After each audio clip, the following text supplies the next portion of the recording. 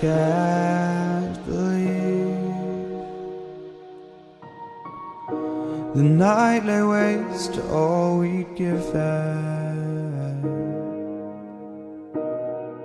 But honestly, you've gotta know that this ain't living. But we could run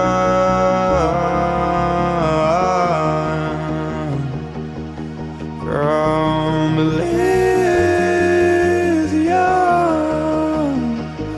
and let it burn, let it burn. You've gotta know that nothing lasts forever.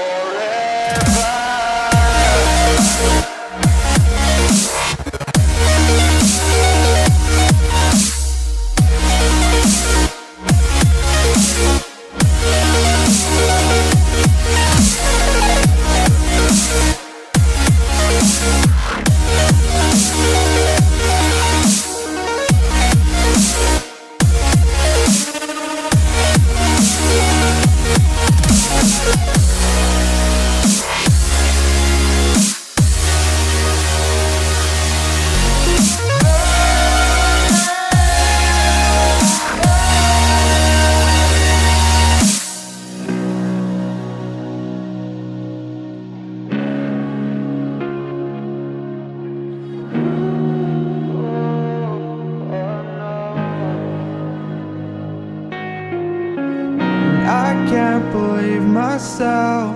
I never thought that this would be our end, but it's nothing new.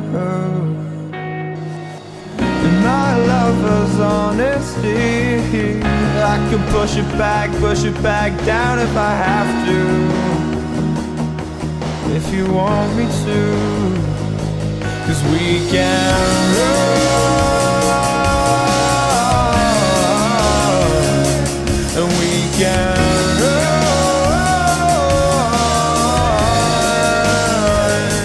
The stars they fall all for you. So tell me now, what's left to lose if we run?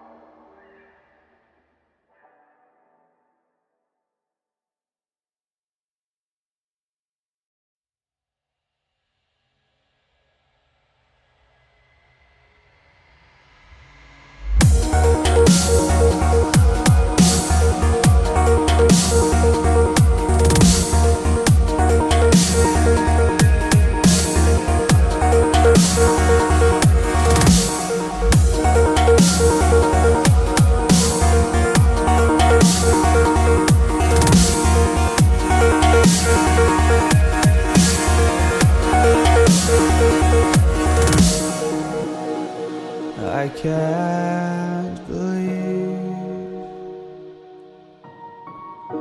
The night lay waste to all we'd given. But honestly, you've gotta know that this ain't living.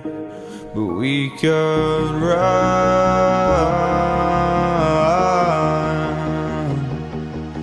from Elysium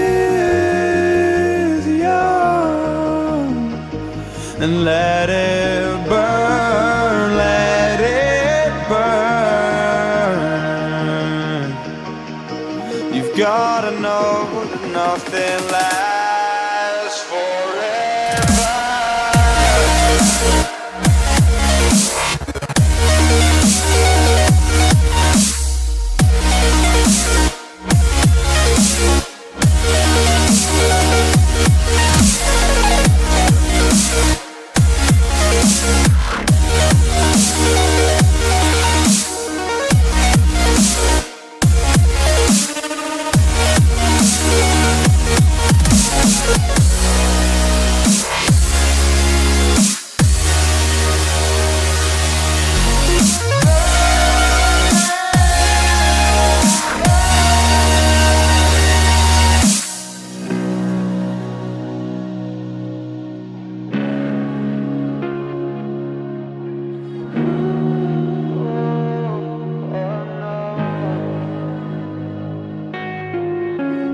I can't believe myself.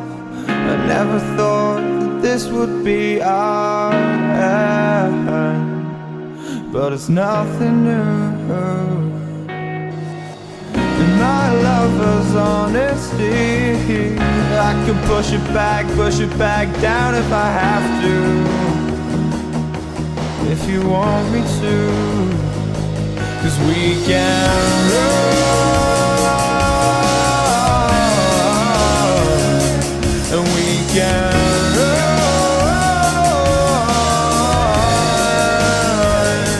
The stars they fall all for you. So tell me now, what's left to lose if we run?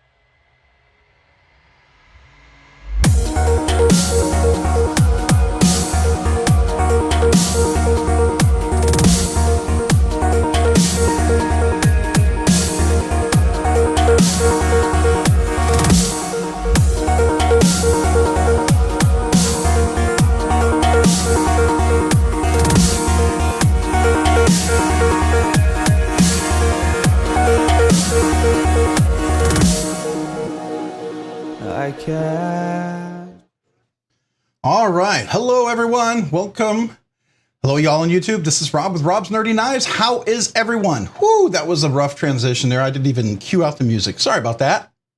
That was interesting. How is everyone tonight? Let's just check, do a quick audio check, make sure the mic's working. I'm just going to check it real quick. Okay, good. I can hear myself. That is good. That means you can hear me, hopefully. How is everyone tonight? So I said hello to a whole bunch of you guys already, as I was trying to get a quick snack before we started, because we just finished the football banquet and the food was interesting. I'll just say that much. I didn't eat a lot at all. Anyways, so how is everyone? So I said hello to Delaney last, but I didn't say hello to Colby. Colby Venerable, how are you doing tonight? Appreciate you being here this evening. Thank you, channel member. Lonnie, yep, I said hello to you, but hello to you again, sir. Paul, I might. Hello to you, good sir. Welcome. Appreciate channel member. We got Level On Up, YD Knives, Raccoon Tactical. I said hello to you earlier, but hello again. Hello to all of you guys. Thank you, channel members. Delaney. Let's see here. Jason. Jason, what's going on, man? Appreciate you being here this evening. Thank you, channel member. Hopefully you're doing well this evening. All right, what else we got here? Let's see. I said hello to Arsheer, Angela, Watch City Knives, and Art. Yep, I said hello to you guys. Hopefully you guys are doing well. All right, so somebody got a Tactile Maverick and an S90V carbon bug out. Oh, that's cool. That is pretty cool. Nice. What do I have? I have an M390 bug out and I have a M4 bug out. I like those. I didn't get the S90V, but I have an S90V Osborne. That one I like. Yeah, so I've got an S90V. So definitely quite a few knives actually with S90V. How is everyone this evening? What have you all been carrying? Hopefully something fun. It's been an interesting week for me. I got a chance to carry a few fun knives this week. Something came in, and you probably saw a few of the videos. And then I did a mod. Okay, so to be fair, I know some of you guys look at the mod. It's cool in concept. It needs some refinement. I get it. I got to polish that aluminum. I got to put maybe a little, I don't know, little coating or something on there. I got to figure out how to do that. I'm not an expert. But it just, to me, the blue with the Damascus steel, it just needed something. So, all right, so we got Terrence Thunderborough. I think I said hello to you earlier for sure. Hopefully you're doing well. Let's see here. Rocky Graham, what's going on? Mini Aria and a PSK EDC. So today for me, it was my TRM Atom with the lizard scales. Okay, so earlier, to be fair, earlier today, it was... what was it earlier today? Oh my gosh. Because I switched out at lunchtime. What was I carrying earlier? Oh, this is terrible. This is terrible. I can't believe I can't remember. Hold on. Let's go look. I can't believe. What was I carrying earlier today? You guys probably know. Oh yeah, my Voodoo, my Knoll knives. Oh, I can't talk. My Knoll knives. Reiku. That was a lot of fun. I actually put skiffs in this already. So you saw the video. I actually got this really wonderful, great unboxing. It turns out that the pivot was completely locked in place. And oh, I might sneeze. Sorry, my nose is tickling. So excuse me if I sneeze. So just give you a heads up. I was trying to see if I could stop the itching, but whew, with all the lights, it might happen. Sorry, one second. Woo. Anyways, so the Reiku, that's what I was carrying today. It's a wonderful little knife, putting the skiffs in there. But when I first got it, I mean, Riot had locked up that pivot to no end. And I mean, I used every trick in the book. Finally, I sent it into Sean. Wonderful, wonderful job. Another great customer service experience. He had to drill it out, completely remove it, and put another one in there. So it was a pretty extensive salvage. So that was the first one. And then in the second part of the day, I carried my TRM Atom. This is, I don't know if you can see this. Let's see. Can we get this in the light? Can you see that hollow grind there? That's the Mike Erie custom hollow grind. They had a few of these available. I desperately wanted the lizard skin scales. And look at this. It's got the new volcano pivots. So yeah, most likely I'll be selling my other TRM Atom to help, you know, cover the cost of that. So there you go. All right. That's what I was carrying today. How about you guys? All right, so a few more people just showed up, so let's say hello real quick. Excuse me. Rocky Graham, Mini Aria, that's really cool. PSK, Colby saying hello. We got Jason, just got the Kubi Bravo, one Tonto with flame titanium. Cool, never got into the Kubi, but I'm really impressed so far. Kubi's had some really good ones lately, I have to agree. David Orgon, hey, 3 weeks of flights, no carry. Oh man, 3 weeks of flights, no carry. I hear you, man. I used to travel a whole lot, and that's always a bummer. You get home, you want to put a knife in your pocket so bad. I get it. Sometimes when I would travel, I don't know if you do this, you find something you like and you ship it home to yourself. How about that? I don't know if, have you ever done that? All right. Let's see here. Chicago 23 carrying our Hinderer. Which Hinderer? XM18, XM24, Jurassic, Project X. What do we got going on? Maximus, just kind of curious. Angelo, Rob, do you drive a dunk? A dunk. Okay, that's got to be a joke because I don't know. I'm setting it up. So no, I don't drive a dunk. Why do you say that? I haven't bought anything in what seems like forever, but I did my first hand satin on a Trevor Berger Urban LC. Oh, nice, nice. That I got for a great price because the blade had a pretty noticeable blemish on it. Oh, that's nice. Paul, I might. So is that one of the Urban EDCs or is it one of the Urban XLs? Because the Urban LC is, I believe that's the Urban EDC. That was the production version, which is so good. And it's so, matter of fact, I have one and I very much enjoy it. So here's my Urban EDC, Urban LC. Great little small version, so close to the actual real thing. But so you did that. That's cool. Very, very cool. Dang Ross, what's going on, man? Appreciate you being here. Thank you for joining the live stream. Rocky Graham saying hello. Let's see here. Betty Davis saying hello. Hey, Betty Davis, how are you? Thank you, Betty Davis and Dang Ross and Rocky Graham and all the channel members. Paul, I might. Let's see here. Who else we got? Arshier, been carrying my McNeese Mac 2 3-inch every day since I got it. That's a great knife. It's a great knife. Man, yeah, absolutely. Chris Wiedmeyer, MSI. Ooh, with the OG. Oh, you got the OG skills. Man, how do you like that? Finally, and then Mini Adamas. The Mini Adamas. Which one? Crewwear, black, OD green. Did you get one of those Blade Show with the red micarta? I guess it's technically, what is it? It's not micarta. It's the paper micarta, and it's the Richlight, the red Richlight micarta. I think that's what they call it. I don't know. All right, breathe. There you go. Is that better? I'm trying to say hello and catch up here and read everybody. So, yes, sir. Hopefully everyone is good. Good. All right, let's catch up here. And I went way too far. All right, so we got Ashley Tracy. Hey, Ashley Tracy. Appreciate you being here this evening. Thank you for joining. How are you? Thank you for being a channel member. Yes. Let's see. Rocky Graham showing up. The links already. Oh, let's see. What do we got going on here today?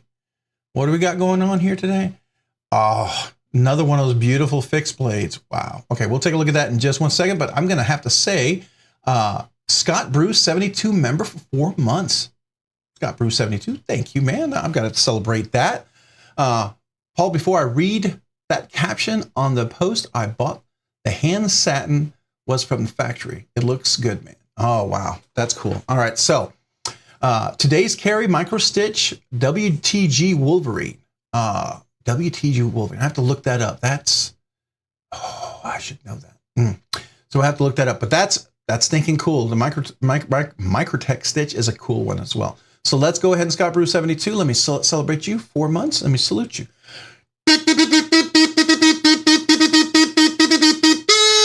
Thank you, Scott Bruce 72 for 4 months, man. Appreciate you being a nerdy knives enthusiast, if I can talk. All right. Oh, and it jumped. It really jumped. All right. So Ginger 75, man, appreciate you being here. Thank you for joining the live stream. Colby Venerable, Scott Bruce 7 saying hello. What do we got? Gingerfish, everyone's saying hello. Let's see. Terrence, I got new toys coming. Max Ace Neptune, Manix 2 and M4. Oh, very cool. Very cool from Blade HQ. Also a Yo Jumbo in M4. Oh, did you get it with the JG10 scales? You can dye that any color you want or get custom scales. That is cool. Very cool. M4 has become my blade. that just keeps on going. Yeah, I have an M4 in the Benchmade I really like. I have M4. Is my blade, is it 3V or M4? Hold on. No, this one's 3V. My fixed blade is 3V, but M4 and 3V, great steels. Yeah, definitely. I like different steels. I totally agree with that. All right. NFK20, what's up, man? Appreciate being here. Thank you for joining the live stream. Thank you, channel member. All right, we got B for Bear and Hey Rob and the rest of the crew, man. B for Bear, thanks for joining this evening. Thanks for joining the live stream, man. Appreciate you, channel member. All right, Jim Teglafia, man. What's up, nerds? Hey, what's up with you, Jim? Appreciate you joining. Thanks you, channel member, for being here. Just so you know, we started a little late. I already posted the link for the giveaway. It is in the description, and I posted it in here again. Do I still have that saved? Let me see. I think this is the giveaway link, so let's see if that is. Yeah, so that's the entry, giveaway entry for everybody, right? It's for everybody who's here tonight. You just have to be present to win, right? It's not channel members exclusive. That'll be next week or the week after. I'm not sure. We'll see if it's next week. Maybe the week after will be the May members, channel members giveaway. Might be next week. We'll see. Let's see here. Who else do we have? It's a car with those super giant rims. Oh, very cool. All right. Thanks, Colby. Yes, Rob, the Urban EDC. Cool, cool. Donk is one of them old school cars with the massive wheels, Rob. I do not have one of those. I drive a Honda, a little Honda Accord that was made in Maryland. So I know it's going to freak some people out, but that Honda Accord has more USA parts than some USA cars. So at least we're supporting good manufacturing here in the USA. So I feel good about that at least. Angelo Dang Ross. Okay, Homer Feltus, man. What's up, Homer Feltus? Appreciate being here. Thank you for joining the live stream. Thank you, channel member. All right. Yes, exact same one. All right. Let's see here. Much love to everyone, man. Yeah, absolutely. Back to you, NFK20. Absolutely. What's up, peeps? Der Pepper Horse. Der Pepper Horse, appreciate you being here. Thank you, channel member. Thanks for joining the live stream. All right. Who else we got here? I want to make sure I'm saying hello to everyone. Betty Davis saying hello. J Dizzle Designs. What's up, peeps? Gonna be lurking while I make dinner. Hey, what are you making, J Dizzle, for dinner? Got enough for all of us? Just kidding.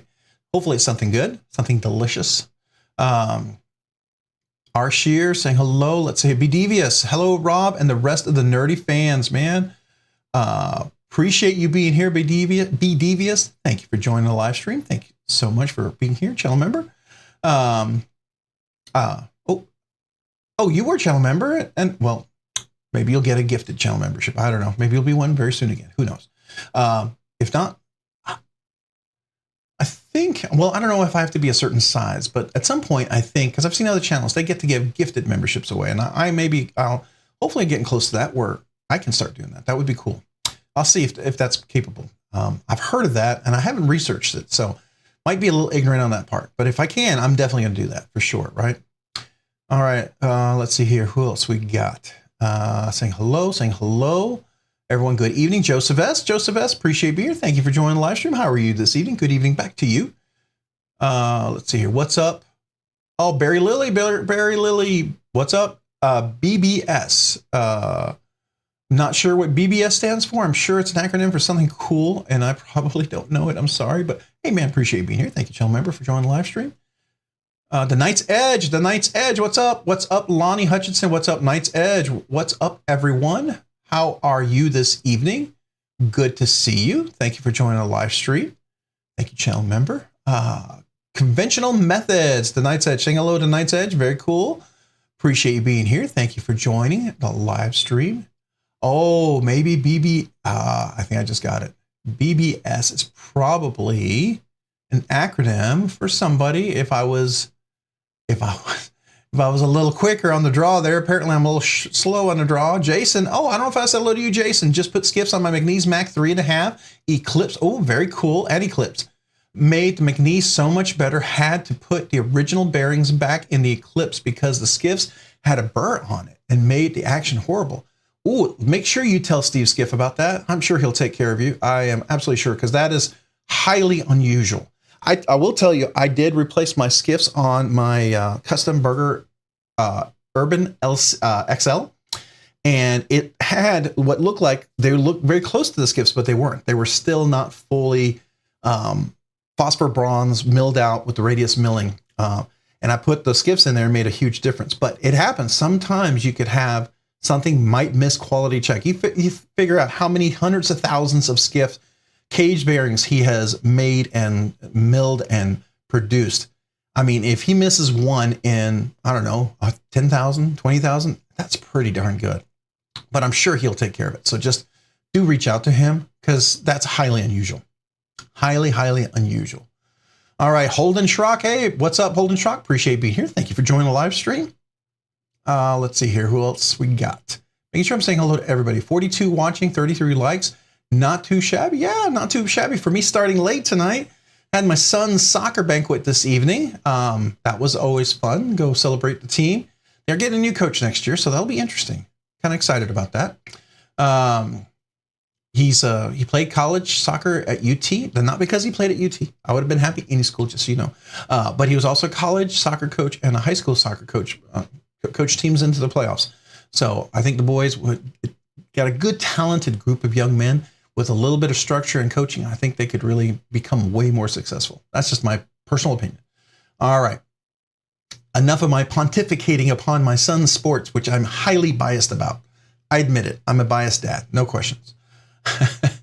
All right. Let's see here. We got Dang Ross saying hello. All right. We got Knife's Edge saying hello. Barry Lilly, what's up? Appreciate you being here. Thank you for did I jump all the way back? Oh, okay. Wait a second. There for a second. I thought I jumped all the way back to the very beginning. I was going to go nuts. That would have been a huge, huge jump. Did I say hello there? Okay. No, I got that. T-Fetch, be back, sucker. All right. Oh, be back, sucker. I got you. All right, T-Fetch, thank you. Thank you for filling me in on that little acronym that I completely missed. So appreciate you. Colby Venerable, Neil McKenzie. Oh, Neil McKenzie. Where did I not say hello to Neil McKenzie? Oh, there's Neil. Hey, Neil. Appreciate being here. Thank you, channel member. Appreciate you being on live stream. Joseph saying hello. Dang Ross saying hello. All right. I think I'm almost caught up. Yeah. Did I miss anybody? If I missed somebody, let me know.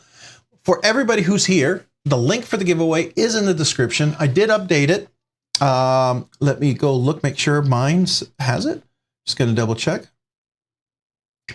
Let me close that for a second. Why is that huge? My screen is gargantuan. There we go. Okay. Let's come on. Yep. All right. The link is there. So we're good. Hopefully everyone's good with that. You saw the link. You got a chance to enter. Yeah. And if you do get a chance, if you wouldn't mind hitting that like button, I sure would appreciate it. Thank you so much. Love to get people's notice out there so they know what's going on. We are having a live stream. Split and Slices, howdy, what's up, man? Appreciate you being here. Thank you for joining the live stream. Thank you, channel member. Butter Knife, what's up, Butter Knife? Appreciate you being here. Thank you for joining the live stream. How are you doing this evening? All right. Everyone's saying hello. All right, so yeah, so I put, just in case you're curious, I put Skiffs in this knife. Did it need it? No. Does it make a difference? Actually, it does. So the other one was still smooth, but it kind of, it's sort of like it was like do, but very smoothly, right? With now, as it's going down, it's very smooth. Now, the Skiffs are much more consistent, I would say. And so it's got to have a little break-in period. There you go. Starting to come back. It'll have a little break-in period for that nice drop control shut. But I will tell you, it is absolutely rock solid. So I like to put Skiffs in there. Oh, I also got something this week. The Chupacabra with MagnaCut with the Snex lock. And I put a little O-rings already on the thumb studs because they were a little sharp, right? I will tell you, the Snex lock is one of those locks that you're going to love or you're going to be okay with, right? I don't know if it's one of those locks that, you know, you're just going to say it's okay. This one's not bad. I will tell you, okay. I tuned this already. I put Skiffs in there. That's the first thing I did. I made it a little smoother, and I tuned the spring. The spring was really tight. really, really tight. And it's much more bearable to use now. So there is that possibility if anyone's ever interested, but it's a pretty cool little knife. It is definitely a little workhorse kind of a knife. I will say that. All right. We got Ed. What's going on, Ed? Appreciate you being here this evening. Thank you. I don't know if I said hello to you yet, Ed. Did I? I did. I did already. It's so nice. I'll say it twice. Hello, Ed. All right. So Lou Clougs. Am I saying that correctly, Lou? Is it Clougs or Clouges? I don't know if it's a single syllable or two, but I'm going to say, Lou, what's up? Appreciate you being here in live stream. Thanks for joining. There is a giveaway tonight, especially for all you guys who may be new or newer. The link is in the description. Please go click on that and click on the link. Go leave a comment. Make sure your comment is PG so YouTube does not filter your comment out. 1 entry per person. You must be present to win. I suggest avoiding emojis. Emojis have been known to not, it seems that people who win don't typically have emojis in their comments. I'll just say that. And I want you to have the best chance to win. Emojis in the live stream doesn't matter, but on the giveaway video, I do recommend perhaps avoiding emojis if you'd like. You're welcome to leave emojis, but I'd like you to have a chance to win. So there you go. Who else do we got tonight? Old Dominion makes the Chupacabra. That's cool. Fukduzel. Hey, Fukduzel, what's up, man? Appreciate you being here. Sorry you're late. Hey, I was late too, Fukduzel. I was at my son's soccer banquet. So we started late tonight, at least a half hour late. I thought I wasn't gonna be able to start till 8 o'clock. So I was a little bit earlier saying hello, getting a quick drink before we started. I wanted my voice to be not super dry so I could talk.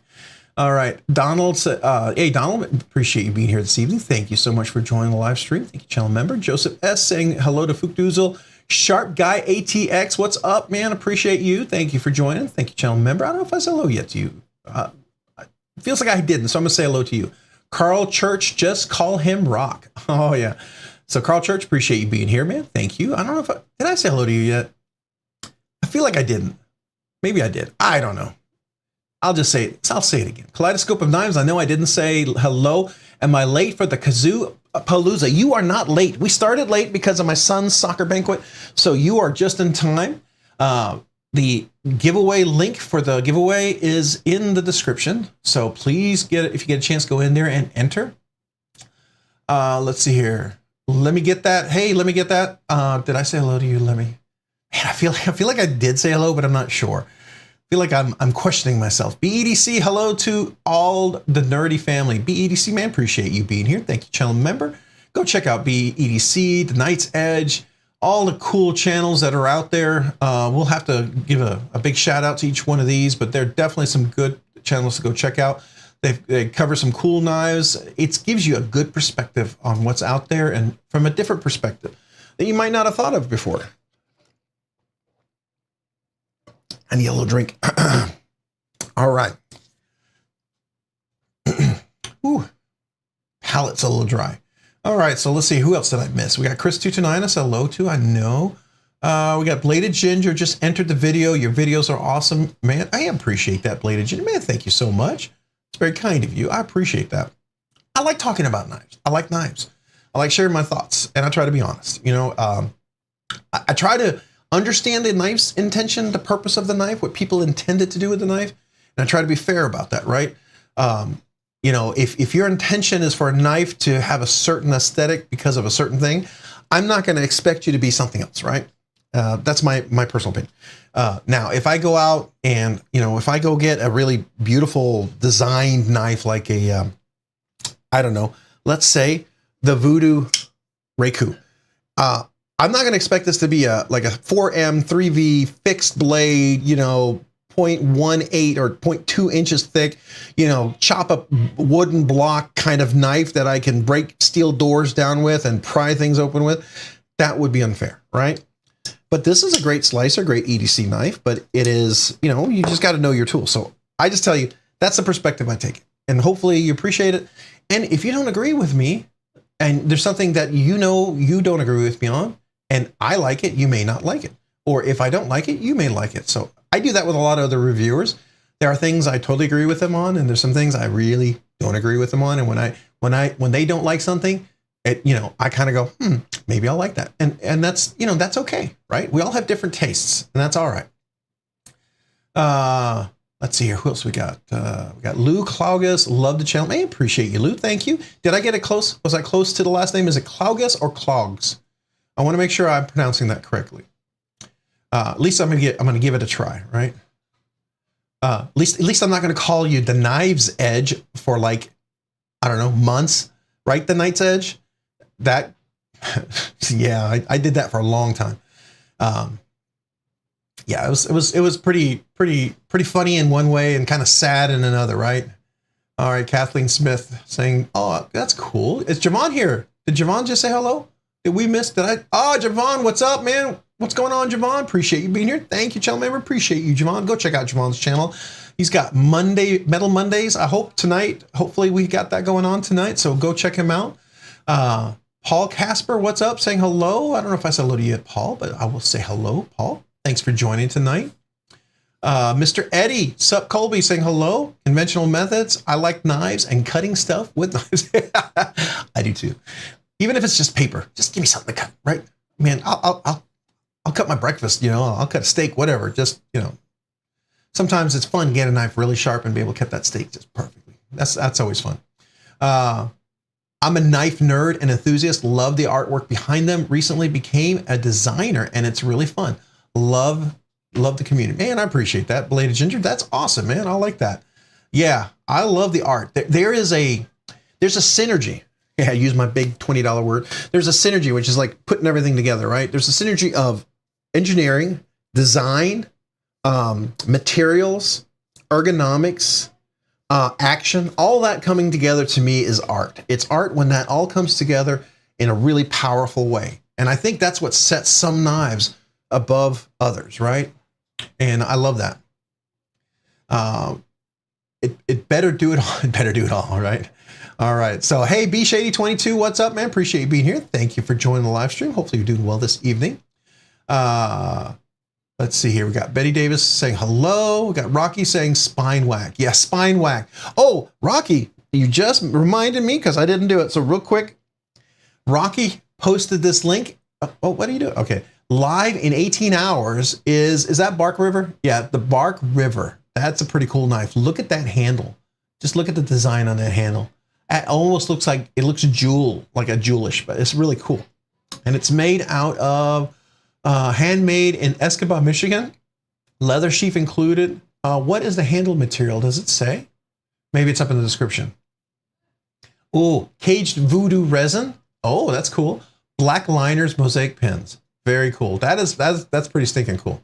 An S45 VN is a pretty good solid blade steel. Thank you for sharing that, man. I think that's pretty awesome. Let's see, spine whack. Yeah, I'm not gonna spine whack knives typically. Yeah. Anyways, that's up to you. It's your knives. If you want to spine whack your knives, help yourself. I have an opinion on it. You may not agree with me, and that's okay. We can agree to disagree. I have an opinion on it, and probably one that's not always appreciated by everyone, and that's okay, right? That's what makes us uniquely the knife community. We all enjoy knives. We love knives. We disagree, you know, very emotionally on some things. We agree very emotionally on some things, and sometimes we just go back, and we all agree to disagree, or we all just kind of, when we're very dead set against something, suddenly some knife comes out and it changes all our minds, and we're like, okay, that works, right? I love that when that happens. I think that's pretty cool. Mark Vickers, what's up, man? Appreciate you being here. Thanks for joining the live stream. How are you doing this evening? Spine whacking it. Javon, yeah, there you go. Spine whacking is, yeah, I'll spine whack a fixed blade. How about that? With a log, when I'm cutting another log, I'll spine whack that one. Is that okay? Can we do that? How about that's my spine whack test. I'll go on, I'll get my fixed blade, I'll get another log, I'll put in a log, and I'll spine whack. I'll spine that one. Can I do that? Can you let me do that? That'll be my spine whack test. How about that? That'll be my spine whack test for the evening. Let's go for that. All right. We got Split and Slices saying hello. Betty Davis, Kevin Smith and Knives. What's up, man? Appreciate you, Kevin Smith and Knives. Thanks for joining the live stream. Let's see here. Who else we got? David, what's up? What's on the table tonight? Joe Isabella. Well, you know, David, let me share. But real quick, I'm gonna say hello to Joe Isabella, man. What's up, you beautiful people? Well, what's up, Joe Isabella? You beautiful person, man. Appreciate you being here. Thank you for joining the live stream. Thank you, channel member. Let's see here. I'm me. Happy birthday, Joe. Hey, Joe. Happy birthday. Happy birthday, Joe. I didn't know it was your birthday. Happy. We'll have to do a little salute to that. Let me do real quick. I got to do Rocky because he's got to have something amazing. Let's take a look. Oh my, Rocky. Seriously, dude, this is crazy. Absolutely nutty. Now check this out. Look at this behemoth of a knife. How 14-inch knife. That's a sword. That's a pocket sword. Come on. That's a pocket sword. What's a steel? CPM 154, solid steel, orange liners, mosaic pins. For the size of the knife and what you get, that's a pretty good price. That is a pretty good price. I bet it's USA made. Yep, USA made too. That's a pretty darn fair price, I think. So if you're looking for a giant pocket knife, there you go. That makes my little McNeese look like a little kitty knife. Thank you. Thank you, Rocky. Now I feel like I have a kitty knife. All right, so let's look at the table for tonight. All right, I'm gonna jump over here. So tonight on the table, the lighting seems a little dark, doesn't it? Let me see if I can fix that. No, maybe it just seems, let's see here. There we go. All right, so it's gonna be probably where it's focusing. Let me see if I can put it over here.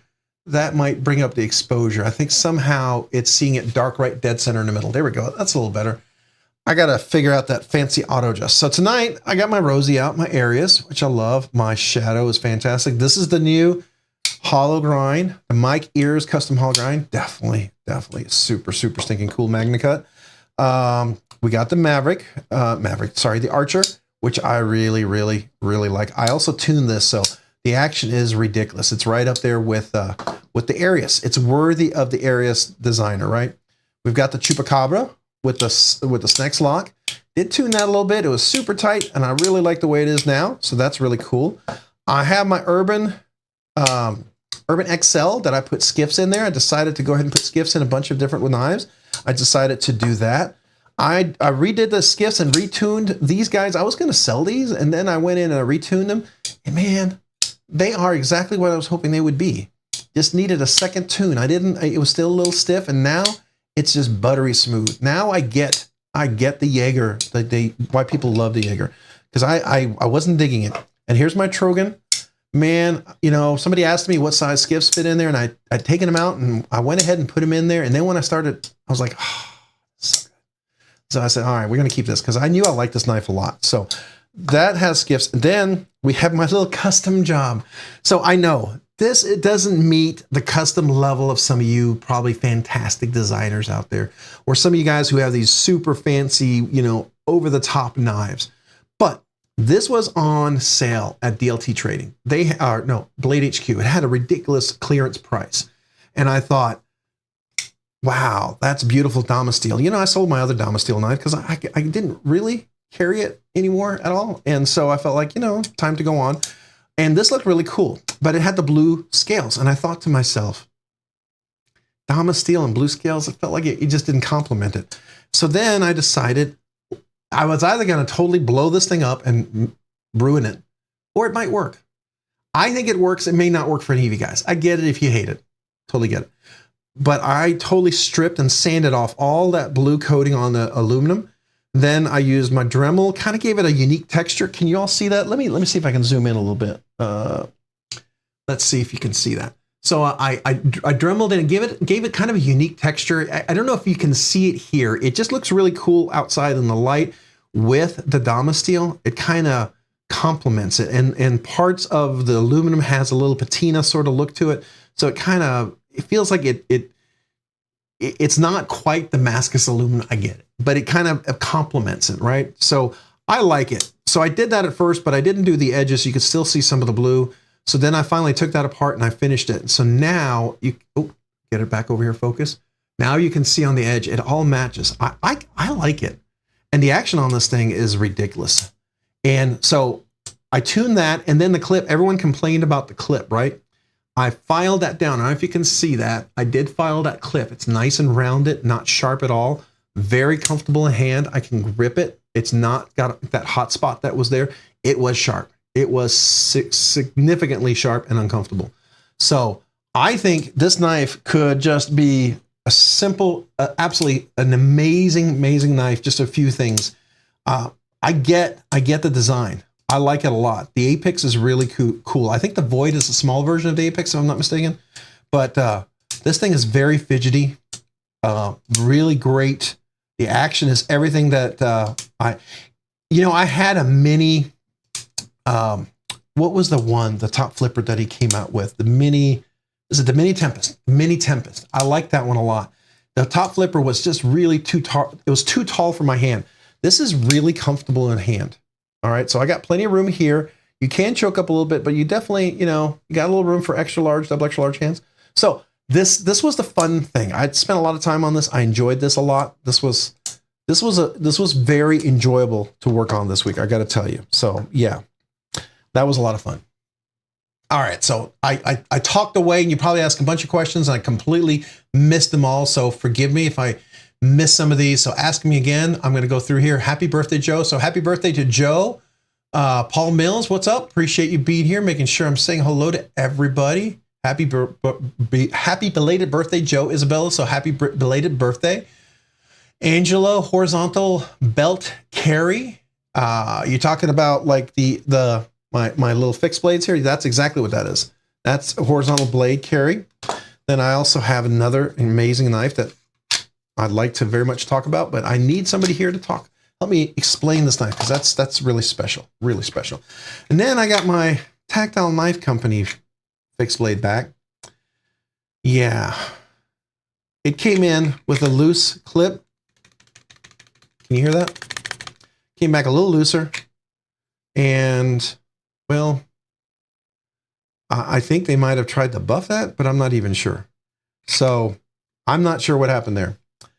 So I can't positively recommend the Dread Eye. So I'll just leave it at that until some things get resolved. But that's just where I stand right now. So that's what kind of was going on there for me. That's what's on the table, at least tonight.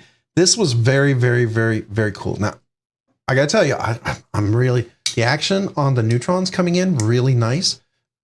This is still a great size for small EDC. But if you need something just a little bit bigger, the Atom is certainly, all that.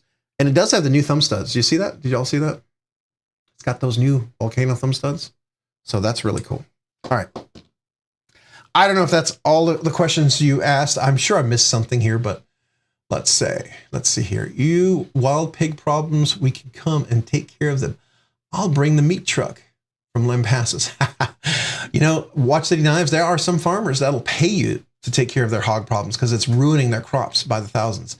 I don't know if you know, the wild hog population, if you were to shoot, and I know this is just, for hunting purposes, right? And this is gaming and control of wildlife. And they've actually, the Texas Game Board, I believe, has said that if you were to reduce the population of the wild hog population by 70%, within a year, it completely repopulate itself. That's how fast they repopulate. They breed like crazy. They make rabbits look like, fuddy-duddies. I don't know. It's a really stupid joke, but it's the best thing I can come up with. So sorry. All right. RSI Wrestling. Speaking of the MagnaCut, I just acquired a Bastianini safe in MagnaCut. Ooh, I thought they had only been in D2. Was very surprised and happy about it. Oh, that's really cool. We'll have to go take a look at that. Jay Corscad. Hey, man. Jay, appreciate you being here. Thanks for joining the live stream. Thank you, channel member. And RSI, thank you for joining here on the live stream. Thank you for being here this evening. I'm making sure I'm probably missing people. Hey, Happy Knife, what's up? Holy TRM, dude. Awesome collection. Yeah, so and one of the things that happened was I actually ordered, they had a, and here's the thing. I got to be fair.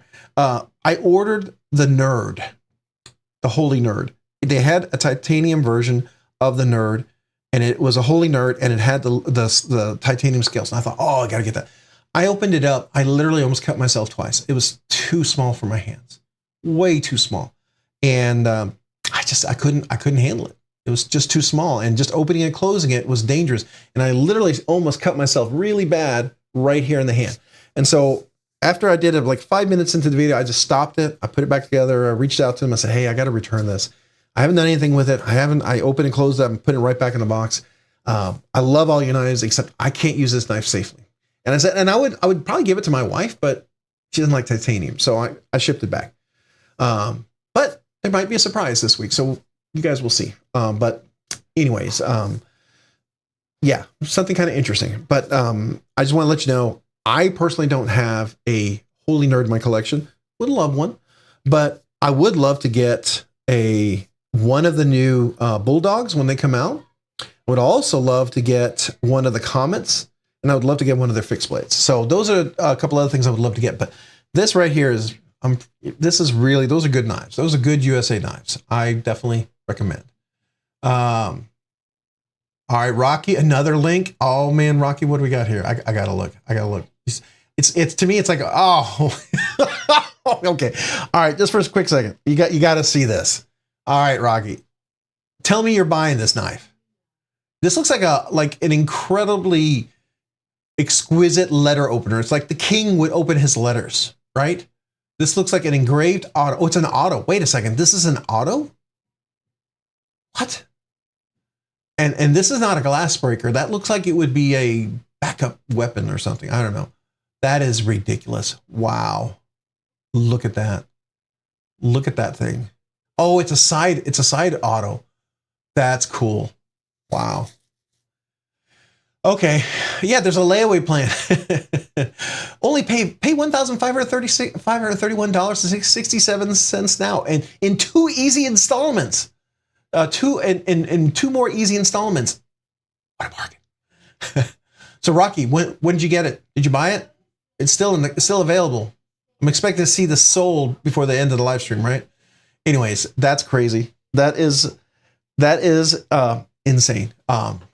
There are crazy knives out there, but you look at the milling and the work on that knife, you know why it's that expensive. It's not just because there's a lot of detail in there. There's a lot of custom work in there, which is ridiculous.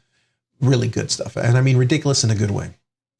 All right, Todd Carr, what's up, man? Appreciate you being here. Todd Carr, what's up this evening? Michael Keppel, what's up? I want those inlays for the Apex. So jealous. Oh yeah. So I will tell you, Todd, what I did is I took them off, I sanded them down, and then I used my Dremel to polish them. And then, now I will tell you, getting in here on the inside, they do come off. There's screws on the inside. I took them off, and to sand this, you have to use sandpaper to get in there. That took a little bit of work, okay?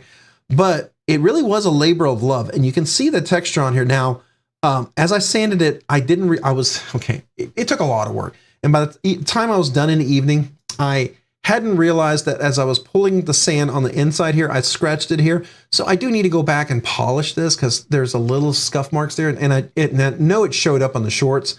So, there's going to be someone who's going to be like, oh, you already ruined your inlays or whatever. I know I did, but I'm going to polish them out. I scratched this, but I sanded that right up and that worked really nicely. I will tell you, man, if you have a Sharp by Design, you've got a clip that's really sharp or anything that's like this design clip, you buff that out. It's really nice. It's definitely worth doing that. But it is very, very possible to do. It was a bit of an effort to do. It is possible to do. I do have a video about it coming out, but it was a 2-hour video, so I have to edit it down. I don't think anybody wants to see 2 hours of video, so I gotta cut a few places where it's the exact same thing over and over, and then I gotta speed up. So I think, and I've got to put some time marks in there so you can skip forward, because some of you guys are going to be like, oh, okay, I'm done with this part. I'm going to the next.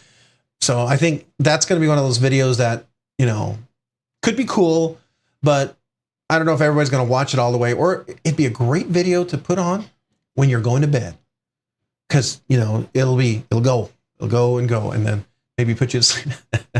So there you go. But yeah, these are the original blue inlays that they came with. And then I sanded them down and it polishes up nice. Now, one thing I got to tell you, when you do aluminum, make sure you clean it when you're done. I didn't wipe it down with alcohol and my hands were all black and it was all the dust that was still on the aluminum. Once you clean that off, it's pretty good. Looks like pearl or marble. Oh man, I appreciate that. Oh, you're talking about the knife that Rocky was showing, right? Who do we got? Todd saying hello. We got Joseph saying hello. Michael Keppel say, I may try polishing the blue off of mine. Would look so much better. I agree. And for me, I think it would look better on just a plain steel. But I mean, come on, look at that Damascus. I mean, the Damasteel. That Damasteel, when you look at it, just look inside of here. You see that? The blue just, it didn't frame that well. And I feel like this polished thing, I am no Brian Nadeau, don't get me wrong. But if Brian did this thing would be, well, it would be like 10 times the price. It would look 100 times better. I get that. But I feel like this is kind of my homage to Brian. You know, it's a production knife. I feel like this is it's a very pale offering, but it's my homage to Brian Nadeau. I feel like this is something that, you know, knowing my limited abilities, I think he might, you know, give a slight nod to. He might laugh at it, but he might give a slight nod to, because he knows the intent of what I'm hoping to do, and he knows that I'm not him. But I feel like I feel like if he saw this, I feel like this is an aesthetic he could really fully do and make it look 100 times better. But I don't think he would hate that. That's my take on it. I could be wrong. I could be completely assuming something like an idiot, and he may, if he, not that he would ever watch this video because I'm too small of a guy, but if he ever did, he might look at me and kind of laugh, and that'd be all right. You know, I love his designs. I love his aesthetics. I feel like this knife looks so much better with that than even the blue or the red or the black or the purple. I think that right there on Damasteel, just so good. All right. Splitting slices. Oh man, it just jumped way up. I just missed a whole bunch of things. So if you guys were saying anything, I apologize. Let's see here. I was able to snag a Sminto on Blade HQ this morning. Oh, that's those new ones made in Italy, right? Is that the new one? They just dropped it recently? Oh, that's cool. Is that the one that's in Magna Cut? Is that the one in Magna Cut? I can't remember. Anyways, Josh 30025. So Josh, man, appreciate you being here. Thank you for joining the live stream. That thing turned out badass. I appreciate that, Lonnie. Thank you so much. I just said the word. I hope I don't get demonetized for that. If you go back to the video and you see a little clip cut out because I said that word, it might be because they might have demonetized me. YouTube's stupid. You know, I might get demonetized for saying that too. But anyways, there's some things that they let people go by. And then sometimes they get all weird about certain things. And this, I don't let my videos, they're technically not rated for children. Okay, they're not. I know there's younger people that watch with their parents, and I'm totally okay with that. As long as the parents are okay with that, I'm totally okay with that. But I do try to make it a pretty decently clean show. You know, I don't. It's not my shtick to, you know, to talk in certain ways, right? Don't worry. When I get mad enough, I get frustrated enough, the words come out. There's a time and a place. They're always going to come out, right? You know, you hit your toe hard enough, yeah, it's going to happen, right? Those are things. But here I try to be kind of fun and relaxed and chilled. So that's my thing. In my humble opinion, laughing my ass off. Wait. Oh, I missed something. I got it. Wait, Cheeto Bandito. Is Cheeto Bandito here? Wait. Oh, Cinco de Cheeto. Oh, I love it. Cinco de Cheeto. Awesome. Well, happy Cinco de Cheeto to you.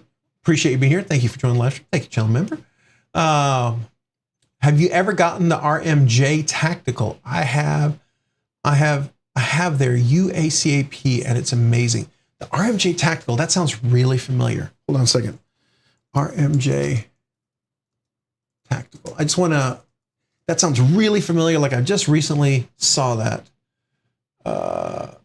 Whoa. Okay. That's a different one. That's not quite the same thing. Are you talking about the Tomahawk? So they have a Tomahawk. Okay, hold on. What I'm getting is Tomahawks. All right, so maybe I missed the conversation. Maybe you guys were talking about Tomahawks. Mr. Eddie, hey man, Mr. Eddie, appreciate being here in the live stream. Thank you for joining. Hey, everyone who's here, Cal Church, hey, thanks for being here, man. Can always tell a true knife person by the cuts on their hands. Yeah. Well, Carl, I guess I'm a knife person because I got a lot of them, and I have them all over at times. I got the scars and the knuckles and things here and there, and yeah. Oh, this one recently healed up. This right here. Well, let me show you, Carl. I feel like Lethal Weapon when Mel Gibson and the girl that he ended up falling in love with, they were showing their wounds. This one right here was my Sebenza. Right after, oh, I didn't even show you my Sebenza. Oh, that was a big one. That was a lot of fun. I don't know if we talked about this last time. Completely forgot about that. So I did the thumb studs and the Sebenza, punched them out. Looks amazing. And then I thought I was going to order new hardware for this. And then I realized I could get rid of that anodization with some flits. So I took these off, polished the blue right off of this, put a little bit of Loctite. Doesn't shake anymore in there. But I got rid of the blue, so I didn't really have to order new hardware. And I thought, why would I buy new hardware? Because the thumb stud that was originally on there, by the way, completely rubbed off. And so I was like, you know, and doing a punch out is actually very, very easy. If you've ever done a punch out like on a pew-pew, sometimes you have to punch out pins. It's very similar. And so what I did is I taped everything. I put everything around there. I put it on my magnetic little stand. And then I tapped it through and it punched right out very cleanly, very, very cleanly. No issues, but double thumb studs. And these are made to match the rest of the scale. And I really, really like that. I don't know if you can see that. Let's see, get a little closer. You guys see that? That was a lot of fun. And of course I have the lynch clip, and then you have the hardware. It's no longer that weird blue. And the problem is that blue wasn't everywhere. So it was kind of clashing with everything. And to me, it's like, if you're going to do blue, you know, buy into the blue all the way or don't. You know, you either got to go all blue or not. Don't do this little spotty blue like we're like, you know, oops, I ran out of screws. I got a blue one. Let me stick it in there kind of blue. That's what it looked like, honestly, you know. But yeah, this was a lot of fun. So I was flicking this, trying to break it back in. I put it back together, right? And I don't know, I was tired. I turned away and I flicked it. And for whatever reason, I put my finger like that and I pulled down. And I could feel it go in. And if it wasn't for my nail, back part of the nail right there, I don't know if you can see it, back part of the nail right there, it might have gone deeper. But it was, blade is super sharp. So it was a clean cut, put a Band-Aid pressure on there, it stopped everything. It worked. That was nice. So there you go, Carl. I took that little comment and I ran and I just kept running. I ran to the point I exhausted everybody around me. How about that? All right. King of absurdity. Thanks, man. I appreciate that. I appreciate that. Have you ever gotten the, oh, we talked about the RMJ Tactico. Let's see here. Let me go back, catch up. I am way behind, of course. Said hello to everybody here. BFNger, hey, what's up? Appreciate you being here. Thank you, channel member. Thanks for joining the live stream. Let's see here. Said hello to Josh, for sure. Knives just gain character. Absolutely. Evening, folks. Kelly White, man, appreciate you. Thank you for joining. Thanks for joining the live stream. Thank you, channel member. Let's see here. Michael Sawyer. Hey, Rob, my membership lapsed. If I rejoin, do I start a month? No, you don't. If you rejoin, you start at month 2. So your membership continues, right? And also probably next week or the week after, we're doing the next members giveaway. So, you know, at least sign up by then. So that way you could be eligible for the giveaway. I don't want you to miss out on that. But no, it would continue. There's people who signed up last week and they had their yellow or green little emoji next to their name because they'd been here, you know, their time accumulated. I don't know if it lapses completely ever. I don't know how that works, but I know if you miss a month or two, it adds it together. So that's kind of cool. I need to use mine for them to get character. Yeah, there you go. Absolutely. Stonehands, what's up? Stonehands, nice. Nice, me too. I went back a couple of minutes later to try and buy another, but they were sold out. Plus, I think it was one per household. Oh, okay. That's cool. Which one are you talking about? Were you talking about what was the one you were talking about? I'm too far behind. I can't keep up. Oh, whoa. It just flew right past, like just shot past. All right. So now I see a couple of things there. Let me respond to them. Yeah. Wow. It just went down. All right. So real quick, we got Bluminati Ninja member for 2 months, nerdy knives enthusiast. So Bluminati Ninja, let me celebrate that. Thank you for being a member for 2 months. I want to salute you. Appreciate you. Thank you, Bluminati Ninja, member for 2 awesome months. And then we have the Knight's Edge. The Knight's Edge, member for 4 months, nerdy knives enthusiasts. Well, if it isn't my arch nemesis at Blue. So the Knight's Edge, man, I appreciate you. Thank you so much. Appreciate you being a Nerdy Knives enthusiast for 4 months. Let me salute you.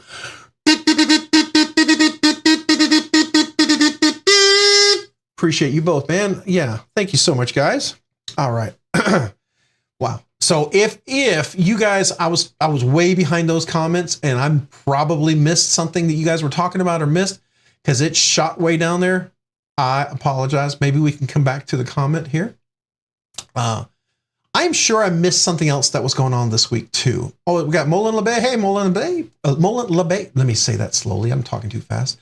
Molin, appreciate you being here in the live stream. Thank you so much for joining the live stream. Thank you, channel member.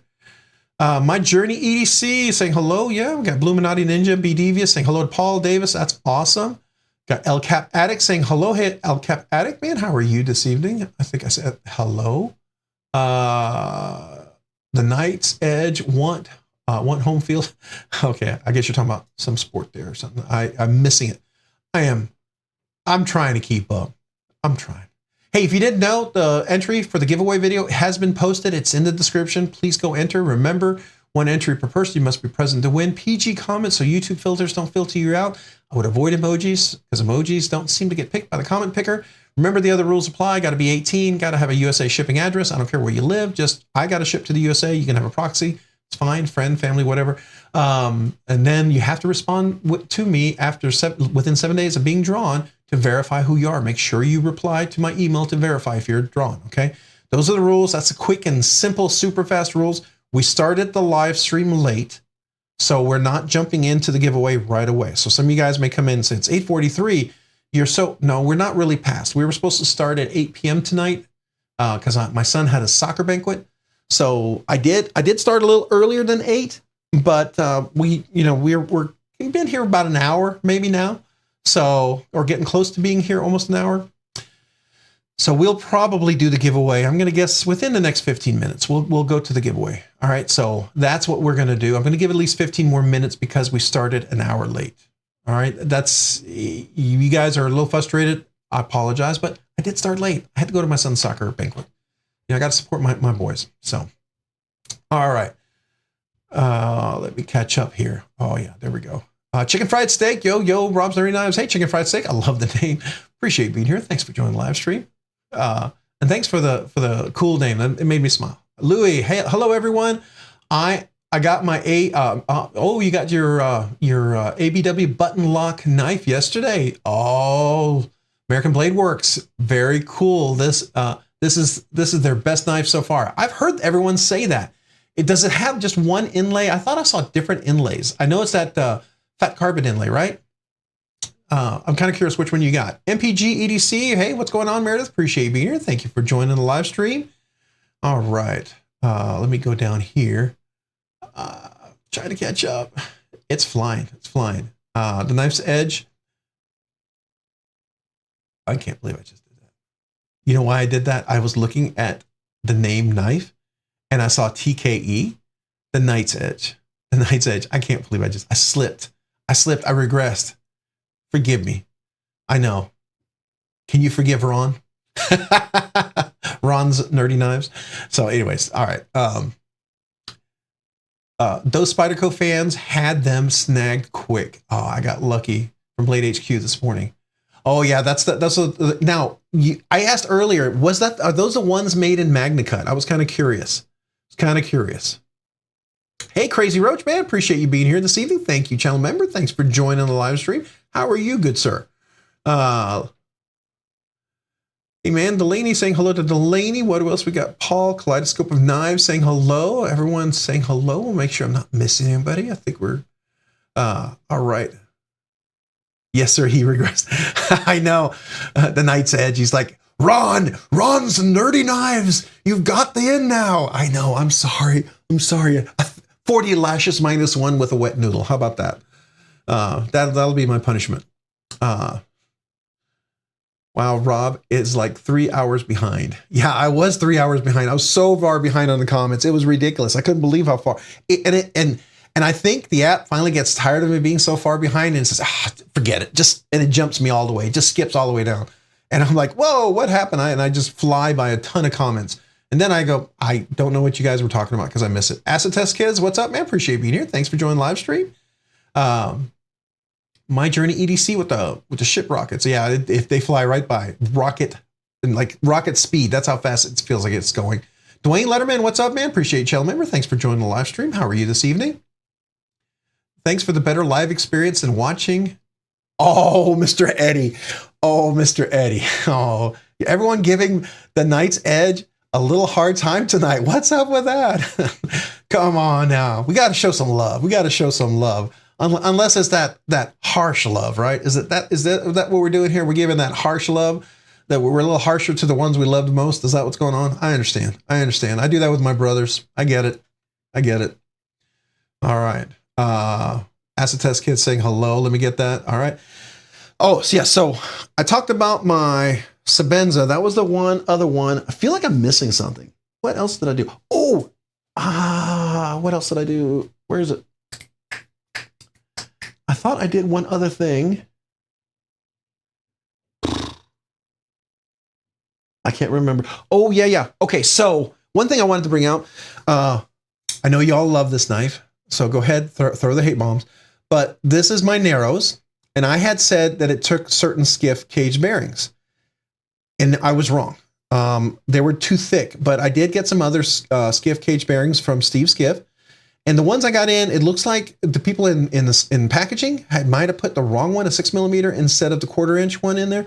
So he's sending me another set, and I'm going to put them in this knife.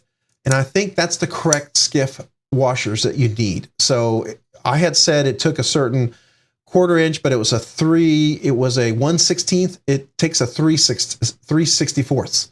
So in case anybody has a Narrows, which most of you are probably going to like me spitting your drink out when I pull this up and be like, I get it. But if you happen to have a Narrows and like the Narrows, the 3/16 1/4 inch one is the one I believe is going to fit. He's going to be bringing, as soon as I get those in, I'm going to put them in and I will confirm that. All right. I just want to let you know that. So I was wrong on that one.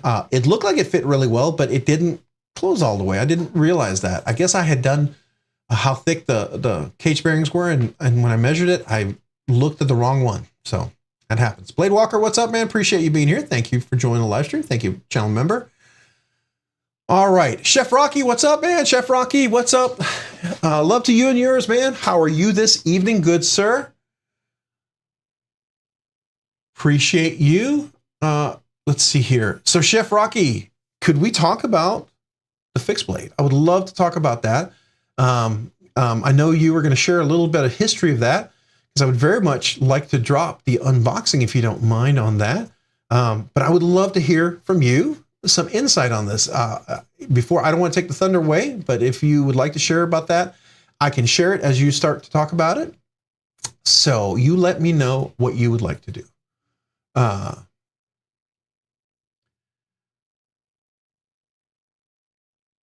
Cool. All right. Can I go ahead and show it while you start talking? Is that cool? Well, are you good with that?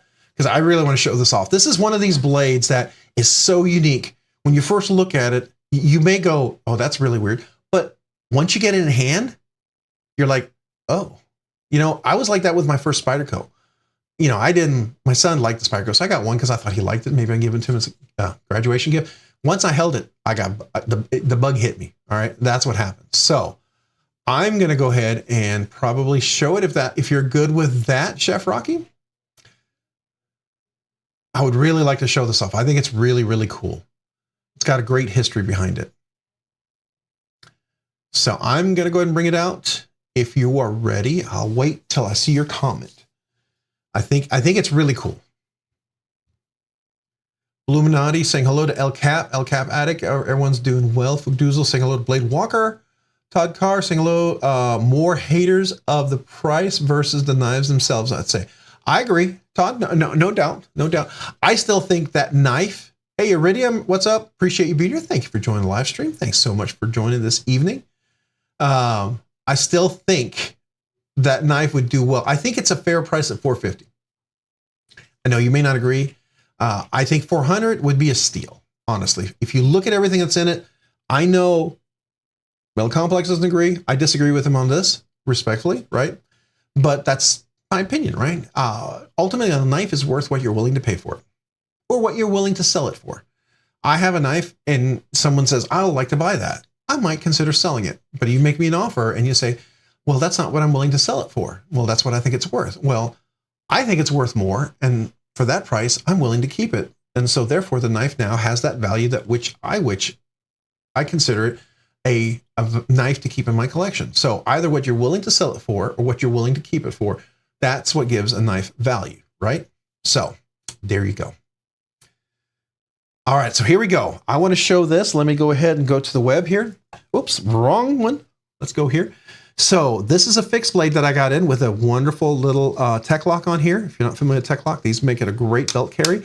I use these all the time. I have one on my McNees. So this right here is a beautiful Kydex holster that disengages right here. And here comes this awesome shaped blade. Now, I got to tell you, this is just stinking cool. I got to zoom in. You got to zoom in on this one. Just look at, let's get that nice and focused. Now look at the jig kind of design on here and the beautiful little design on the blade itself and the handles. I think, you know, Javon would love this because he has the knives that he recommended to me that have very similar texture on here. And I wasn't really at first a fan, but then I know that people have different variations of it and I really dig it. I really dig it. And I found that when I grab this, it grabs really, really, really well. So, and this edge right here is ridiculously sharp. It's got a beautiful, beautiful kind of a apex to it. Very strong cutter. You can see how thick that blade is. It's even got the jig template on top, which gives you like some texture on top too, right? And it's got a beautiful finger guard right there. Give you a good strong hand. It's not going to slip out back here. And all of these little indentions, my hand fits in there really nicely. This is one of these knives that once you have a presentation, it is solid, solid in there. North Carolina made. This is a knife made in the USA. SK is the emblem. You can see that on there. SK is the emblem. Maybe we can pull it up. I want to do that. I'm going to stick it right here for now. Hopefully it can stay in focus. Can you stay in focus? Come on, stay in focus for me while I try to pull that up. I just want to leave it there. See if I can find it real quick. SK Fixed Blades, North Carolina. Once I want to have this available so that once we are, yeah, there we are. Is this the one? Is it, hey Rocky, is it, it's on the TV show Marines with David Borenz. Oh, that's cool. That is stinking cool. Wow. Let's see here. Come on now. Come on, where are you? Please be, yeah, okay, I think this is it. Is it Sarge knives? Is that what we're talking about? Oh, where's my box? It's over there. I'm gonna grab the box real quick while you keep talking because I want to show that off. Oh, strop knives. That's what I was typing in the wrong thing. All right, strop knives, veteran owned, which I think is stinking cool. I'm gonna put that in here so you can see that. Let me pull that up while we talk about that. So it's strop knives. I figure Rocky, you might, Rocky Graham, you might like this because you've been really into fixed blades. So this is kind of one of those cool things. So Chef Rocky, yeah, strop. Am I pronouncing it correctly? Strop knives. Would be the correct way to pronounce it. So the one that he's showing here, there it is. There it is. All right. So this is, he calls this the Bravo 5 knife, and I believe, yeah, Bravo 5 GRG10. Okay, so I'm going to move that off to the side. I've got the link up and I'll share that with you guys here in a second. So it's in the movie. Let's see here. What did you say? Yeah, so it's in the Marines carry it. Let's see here. Yeah, you got it. All right, cool. So he was saying it's in the TV show Marines with David Borenz. Oh, I'm not sure I'm pronouncing that correctly. Borenas. I'm not sure. I'm totally butchering his name. Here's the reality. I know someone who knows someone, but if I met someone, I wouldn't know who that one is because I'm oblivious to that. I've sat next to people in who were famous. I didn't even know who they were. I feel terrible. All right. So this is the Bravo 5 knife. I've got the link and I want to share this with you, but I want you to see it up live. It says the knife is made for anything life throws at you. The full Tang Bravo 5 is a drop point blade that's perfect for piercing, chopping, slicing. The knife is ideal for hunting, camping, and everyday use. The handle is made from high carbon steel, making it durable to withstand most challenging conditions. The knife comes with a Kydex sheath, so you can carry it on your belt or backpack. It in either horizontal or vertical position. The knife collaboration is between Justin Melnick and Strop Knives, with proceeds being donated to Boot campaign to help the U.S. Special Forces community. That's stinking cool. Overall length is 7.75 inches. Blade length is 3.5 inches. The handle is 4.25 inches. Material is gray G10 or wooden, and the steel is 1095 high carbon steel. All right, so that is a pretty stinking cool knife, I think. I don't know about you guys. I think that's pretty cool.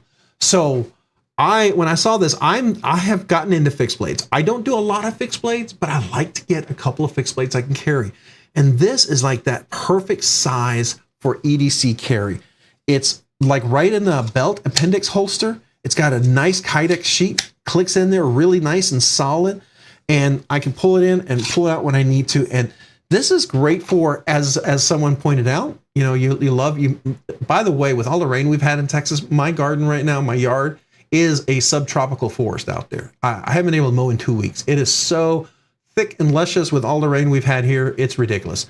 But that being said, it is good for poking into fertilizer, dog food, cat food, mulch, fertilizer. I do need to get some mulch, and I do need to get some fertilizer. I actually have a bag of fertilizer I need to put out, and I need to get some mulch for the trees. So this will be one of these knives that I feel I could really work well with. And I love the angle, the geometry on that edge is solid for being a great slicer. I've been stropping it and it's already nice and slicey. So really cool. I love the design, the jig pattern. Everything about this just screams, you know, unique. So that's cool. And it's a perfect size. And, you know, when you're reaching an appendix carry, depending on what your task is, whether it's for work, you know, you want something you can pull out nicely. And sometimes this part right here, I find that to be a really safe, easy withdrawal. And then to put back in, it's just, I don't know, it's just it's a smart design, I think, as long as your hands fit. Now, my hands are perfect for that. I think extra large hands would be fine. So there you go. I don't know if we've done Rocky. Happy you've got a fixed blade you're liking. You know, and Rocky, I got to tell you, you weren't here earlier. I don't know if they're going to take care of this, but this was my dread eye I got back from Tactile Knife Company. They did nothing with it, and I reached out back to them. I was really disappointed. My Kydex sheath is still super loose. I thought they would at least tighten that. I basically got it back in the box, and there you go. And I didn't get a Maverick to review. And I'm not trying to be ungrateful, but, you know, they had asked me to reach out and say, hey, we'll get you another Maverick to review, and I didn't get that, which is fine. If maybe they're stopped making a Maverick, it's not a big production focus. I get it. That's fine. I did get a chance to check out the Chupacabra, which is pretty cool, definitely. And I bought the Archer. Love the Archer. That's a great knife. Don't get me wrong. But I was hoping to redo that Maverick because it was much better at the Blade Show. So I say all that to say this is now replace that. This will be my small EDC carry, and I dig it. I dig it. It has meaning to it beyond just being a cool, very useful blade size. It has meaning to it, so that makes it more special for me at least. So, all right, and I missed a couple of little notes here. I am. All right, so let's see here. We got My Journey EDC, big punches for $2. All right, so I don't know if I'm missing something. So if I am, forgive me, but I can at least salute you for that. So let me do that. Got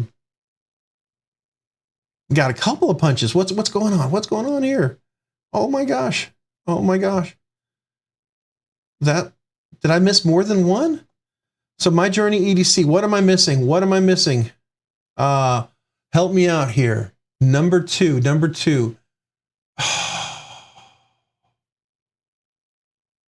What am I missing? Okay, so I see the punches, but I'm missing something. Celebrate their third super on live stream. Let's celebrate their third super on live stream. for shipping. Rob, thanks. Man, I appreciate you. Thank you. Thank you. Thank you, sir. So I'm going to go ahead, and that deserves a big kazoo salute to My Journey EDC. Punches out to you, and thank you, sir. So if I miss something, I'm going to come back to it. So you guys help me out. Here we go.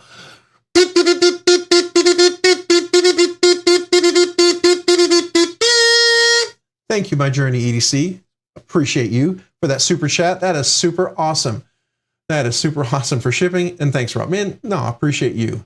Yeah, I did get everything out for the last giveaway. I know that we had, I got it out on Saturday. I did get it to the post office. So I don't know if it's on its way, but it will be here this week. Man, it was, work's crazy, but that's all right. That's all right. Slight recurve. That's a good question. Let me look. Hold on. Let's see. Yeah, there's a slight recurve in there, but it's very manageable. This looks like it's hand ground, and that's fine with me because what's nice with the slight recurve, as you all know, you get better grip and it's better for a strong cut. And this knife really feels like that's what it's made for. So if I'm cutting into really heavy bags of mulch, I mean, I feel like that slight recurve, that's going to hold that cut really well. So that's nice. I like that. Now, Rocky, Chef Rocky, I have to ask, was the knife itself actually in the TV show? Because that might make me think twice about hard use. I will carry it, but I may not use it in the yard if that's the case.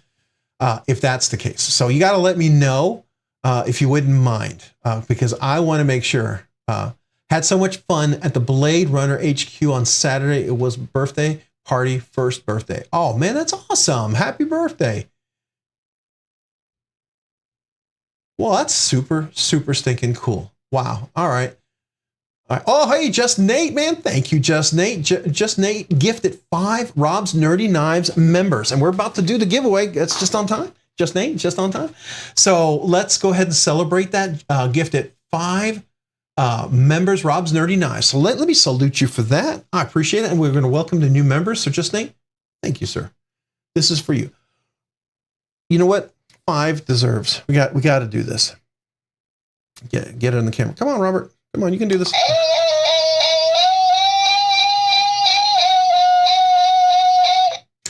I don't get called Rob when I don't know how to bring the button in place. It's like Robert. I got to call myself that because I'm being dumb. All right, here we go. Just Nate, thank you.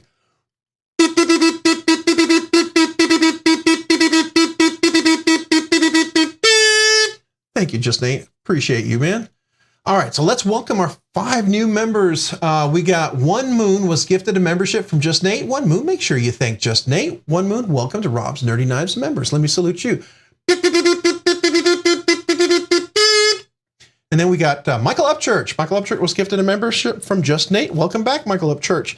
Let me salute you to Rob's Nerdy Knives as a member. And then we got Cinco de Cheeto. Cinco de Cheeto was gifted a membership from Just Nate. Cinco de Cheeto, welcome back to Rob's Nerdy Knives members. Let me salute you as well. All right, and then we got Mr. Eddie was gifted a membership from Just Nate. Mr. Eddie, make sure you thank Just Nate. And Mr. Eddie, welcome to Rob's Nerdy Knives. Let me salute you. And then we've got Marco was gifted a membership from Just Nate. Make sure you thank Just Nate. Marco, welcome to Rob's Nerdy Knives members. Welcome back. Let me salute you as well. All right. Cool. Man, that's awesome. Thank you, guys. Thank you, Just Nate. Ooh. Let's see here. All right. I'm going to catch up on the comments. So we got Drinkwater just showed up. Hey, Drinkwater, appreciate you being here. Thank you for joining the live stream. The whole unit carried and proudly made by vets, so they showed some love to Strop Knives. Oh, okay, that's cool, Rocky. That is stinking cool. I like that. It's one of the reasons why I like McNeese too, because he's a Marine Corps vet. Now I know he's a Marine, so if you're not a Marine fan, I get it. If you're Navy or Army or Air Force, you'd be like, there's a leatherneck. I don't know if I want to support that, but he is a vet, so I support him. There's a lot of vets out there that I really do appreciate, and that's really cool with Strop Knives. I love hearing that. All right, so Knives Are Life. Hello. I think I said hello to you, didn't I already? If I didn't, I should. Mark Vickers, what's up, man? Appreciate you, Mark Vickers. Thanks for joining live stream. How are you this evening? And then we've got, I thought somebody else, oh, Drink Water, what's up, man? Appreciate you being here. Thank you for joining the live stream. Thank you, channel member. And we got Landon Schrock. I don't know if I said hello to you yet. If I did, I'm just going to say hello to you again. So nice, I'll say it twice. Hey, the giveaway link is in the description. Let me go ahead, let me see if we can post that in one more time. Videos. Does somebody have the link for the giveaway? I'm gonna go. Let me go to the live stream. All right, so I'm gonna open up the live stream over here. Ooh, let me turn off the audio. Don't want to get a copyright strike with my own video. I can see YouTube doing that. You copied your own video. So far, so good with talking to someone, but I'm not interested in her. Like, what do I do? I don't know. That's a good question. I'm married, so I think I'm out of the game. I don't know how that works anymore, right? Colby Venable, appreciate you. Thank you for posting that. That's the YouTube video giveaway. She really likes me, I believe. Well, that's cool, though. You know, be friends. If anything comes out of it, my recommendation, always be friends first. I tell people I like my wife. And people go, what? Yeah, I like my wife. And they go, do you love your wife? And I go, yeah, well, I love my wife, but I like my wife. And I say that because I know a lot of guys who love their wives, they don't like their wives. I like my wife. That's a big deal, okay? When you get old, kids move out, stress, all that stuff, it's nice to like your wife. Let me just tell you. And so being friends is really, really important. So you can be friends and let that be the case. Doesn't mean you have to be more. So just my 2 cents on there. All right. Link for tonight's giveaway. All right. So, and be honest. Yeah, be honest. Be honest. Just say, hey, you want to be friends right now. Because honestly, maybe as you become friends, maybe you find you like her. You don't know, right? But at least you're willing to be friends first. But make sure she understands that's always is the goal, to be friends first. That's just my personal opinion. All right, so real quick, I'm going to go over to the link, real quick, web. So for everyone who's new, we got a bunch of people here. If you're not familiar with how this works, the link for the giveaway video is going to be in here. So this is the live stream that we're on right now. You're going to want to come over here and you're going to want to click on more. So far, we got 90 likes. If you wouldn't mind maybe liking the videos, I sure would appreciate it. It helps the channel. It helps it out. The algorithm and all sorts of stuff. Even the giveaway video, including the live stream and the giveaway video, would appreciate your likes a lot. In this, there's going to be a link for the giveaway. Now, I'm going to do my little spiel here, so be patient. I have a whole bunch of links. This is how you become a channel member if you want to be a channel member and you didn't get a gifted membership. Okay, so that's how you do that. All right. Making sure I didn't miss anything. I'm just looking over here. Okay, yeah. So what you do is you can click on here. There's 3 different tiers. Would love to have you. Don't ever feel pressured to be a channel member, but I do a once a month channel member giveaway. And any new channel member, email me with your name and address, and I'll mail you out stickers. By the way, the emails I got for new stickers, those are going out. I have the letters. I just need to put some stamps on them. So it's a phased process when you're working throughout the day, right? I get the stickers, I put the letter, I write the letter, I put it in an envelope, and then I put the stickers on, the stamp on there, and then I give them to the post office. So you know we're getting there. They're getting there, all right? Because there's quite a few this time around. So thank you for that. It's a good problem to have to write a whole bunch of letters. I really appreciate that problem. So thank you. There's links in here. BladeBinge. Use that, helps the channel. If you buy a used knife at BladeBinge, if you happen to be there, use that and use the RNK code, right? If you happen to go to the BladeBinge shop for all their new knives, use RNK10, you save 10%, helps the channel. Would love for you to save 10%, but also it helps the channel if you're interested. We have the RNK original Goat. You can save 15% on your original Goat. Skiff cage bearings, RNK10, you can save 10% on your Skiff bearings. Definitely recommend that. Helps the channel. Rockscale Design-use RNKRSD, you save 10% on those scales. And then White Mountain Knives, RNK10, you save 10%. And then any of these are the affiliate links. If you happen to go shopping there anyway, you're going to buy something and you want to help the channel, you can do it. You don't have to, but if you happen to want to, I appreciate it. It helps the channel.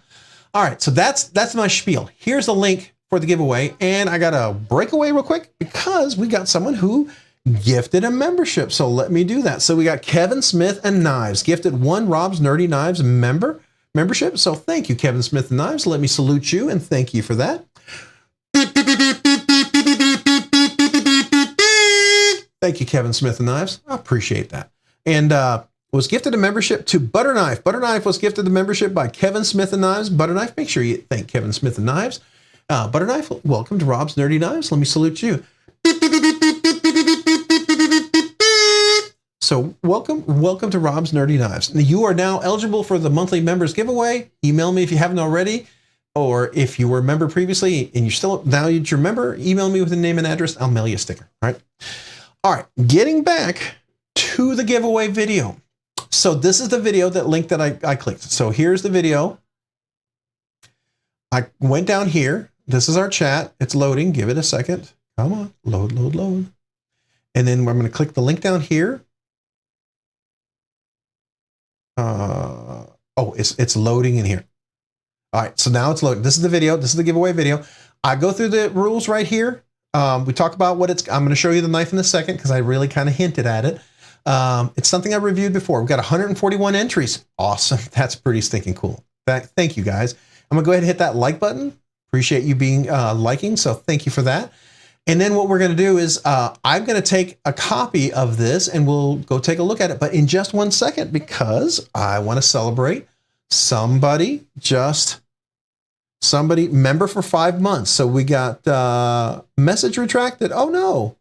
Why did you retract your message? I was going to celebrate your member for 5 months. Okay. No worries.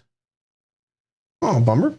Well, no worries. No worries. If you don't want to do that, we will skip on that. Okay. So we'll come back. All right. So here's the giveaway video. What I do is I go over here. I'm going to get the YouTube random comment picker. So I'm going to grab this video over here. Oh, there, we're back. No, we're not back. Oh, sorry. It looked like it popped up. All right. So what we're going to do is I'm going to grab share the link. This is the link for the video. It ends with IB_E. We copy that link. We'll just see how many people so far have entered the giveaway. So let's go over here. We'll click that, paste it in there, filter out duplicates. I'm going to go down here. I'm going to get YouTube comments. Let's see what we have. 141 unique entries. All right. So it is 9:15. It's a little late. I know. Appreciate you guys being patient with me starting an hour late, about 45 minutes late. Does anybody need more time to enter? So going back to this video, this is where you want to leave a comment. Okay. The comment down here, make sure it's PG, 1 entry per person. You have to be present to win. That's all there's to it. I would avoid emojis. Emojis in the giveaway video tends to not get picked. I've noticed the comment picker doesn't seem to pick people with emojis. I want you to have the best chance to win. All right. So that's the giveaway. Any questions about that? Anybody need more time? If you need more time, type in the number 88. Anybody need more time? Got 135. Looks like some people stepped out maybe to enter. My comment is page 13.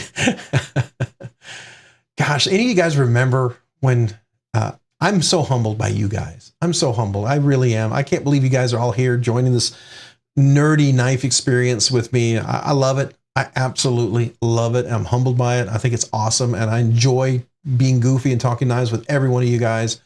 But I remember when we were doing this, and I was just excited to see 20 comments. I was excited to have 20 people in here, and you guys are just blowing me away. I appreciate you guys. I appreciate every one of you. I really do. So thank you. All right. So we got chicken fried steak. Woot, good luck. Wait, real quick. We got, who is this? Renee Ramon. For those that are new, the drawing takes place in about 1 hour after Rob says it's going to. Well, that's only if people, have me break away before I do the drawing, right?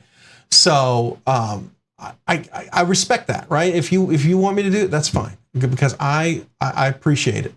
Yeah, Bluminati Ninja, I understand you have been more than kind enough, good sir. So I appreciate that. All right, so I'm going to go ahead and refresh this just to see, do we have another entry besides the 141? If there is, I'll redo the link. Let's see. 144 comments. All right, so we've got 144 entries. Very, very cool. Let's see what that translates into. All right, anybody need more time? Remember, type in the number 88. LCAP Attic, of course, with the 2 infinities, sideways 88. I love it. Paul, I might. Where's the 42? Did you already do the 42? I'm missing it. I don't see the 42, Paul. Where is it? Come on. You know 42, Paul, I might? Come on. I got to see that. You must have done it earlier. There we are. There we are. Okay. All right, Meredith, you need a little more time. All right, I'll refresh it one more time. One more time. Now, after we do the drawing, we're going to hang out. We're going to talk knives, okay? We're going to hang out for a little bit. We'll talk about all the different things about knives this week. Everyone's welcome to stay. Love to have you chat. We'll come back next week, right? There are other channels I know that have their live streams on Monday, so I get it if you want to head out to that. You got to put the kids to bed, got to get some sleep, got to eat. I get all of that. Totally understand. But I just want you to know that. All right, so, all right. That being said, I'm going to go ahead and get the link one last time. Let's see, 144 is what we had last. Are we at 144? 147. Okay, 147. All right, I'm going to go ahead and get the link here at this point. It ends in CZOL. CZOL. Okay, so we're going to copy that. I'm going to go to the comment picker. I'm going to refresh this. Did it refresh? Come on, there we go. Then I'm going to go paste the link in here. And then we're going to filter out duplicates. We're going to get a comment count. All right, everybody ready? 147 entries. That's pretty stinking awesome. So I am totally humbled by that. Absolutely, unbelievably humbled by that. Thank you. All right. Hey, Jeff Hamilton, appreciate you being here. I do not read Hebrew. Well, I did one time in college, but I don't remember it anymore. So it's a long time ago. All LCAP Attic with the binary there, 10110000. Is that 88? I think that's 88. That looks like 88 to me. Landon Schrock, sweet. Kevin Smith and Knives. All right, Kevin Smith and Knives. I hope you guys don't get frustrated, but I like celebrating this, and I appreciate people doing this. So I want to celebrate Kevin Smith and Knives donated a Rob's Nerdy Knife membership. So Kevin Smith, thank you so much. Let me salute you.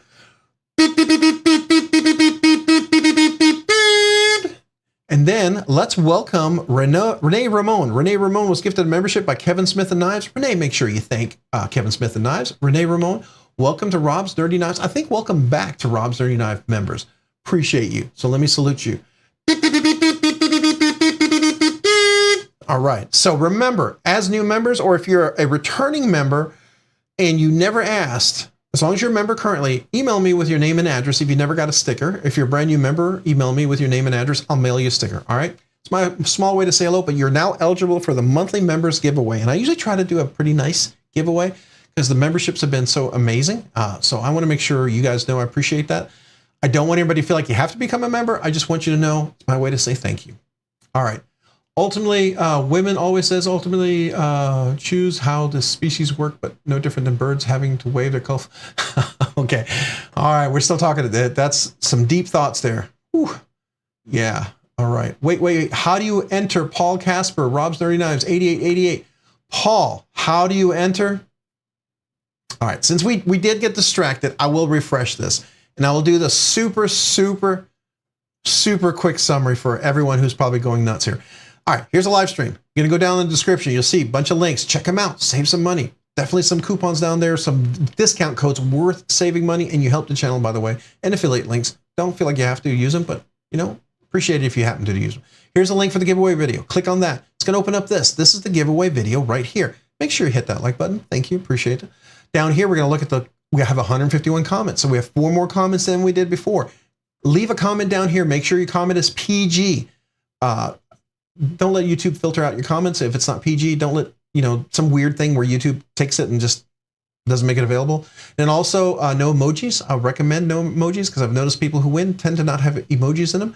And that's it. 1 entry per person. You must be present to win. I have to have a USA shippable address. I don't care where you live, as long as I ship to the USA. You have to respond to me within 7 days, and then you have to verify.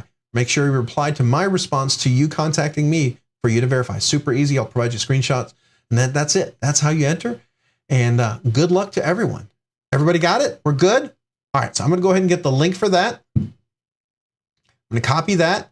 Remember, this ends in BQNF or 5BQNF. Okay, so I'm going to go to the comment picker. I'm going to refresh that. We'll go up here. We'll go and paste the comment in here.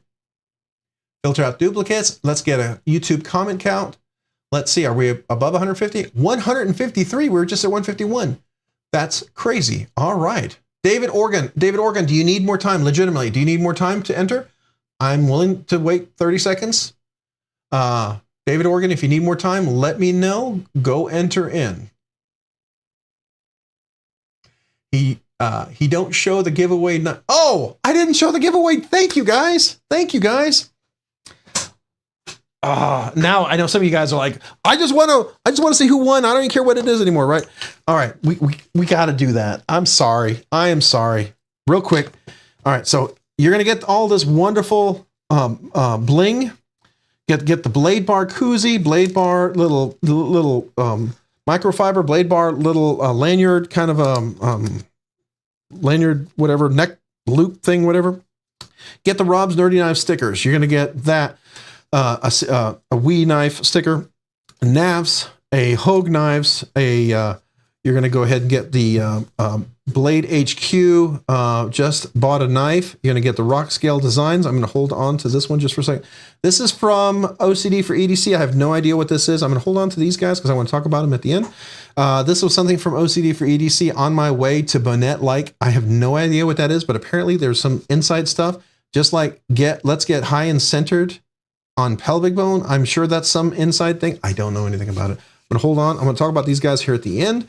You're going to get the hello. My name is Knife Addict, Blade HQ. I think we all fit that. You can get a Rob's Nerdy Knife sticker, an OCD for EDC. You're going to get a DLT. And then some channels I would love for you to go check out. The Knight's Edge. Go check out the Knight's Edge. We're going to go take a look at that. You're going to get Splitting Slices. Go check out that as well. That's another knife channel. Go check them out. And then we're going to get the BEDC. He's got a special Blade Show Texas sticker and his regular sticker. Thought it would be really cool to get the Blade Show Texas and then the BEDC one. So we're going to get those two stickers there.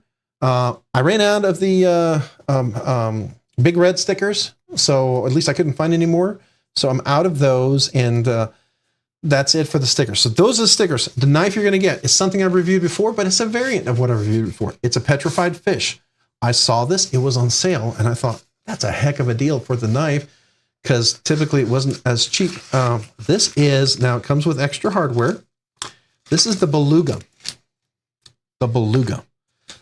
I think it's a pretty stinking cool knife. I like the ergonomics of it. It's not a small, super small knife. It's like a robust, hardy knife. So let's look at this guy. This is the Beluga, definitely in the larger realm. It's a top flipper that works really nicely. Liner lock in there, solidly engaged. It's got a beautiful big drop point, kind of big bellied blade there. This is K110, which is Bowler's D2 version. So it's basically D2. It has a nice black coated blade on there. It does drop really well. The action is pretty nice for one of these. It's got a nice fuller in here that actually is very nice for reverse flicking and for, reverse flicking both sides. Being that it's a liner lock, it works really well. You can reverse the clip. It is left and right hand tip only, and it hides in here. You see that? There's a little insert. Can you all see that? Little insert. You take that out and you put it over here. So it even hides that, and you can see the screws there like that. So it can be left or right hand. It's got really nice action. Now, it's a pretty robust blade, I will tell you. I did already do a review on the Beluga, so you can check that out. But I like the knife. It was a really good deal, and I thought this is a kind of a nice knife. It's big, it's robust. I figured with all the extra bling, this is kind of one of those knives you could put in the car, use in the garage, and you just beat the snot out of it. But it looks nice that you could carry and still really enjoy, right? I think it's a pretty cool little petrified fish knife. The action's pretty nice, and I haven't even put oil or anything there, and it's going to break in really nice. You can probably put skiffs in there.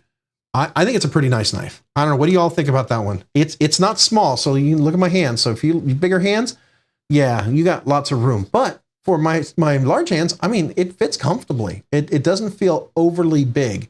It feels like it could really work well. So that's the knife. All right. Any questions about that? High centered is from rock crawling or off. Oh, it's for or off roading when your 60K off road gets stuck clearly, and it's stuck in the pelvis. Sounds like a Mormon joke. Weird people.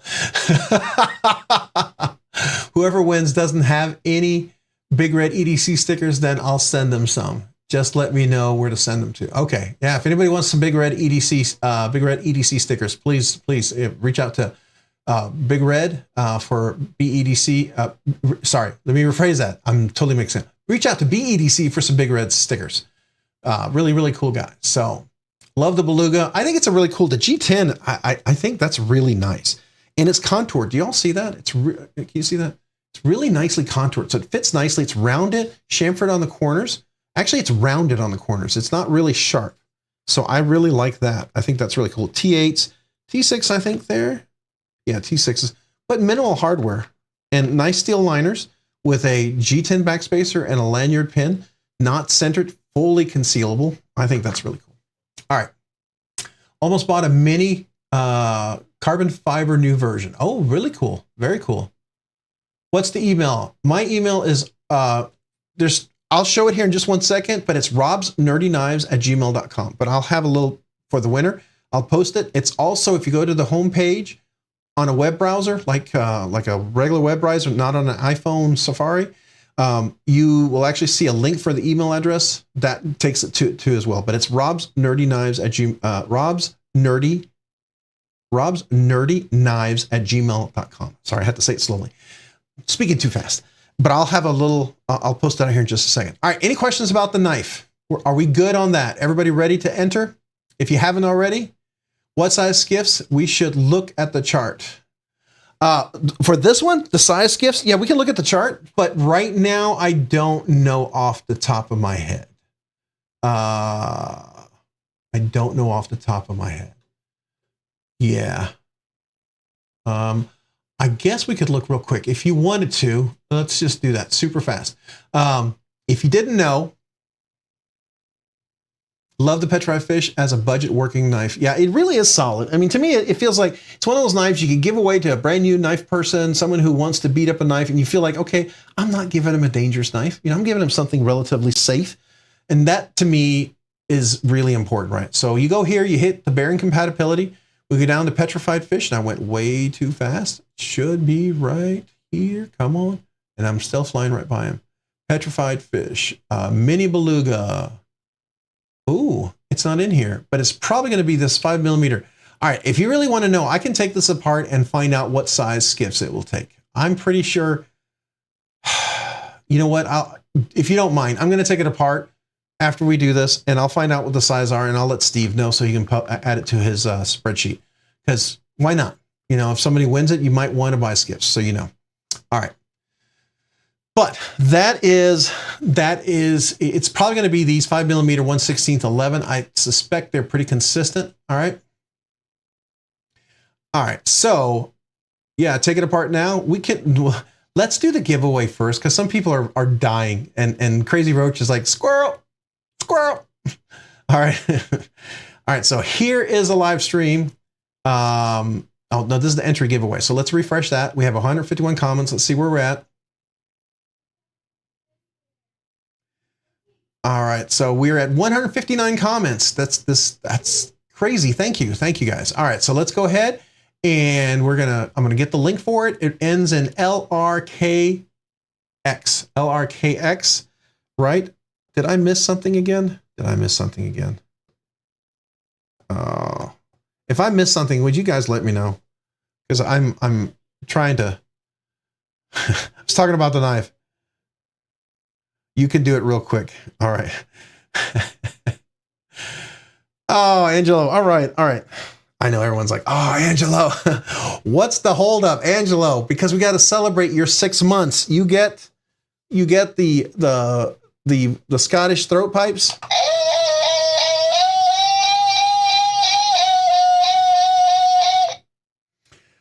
right. Every minute lived here is another minute closer to death. Conventional methods. Angela, what's the holdup?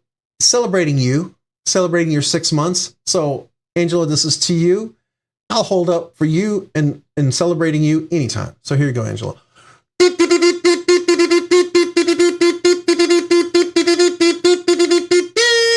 Thank you, Angela. Appreciate you being a member for 6 months. That's just stinking awesome, especially as a nerdy knives nut. Thank you. Thank you. All right, getting back to the video. And I know everyone's like, I don't know if I believe him. I don't know if I believe him.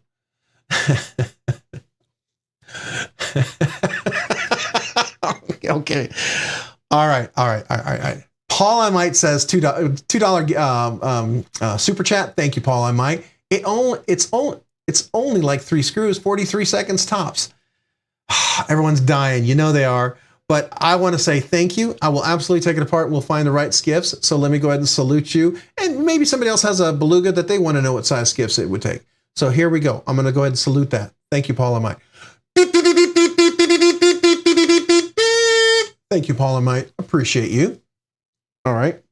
We will take it apart and we will look at that gently and see what it takes. So getting back over here, this is the live stream. I'm going to click on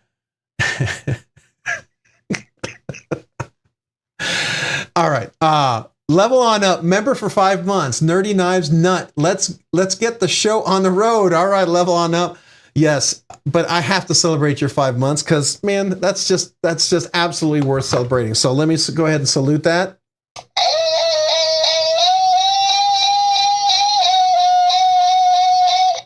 All right. Here's your 5 months. Let me salute you.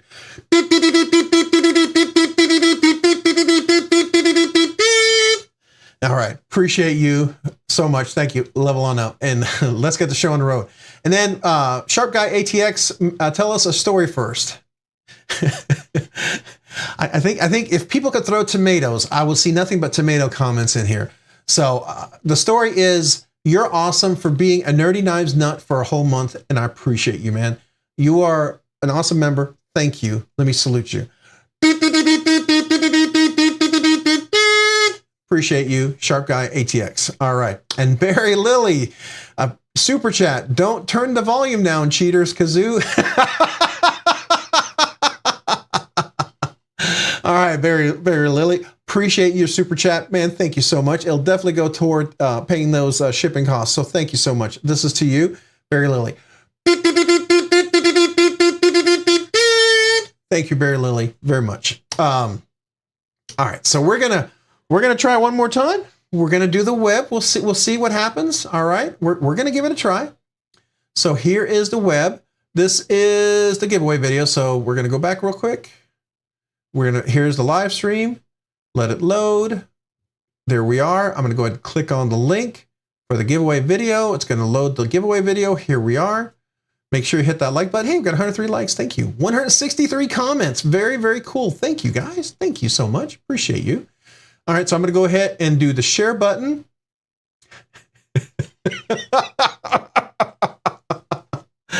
All right, so LCAP Addict 88. You need some more time. Nerdy Knives Enthusiast, member for 4 months. LCAP Addict, some more time. All right, well, we got to celebrate you. So this is my salute to you, LCAP Addict, for 4 months. Thank you. Thank you for being a member for 4 months. Especially a Nerdy Knives Enthusiast.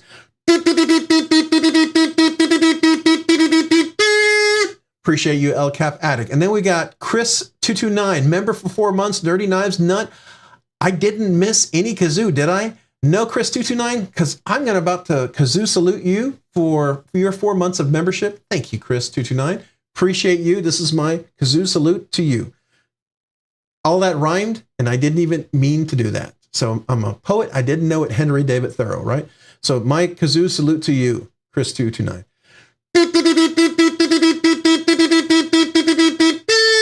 Appreciate you very much, and all you guys out there for your memberships. Thank you so much. All right. We will try one more time. So let's sneak back over here to the video. I'm going to go ahead and close this. I'm going to refresh it. So we're at 163 comments. Make sure everyone gets included, because I don't know how the link is referenced, if it references at the time and what we have. So let's see here, 164 comments. So we got one extra entry. Very cool. Thank you, guys. Thank you. And we will real quick celebrate Tactical Terry 79, member for 3 months. Nerdy Knives, Nut, Petrified Fish Knives, take 5mm 1/16 11 skiffs.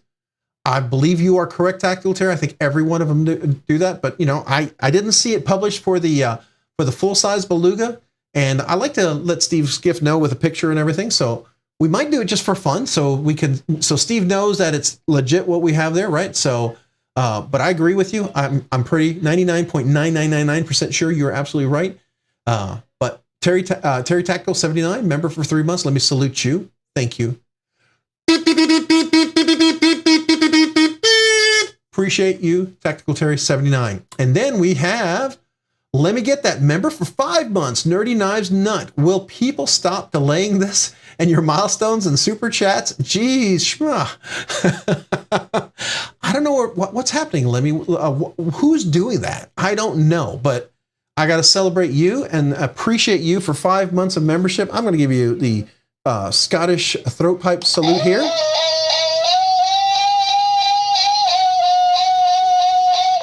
All right, and then let's go ahead and give you 5 months of membership, a kazoo salute. Thank you.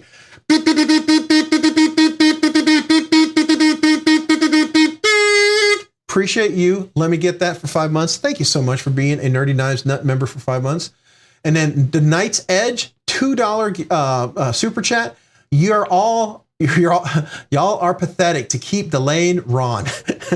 Thank you, the Knife's Edge. I appreciate that, the Knife's Edge. I know Ron is delaying everything. The Knife's Edge. No, man, I appreciate you, the Knight's Edge. Thank you for the $2 super chat. Thank you. It'll go toward the shipping. Let me salute you. Appreciate you very, very much. All right. So let's go back. We will try it one more time. I know some people are like, dear Lord, please let him finish. Let's see. We're 164. Did we get any more entries with a little delay? Because it always seems to help somebody get into it. Oh, we lost one. We're at the point where we're losing the people who are entering. So we better do the giveaway. All right, so here we go. People are pulling out of the giveaway now. It ends here with PKLRR. Yeah, I think it's RR. So we're going to go ahead and copy that. We're going to go to the YouTube video. We'll refresh that. Post it in there. Let's go ahead and paste in the link. We'll find the duplicates right there. And not me, what giveaway? All right, Rocky. So the giveaway is in the link. Enter, please. Anybody who hasn't entered yet, just click on that link video. You leave a comment and you can enter. So let me go ahead and salute that. I'm going to go ahead and salute you, Rocky, for the $4.99 super chat. Thank you very much. I appreciate that so much, Rocky. This is my salute to you.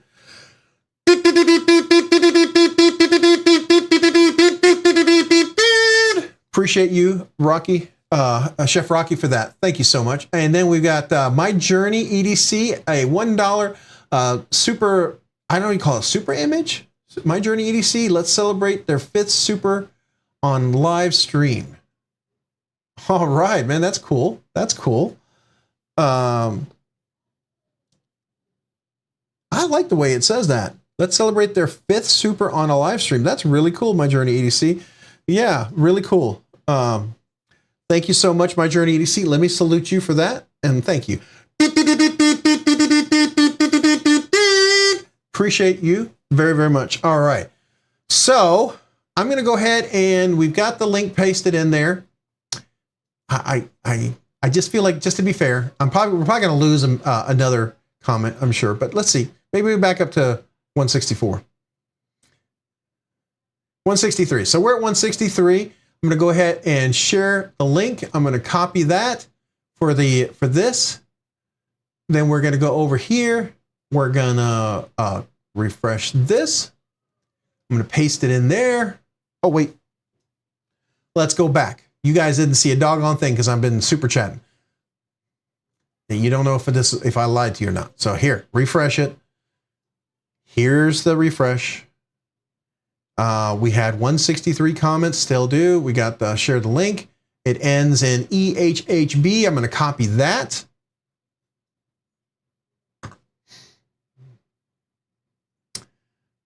And super quick. I got to celebrate.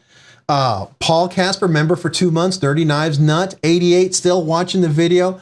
I need to watch all the way through if I'm going to put my name down, lawyers or orders, LOL. All right, so Paul Casper, let me salute you for member for 2 months. Thank you, Paul. Appreciate you. Uh-oh, Chef Rocky's throwing tomatoes. We're going throwing tomatoes. We're throwing tomatoes now. All right, so let's go back. All right, so I got the link right here. It ends in HHB. We're going to copy that and go to the giveaway. We're going to go in here. We're going to paste it in. There we go. Filter out duplicates. Get YouTube comments. Here we go. 162. We lost another one. So here we go. We got to do the drawing. We're going to start losing people by the wayside. So good luck to everyone. Good luck to everyone. All right, everyone ready? Make sure you come back next week. We'll do another giveaway. Absolutely. We might do the members giveaway next week or the week after. And by the way, we're less than 350 away from the big 5K. We are moving closer. I'm so excited about that. Can't wait to share what the giveaways are. So good luck, everyone. 3, 2, 1. Good luck. Ted's to embellish. Oh, sorry, Ted's. Tends to embellish. Tends to embellish. I'll take that knife. Well, tends to embellish. Yes, sir, you will if you are here. Or yes, ma'am, if you are here. Whoever is tends to embellish. Are you here? If that is you, please say me, me, me. And then I will confirm that it's you. Tends to embellish. You just need to, we do the 3 minutes, right? 3 minutes. You got to be present to win. So 3 minutes. I'm going to go ahead and start the timer. If you're here, it's okay to spam. It's okay to. Tends to embellish. There you are. There you are. All right. Congratulations. So let's go ahead and I'm going to real quick go to your channel just to confirm. Tends to embellish. Tend to embellish. That's it. It matches. Matches. Congratulations. Congratulations. Tends to embellish. You will take that knife. Let me get the email thing. I'm going to put that down. I'm going to leave it up for just for a second because somebody is going to be thinking, did he actually draw? Did he actually draw? Because it seems like this never happened. It seems to take forever. So it's not sure, right? So, all right. So there we go. I've left it up for just a second. Now I'm going to go back to the desktop. And here's the email address. If you haven't already, if you don't know what it is, here it is, robsnerdyknives@gmail.com. Email me at robsnerdyknives@gmail.com. All right. That's also for any of the new channel members. If you're a new channel member and you haven't asked for a sticker yet, email me with your name and address. Some of you have emailed me without the address. I do not have psychic powers to know where you live. You will have to tell me where you live if you want me to mail the sticker to you. I can think of the sticker towards you, but I think you'd rather have a real sticker. So just make sure you email me with that. All right. All right, so what we got here? Whoa, level on up. No worries. As your lawyer, that'll be $1,600 cash only. Who does checks today anyways? Jay saying, Jonathan, Hinojosa, I did, but we both know we are here for the kazoo. Well, I appreciate that. Hey, I'm happy to kazoo away. I like doing that. We got the Scotty Dog photography. Throw in the hammers. Oh, no, throw in the hammers. Oh, no. Oh, or the kazoos. I can do the kazoos. I can throw the kazoos. You know, I'm actually thinking about something. I want to run this by you while everyone's here. So some of you guys are coming up on 12 months to 1 year. And I thought we had the kazoo salute. And I was looking at Amazon and I know it's kind of goofy, but I don't know what you think. You know, others have the giant bell, the giant gong. I was thinking they have these giant kazoos, like a French horn kazoo or trumpet kazoo. It's like a really big kazoo. I thought, maybe we should do the giant kazoo for big things like that. What do you think? What do you think about that? We'll have to look it up on Amazon, see what you guys think. I think it would be funny, and I think it'd be cool, and I think it'd be special. So anyone over 12 months gets an OTPH. Is that the original, you talking about the original Scottish throat pipes? I will do an acapella for that, absolutely. But I feel like it deserves a big kazoo salute too. Also, all of you owe $250 for the therapy session tonight. Conventional methods. Oh, I don't know if I can afford that, right? All right, so I'm gonna go ahead and put this away. I think that's long enough. I'm gonna put the knife away. Wait, did we still want to take this apart and make sure we have the right washers in there? Because I can do that if you guys are up for that. If you're not up for that, let me know. I'm fine either way, but I think some of you might want to know, and I would love to let Steve Skiff know what size Skiffs fit in that knife. So I think that would be cool. But before I do that, I got to celebrate. Drinkwater is a member for... Oh, it flew right past. Drinkwater is a member for 4 months. Nerdy Knives Nut. Giant kazoo. Oh, so you like the idea of the giant kazoo? I thought it would be cool. And I wasn't sure because I had several different ones. So I want to go... You know what? That'll be a members survey. I will have to post pictures and let you guys decide. I'll let everyone choose to decide. How about that? We'll do that. All right. So there's some choices. We can look at it in a second here. I think it'd be kind of fun, right? But let me first salute you, Drinkwater member for 4 months, Giant Kazoo. Thank you for being a Nerdy Knives Nut. Let me salute you. Appreciate you, Drinkwater, for member for 4 months. And then MPG EDC Meredith. Whoa, just flew right past you. Nerdy Knives Nut. I agree with the Giant Kazoo. 2 months. Yay. Yeah, 2 months. Congratulations for 2 months. And thank you. Thank you for 2 months of being a member. Let me salute you with a Kazoo salute. Thank you, MPG EDC. Go check out MPG EDC's channel as well. We'll have to do that here in a second. Appreciate you and your membership for 2 months. Yeah, thank you. All right. The other one. Okay, so the other one was they had some kids bagpipes, and I didn't know if I could even play them, and I was afraid if I bought them they would look horrible and they wouldn't play. But I don't know. Betty Davis, are you heading out? Hey, thanks for being here this evening. Thank you for joining the live stream. Hey, come back next week. I will be back at the normal time at 7 p.m. So we'll be back at the normal time next week, just to let you know. And we'll try to make sure you know that I'm here. There's no banquets that I know of right now, so we should be in good shape for next week. We'll do another giveaway. I think I got something really cool coming up for next week. I'm pretty excited about that one. So there you go. And anybody else who's heading out, I hope you have a great evening. Thank you for being here this evening. And just hang out if you want. We're going to talk about giant kazoos and other things. So LCAP Addict was also posted to MPG EDC real quick. MPG EDC's page, 107 subscribers. If you haven't had a chance to subscribe yet, please do. Go to their channel and subscribe. I think you will definitely enjoy that. Definitely go there. If you do, watch a short. And once you watch that short, it'll help the membership to stick, right? So definitely recommend that.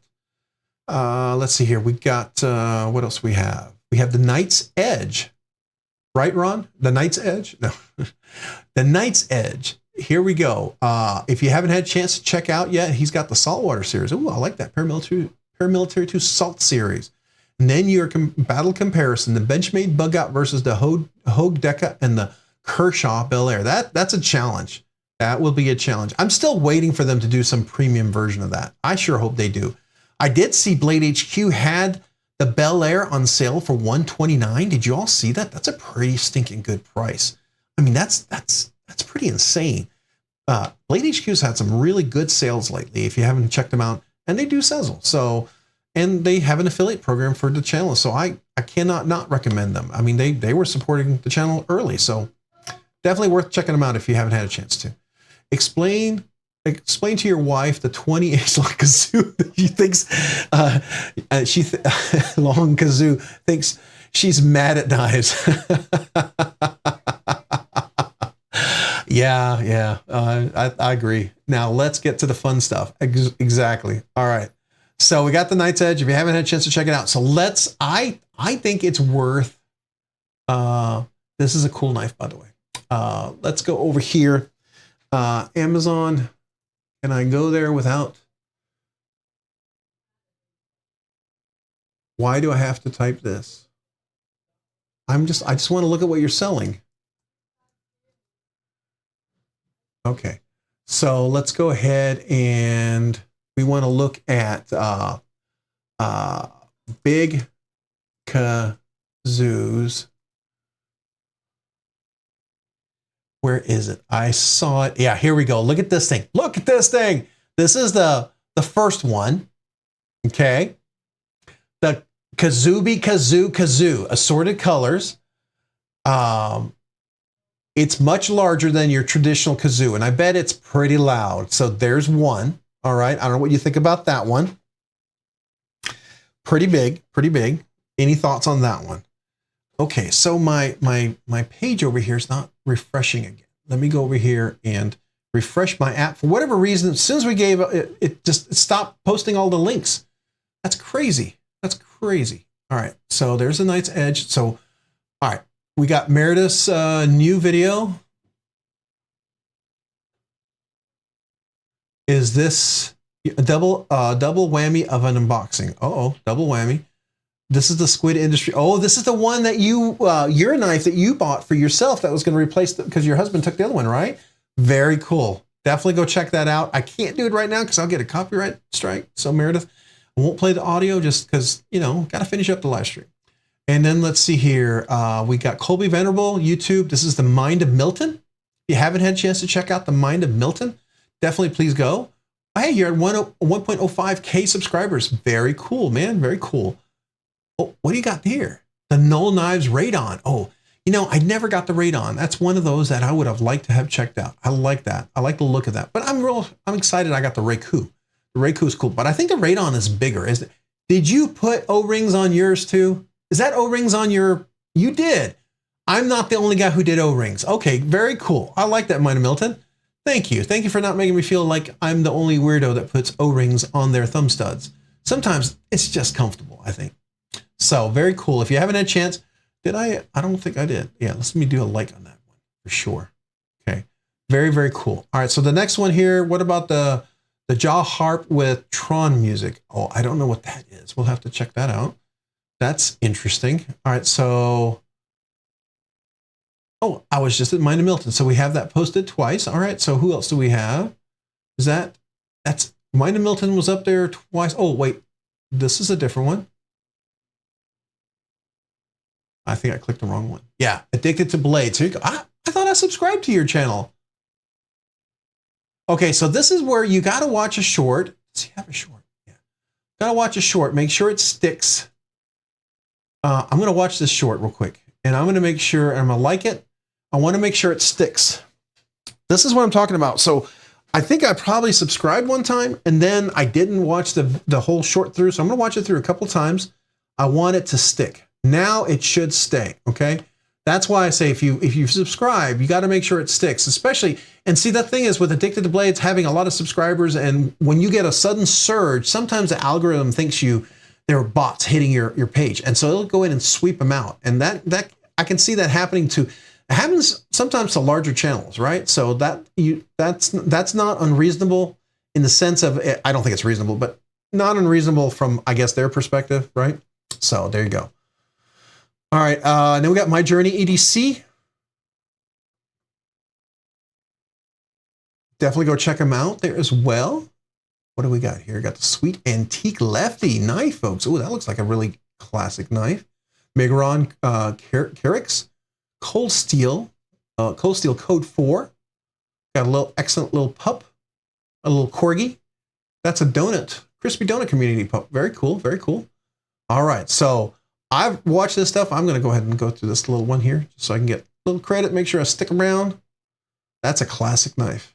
One of these days, I'll have to bring out my dad's knife that he bought before World War II. That's a real classic knife. I don't often bring it out. It's kind of a safe queen. I have one really big safe queen. That's one of them. Very cool. Not sure if shorts counts, though, versus long form content or lives as much. Might be a timing-based thing. Todd Carr, what I've noticed is if you watch the short all the way through, you like it. Like if it's a really short, I usually watch it twice. But if it's a longer short, I watch it all the way through, make sure I like it, and then I leave. I don't make sure and it's played well into the second time, because that way it tends to stick. But if it's a really short, I'll let it go through a few times. Like this is a longer short right here, probably almost a full minute. So I'm going to let this play all the way through. I think I would get full credit for that one. See, it just refreshed. So that's how it seems to work well for me. Though you saw just recently on Addicted to Blade, somehow I was unsubscribed over here, which I don't know why. Because I've seen your content before. I know I have. And I've watched your stuff. And I think I've commented on your stuff before too. Pretty sure I have. I remember the little, yeah, I'm pretty sure. So anyways. All right. My Journey. Oh, and then we got another one here. Watch City Knives. Let's go ahead and click on that. Watch City Knives right here. I like the little watch. That is cool. Then we got a micro. Mine is tiny micro even. Is that like a mini little cold steel thing? What is that? What the heck is that little thing? I gotta, where are you? I want to see it. It is a cold steel, the Micro Recon. Okay. I thought I've heard of that. That's cool. All right. Very cool. Yeah, very cool. Definitely go check him out. Go watch some of his shorts and definitely go, because I've already been watching this one and I know your content shows up in my feed. So I'm good there. BEDC, definitely go check him out as well.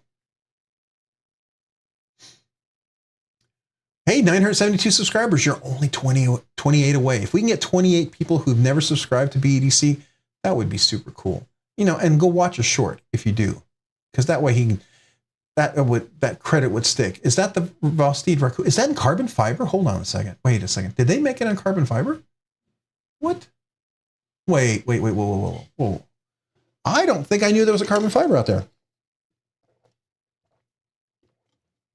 I'm gonna take a drink. Oh, it's micarta. It looked like carbon fiber for a second. I really thought that was carbon fiber. The angle that I was, it's still a cool knife, but I definitely, and the orange little thumb studs. That's cool. That's a nice little splash of color. Very cool.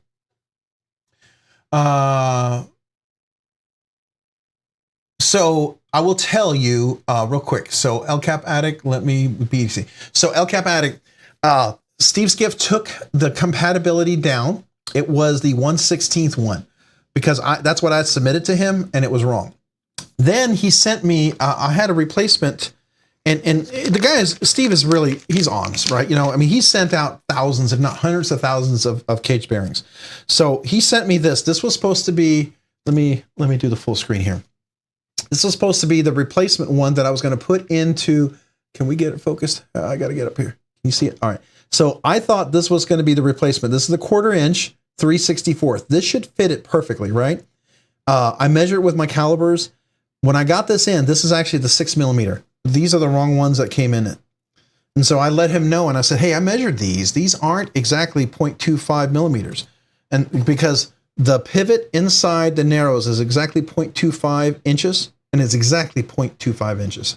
And I measured that on my, just so you know, on a very reliable, I'm not trying to, you know, flex or anything, but this is a Mitutio.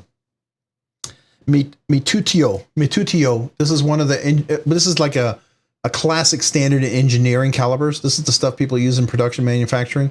These have been calibrated, you know, with, with reference sheets and everything. This is, if you're doing manufacturing, it's likely you're using something like this. There's like two major calibers out there. So this one is very, very, very reliable. I measured it. It was a 6mm. So as a result, he's sending me the correct one and I should be getting that hopefully this week. As soon as I get it, I'm going to try that in the narrows. I believe it'll fit because the measurement of the caged bearings in here was, I'm looking here. What's 3/64? 3/64 is 0.0465 or something like that. Is that right? Yeah, 0.4068 or 0.4069. So, and the 3/64, the ones that they have in theirs is 0.04.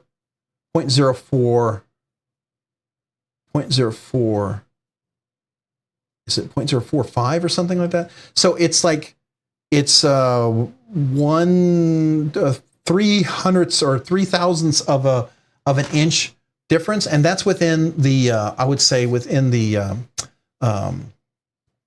range, and then it should work. I'm going to confirm that.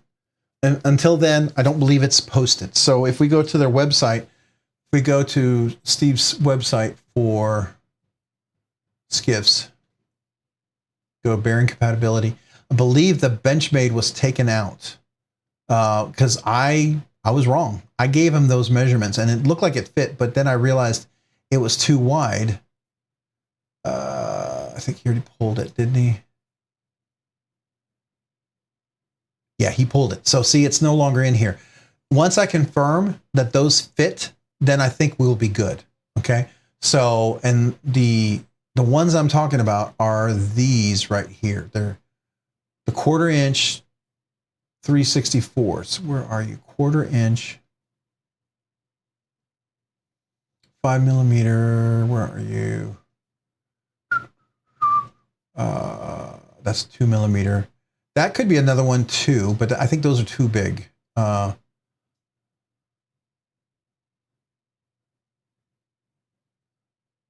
on. That's a 1/16. I know they're here. Just give me a second. There we are. These ones right here.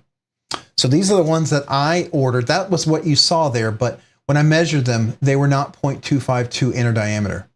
And that's what I need. Once I get those, they should fit, right? And I think it's going to be a good fit. We'll see. So there we go. Just to let you know. And okay, so it looks like I'm stuck again over here. Let me refresh this page again. This is the one I can see well. I've got to come up with a better solution because their little plug-in here is not refreshing for me. It's really frustrating. All right, that would be great if YouTube let you search by watched content. I know, right? Well, you could sort of do by watched content. You know, you can do history, right? Which, if you know, it's kind of like going to your browser history. You may not want to see what some people watch because sometimes you ever get that YouTube stream mode where it shows you one video and then you're like, oh, that's different. And then next thing you know, you're watching the next video and go, okay, that's weird. And then all of a sudden you're watching some really weird stuff and you're like, why am I watching this? And you're like, okay, I get this is weird. All right. And then next thing you know, it's like, oh, I don't want anybody to know I watch this because that's weird. But it's like they throw that, I don't know, like it's like a train wreck. You see a train wreck about to happen, you should look away, but you can't. And I think that's what they do. They lure you in with a train wreck, I think. Hey, Rody7420, man, appreciate you being here. Thank you for joining the live stream. Have a great evening.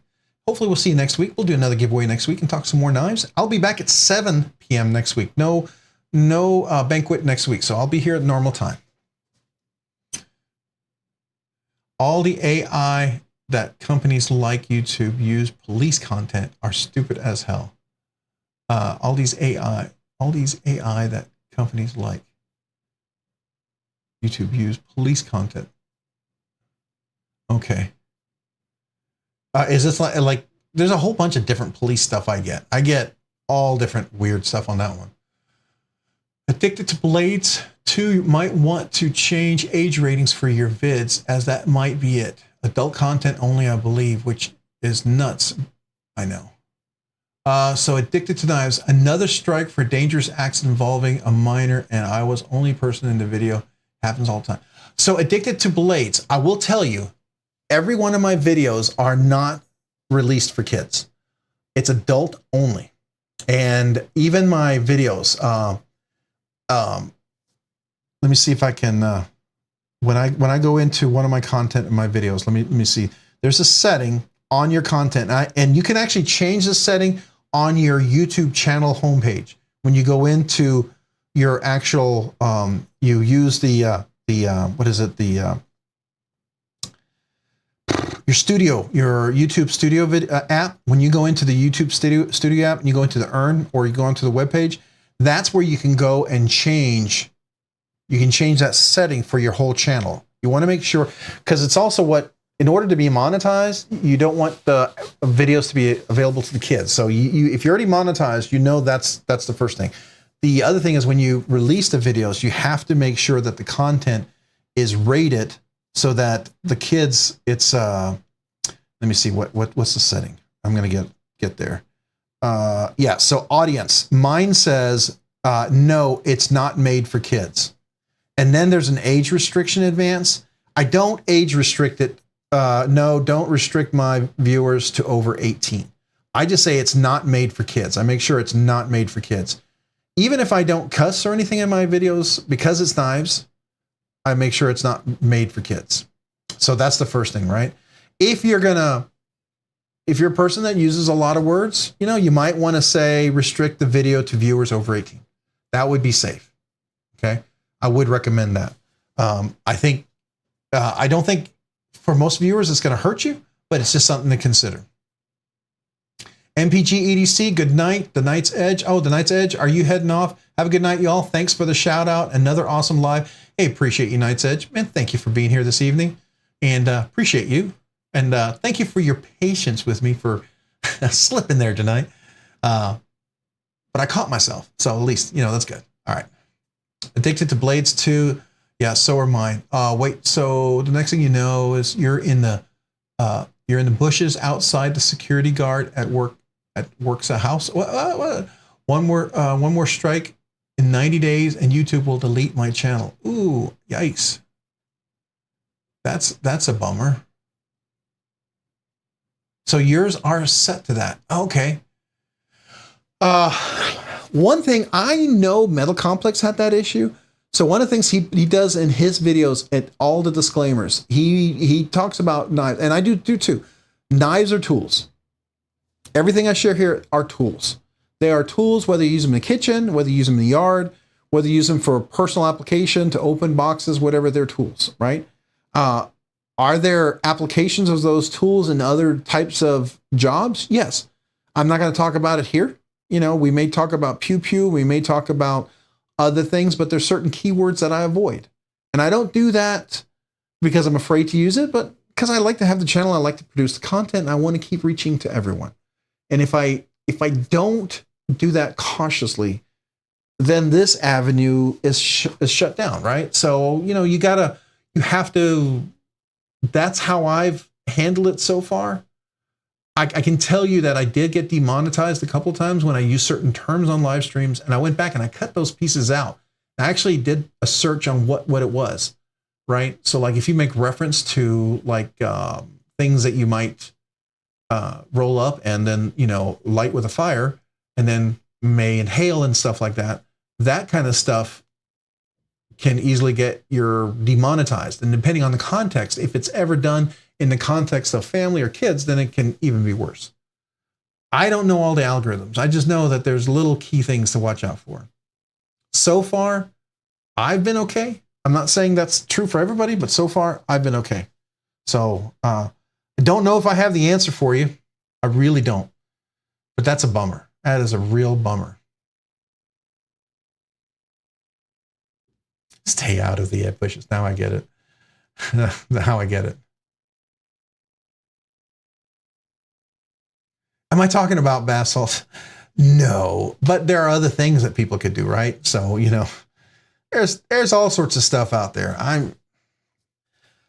I choose not to necessarily engage in that, just for my own safety's sake. So there you go. Oh, you got shadow banned as well? Yeah. I've seen that happen. I know, you know, that one thing I know, like over on Instagram, you know, there was a big controversy with Instagram, and it turns out if you had a business account, you were more likely to get shadow banned and not exposed to new people. And if you made it a personal account, it seemed to be better. But one of the things that I've noticed that I did over there is my image, the first picture you see of every video on Instagram. Now this works on Instagram, is a knife, but it's in my hand, laying in my hand, not opened in a kind of a tactical manner, right? It's not look like I'm using it. And it's just laid there in the hand. And I don't ever show the knife opening in the first clip. It's always closed knife, and I'm just looking at it. And so my videos are pretty consistent over there on Instagram. They're almost very identical to each one. But I do that on purpose to kind of have some consistency in my videos, because I've been told that Instagram is all about having a sort of a feel, a consistent feel. It helps people to know what kind of what kind of content you're producing, right? So that helped me over there. I don't know about YouTube. I know you should never talk about pew-pews. You should never talk about the use of a knife in a tactical sort of manner. I avoid that, right? I may make references to it. And if people get it, they get it. If they don't, they don't. But, you know, there you go.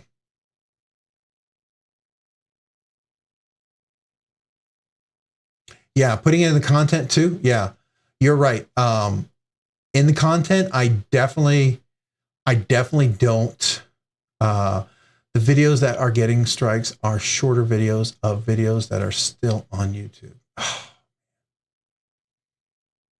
Sometimes, you know,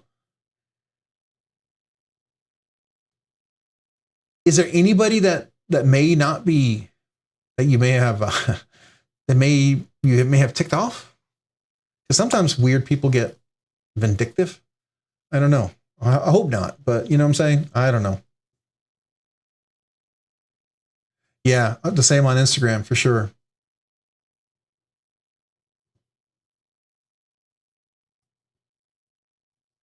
Let me tell, I had YouTube tell me what is being said in a chat twice tonight and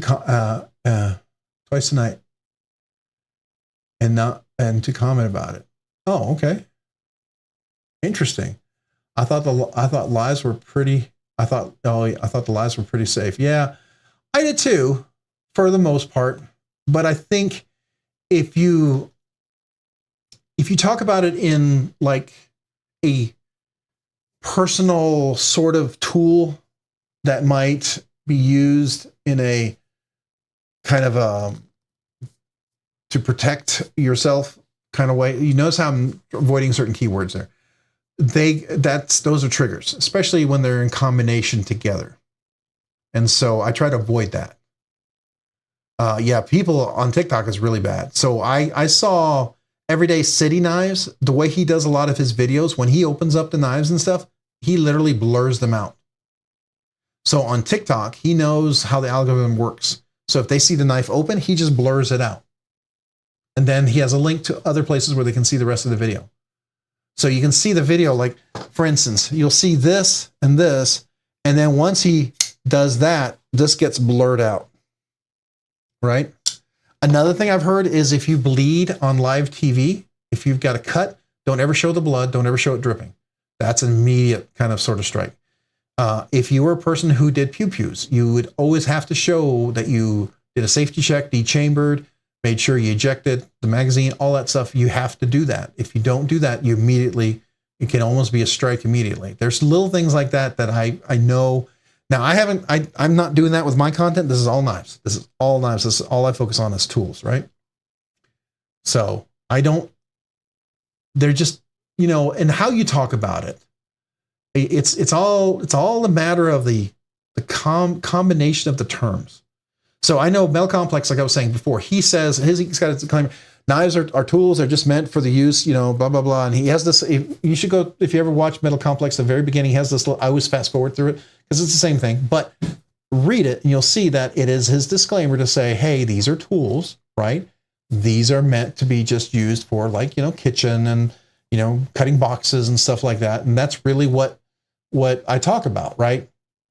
I'm surprised, I'll be honest with you, like Neve's Knives, I'm surprised when he started doing his special knife that he did. I'm surprised in some of the videos that he's done, those didn't get dinged, quite honestly, because some of those are pretty tactical. So I don't know if he knows the algorithm and he got around it. I don't know. Maybe he knows exactly how to discuss that without discussing it. But I'm not in that category. If you talk about music, it'll even tell you what to type, and your type and years are being discussed. Yeah, like, so every time I start my live stream, I have a intro music. I check that every time to make sure it's still free for me to license to use, because I chose a great intro for one of my first live streams. I'm super excited. The second live stream, boom, I had to pay like $10 or $20 to use it. And I was like, so every time I have to check for that, right?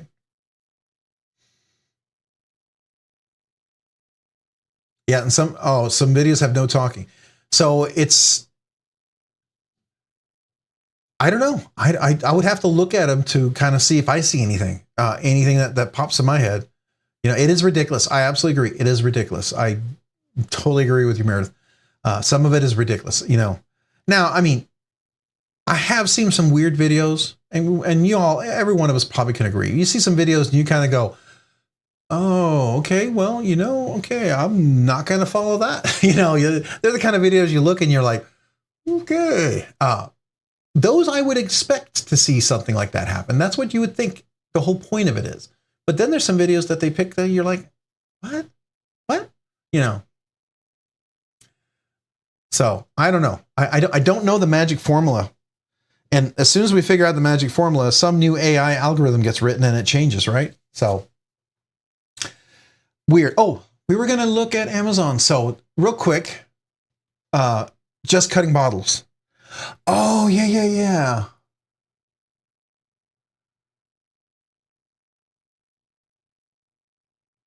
Huh. I don't know what the deal about the cutting bottles is. I don't know. It's the manner in which you did. Yeah, I don't know. I don't know. I just cut my lip. Sorry. All right, so here's the kazoo. I don't know, man. You got me on that one.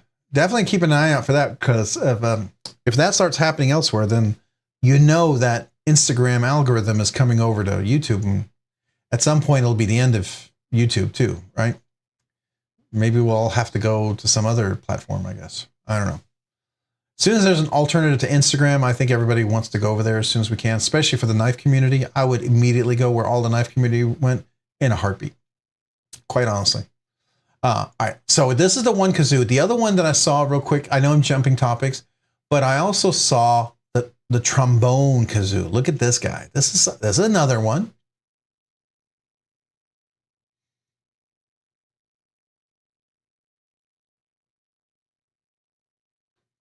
Yeah, Terrence, the Thunderborough. TikTok is weird. Now you got to understand, TikTok's 51% owned by the Japanese government, right? Everyone knows that, right? They're in Japan, and the way Japanese business model works, that if you have a business in Japan, China, forgive me. If you have a business in China, the way the business model works in China, every company that's in China, the government owns 51% of the company. They have the voting share. The only company that has an exception to that is Apple, and Apple owns 50% and China owns 50%. It's just a matter of semantics. They just have to be in agreement. But, so this is another one. This is another big kazoo. It's a trombone, and I thought that's kind of cool, right? So there you go. Then they have the kazoo trumpet. I thought, there you go. So then you have the kazoo trumpet. What is this? Is this a kazoo clarinet? I don't think I've seen that one yet. No, I don't want that. I want to see this. I don't want healthcare. All right, so, okay. Now, what's the size of that one? Oh, that one's really small. Yeah, I don't know if I dig that. But, you know, hey, it's kind of a cool kazoo, right? So it's different. I thought that might be neat. What do you guys think? So what I think I would do, Kevin Smith and Knives, you're heading out. Good night. Time to hit the hay. Hey, Kevin Smith and Knives, appreciate you being here. Thank you for joining the live stream. Hopefully we'll see you next week. I wonder if they have a sax. That's a good question. Let's ask. Sax, kazoo.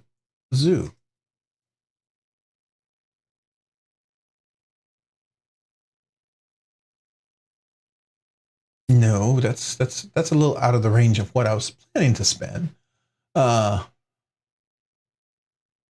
And the kazoo I bought, I can't believe this is the variance of the one I bought, and they're way cheaper than what I spent. I'm kind of bummed. Anyways, I feel like I paid too much.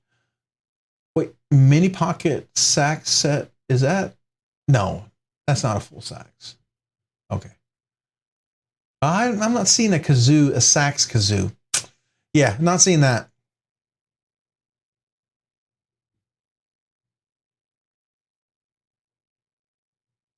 Oh, okay.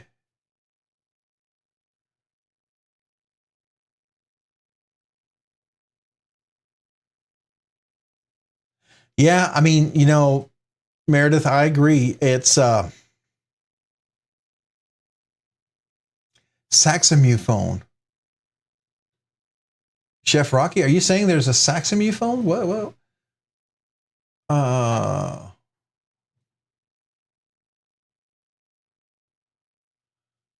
Trombone. How about kazoo?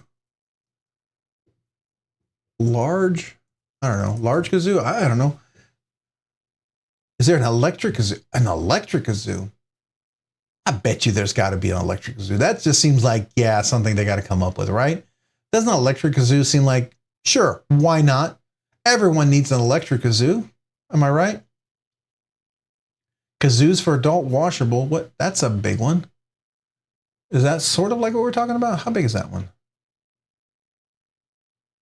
No, it's just a smaller one. I thought it was a bigger one, but it's washable, I guess, in case you're, you know, playing a lot and spit comes off your mouth, I guess. I don't know.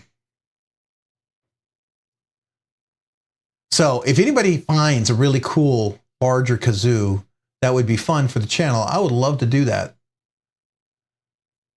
So that looks fancy. I just want it to be something cool. You know what I mean? I don't know. What do y'all think? I think it would be fun. What? Wazoo loud kazoo. Oh, it's got a big old giant horn on there. It looks, but it's not available. Okay. It looks cool. It's goofy enough that it sounds like it'd be fun. Oh, Kevin Smith and I is having surgery tomorrow. Just dental implants, nothing bad. Ah, yeah. I knew a doctor who he recommended always to do implants over a root canal because he's seen too many people who never had a fully successful root canal.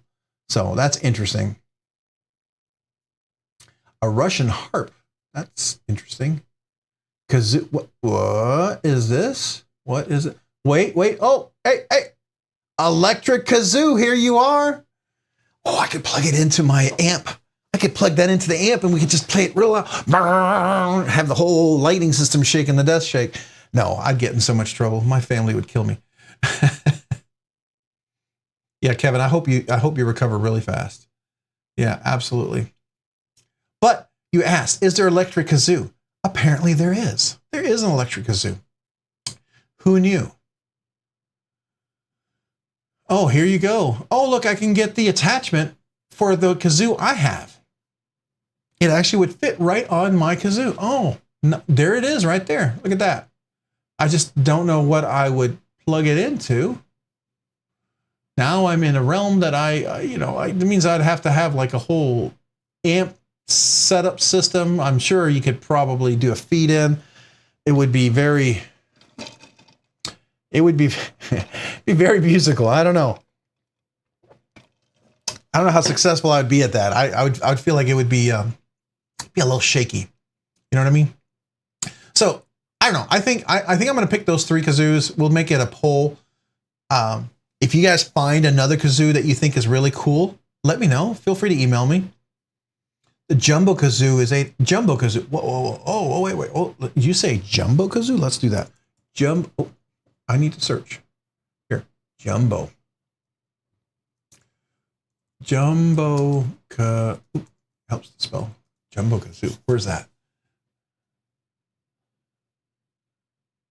Where is the jumbo kazoo? Is it in here?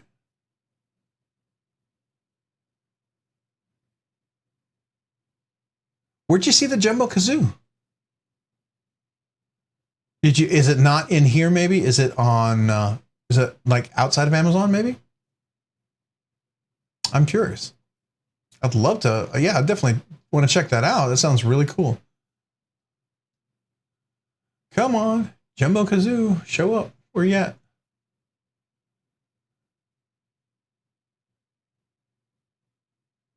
It's on Amazon. Okay. Why am I not finding it? Am I in the, wait, let me see if, is it being filtered to a certain area? No, it's everything. So Jumbo Kazoo. Is there another keyword that maybe I could use in there? Oh, let's try 8-inch. Jumbo Kazoo 8.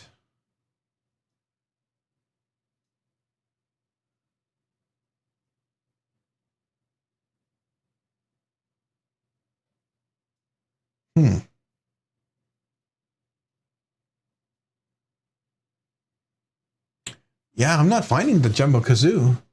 What other instruments? I play guitar, but that's really awkward to play here, right? I do have a guitar on the wall hanging over there, so. There was a cheap one on top of my page. Okay.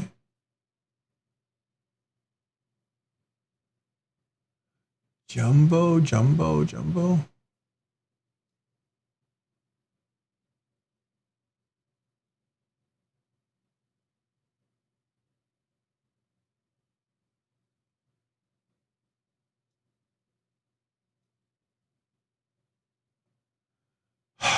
Why is it not allowing me to?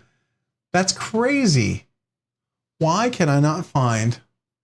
Let's do Kazoo Jumbo.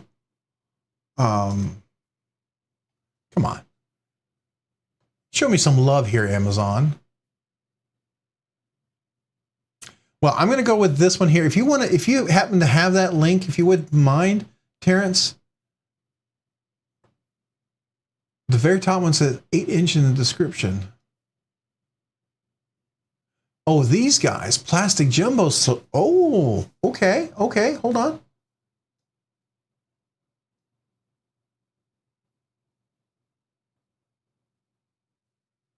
All right, let's see how big they are. Are you not going to show it being played? Oh, man, come on. Is there a picture down below of how big they are? 8 inches. That's pretty big, though. That is pretty stinking big. Wow. Okay, well, that would be one, too. I'll add that to the list. Very good. Okay, so we have 4 options for the poll. All right, but if you guys find another one, I just thought that would be kind of cool. I think that'd be fun. Did anybody still want to see what size skiffs go in the beluga? Not the, we know what the mini beluga is, but the regular beluga. I mean, I know it's going to be probably the same, but you know, it helps Steve when he posts stuff to see an image. So I was thinking we could just do that real quick. That gold one looks better.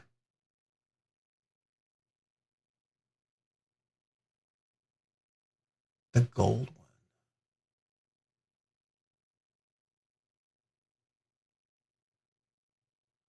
Hey, Pocket Razors man, appreciate you being here. Thank you for joining the live stream. How are you tonight? eBay has jumbo. Oh, eBay has jumbo. Well, let's go take a look at eBay. Jumbo kazoo. Let's do that. Come on.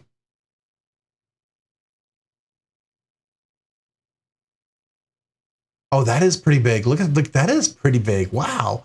Giant kazoo. That's pretty big. Oh, that's a pretty big box as well. A professional wooden kazoo by the Kazoo Guru. We got 2 kazoo membranes. That's crazy.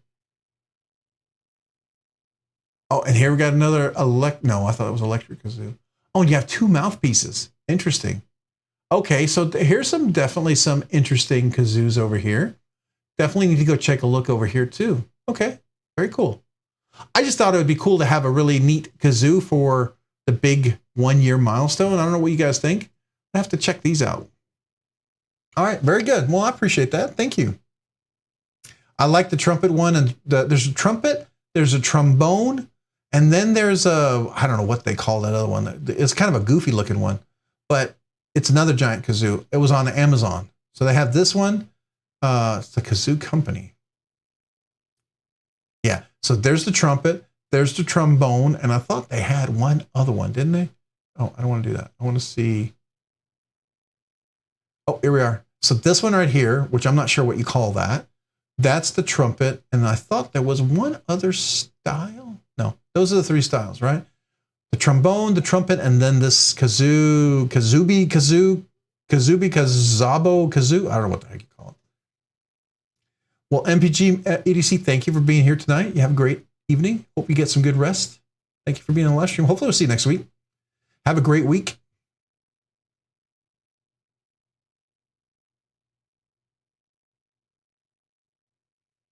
Yeah, Henry.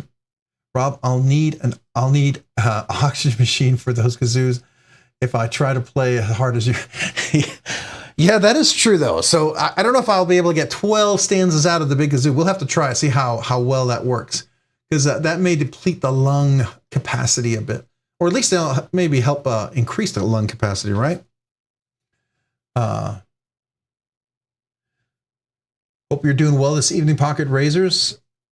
What was your carry for the weeks? Hey, they make kazoo French horn too. Yes, the French horn. Oh, I saw that one, the French horn. Yes, that was the other one. Thank you, Mark Parks. Yes, I will be Mighty Red. I did see that on Amazon. Do they have it over here since they seem to have some of them? I did see that. I thought that was pretty crazy. So let me go back to Amazon. Amazon. See if it's going to ask me to log back in. Do that weird thing. All right, so kazoo French horn. There it is. Oh, what is this? This is even more different than the other one. Oh, what is this? What's the difference? Are they exactly the same? Oh, yeah.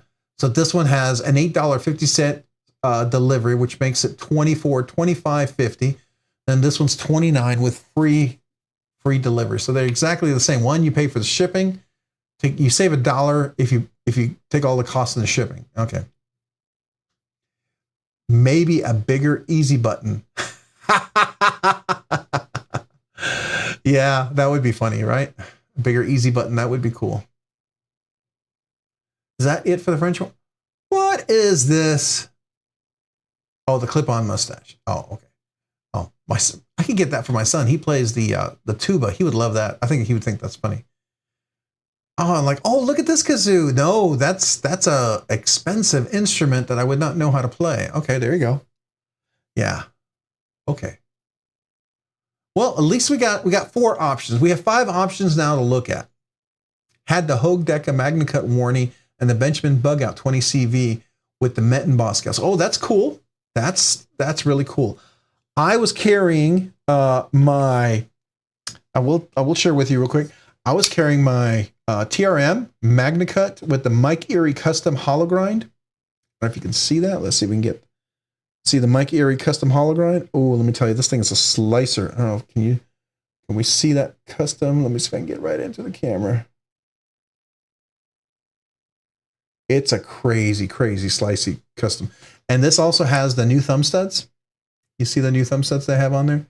So this is the regular Volcano thumb studs. It's not their other ones. So that's really cool. And then earlier today, I was carrying the Knoll Knives Reiku. I was enjoying that earlier today. Switched it out at lunchtime. So that was a new acquisition. This is the one that Sean at Knoll Knives, Riot had gotten that pivot so stuck on that it stripped the screw. And so Sean had to drill it out, take it out and replaced it. And it works great now. I mean, you know, it happens, right? Riot tends to go Loctite crazy sometimes. So those were my 2 carries for today. And then I talked about some of the stuff I did this week. We did that. I put some skiffs into my custom Trevor Burger XL. I put them into my new Brian Brown knives, my Jaeger version 3 that I was going to sell, but then I thought, let me try one more time. And then I tuned that. It worked great. Put it into my Trogon, which was great because somebody asked me, hey, does that fit? And oh man, it works really wonderful.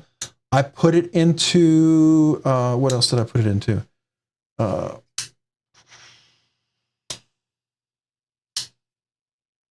put it into another custom knife.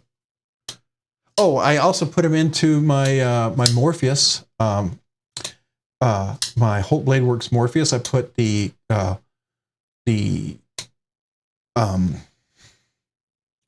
Skiff cage bearings into there. I got rid of the Delrin bearings, and that made a huge difference. So much smoother.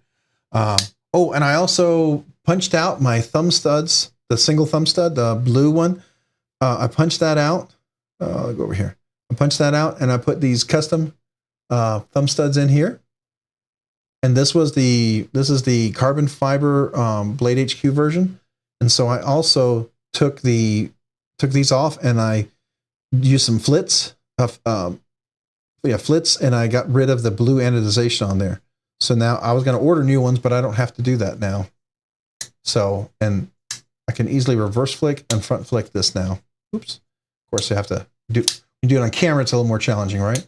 So anyways, that was the other thing that I did this week. I had some negative feedback on the Chupacabra, mostly that it would fail with a light spine whack. Just curious how yours is holding up. I don't do spine whack. I do a check to see how it's going. I adjusted the spring on mine because the spring was ridiculous. It was not very flexible. So when I got this, it was one of the things that I don't like about the Snex lock and the Super Lock, and I don't like it about the very small Shark lock either. The Vision FG was the other thing, is that it's not as friendly to release here. It's kind of hard, right? And so it works, but you have to get way down there, and you have to really get your hand in there. Now, to get past all of that, there's a click there and there's a click there, and it does hold in pretty well. Now, when you whack it, it is a spring, and if you're whacking the spring and the spring disengages this part right here, then I think it's going to fail. All you need to do is get over that bar right there, and it just has to come back far enough. Let's see here. Hold on. How far does that go? Well, wow. Okay. It just goes back just very little. So again, this I would treat like a button lock. I wouldn't treat, I don't, that being said, I don't know if I would consider the Snex lock as good as a Shark lock. And I know some people are going to freak out. Some people think the Snex lock is better than the Shark lock. I'm not sure I'm a big fan of it. I got this as a sample from Tactile Knife Company to try out. So we'll see. I do know the spring was super, super difficult to disengage. And maybe they made it so difficult to disengage because they were having some failure issues. I don't know. Yeah, I agree. It's less than 1/8 of an inch. I did notice that. So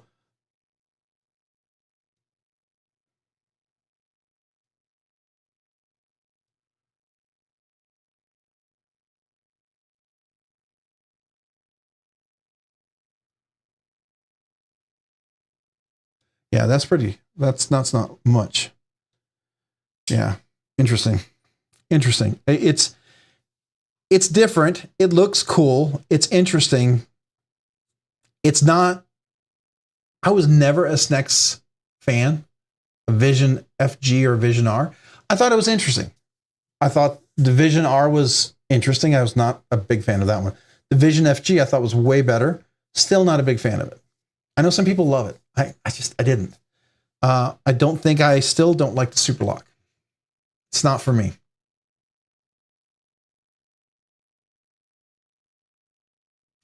It's supposed to be very durable. Yes. Yes, it is. Like the Shark Lock. But, you know, if you hold a knife like this and you're pressing, let me just be honest with you. If you hold your knife like this and you're pressing and you're cutting something and you happen to push back like this right here, and you happen to, as you're pushing down, you happen to be pushing and it goes back like that, you're going to fail that lock. So you just have to know that if you're using this lock, you have to be way up here I would not have my hand on this part right here, because if my hand's right here and I push that, just by the pressure of a tight grip, you could disengage it. So I don't care for that. That's one of the reasons, and you know, some people hate it or whatever. It's one of the reasons why I really like a frame lock. Because a frame lock it's got the lock built into it. You squeeze on that frame lock, you're not going to disengage.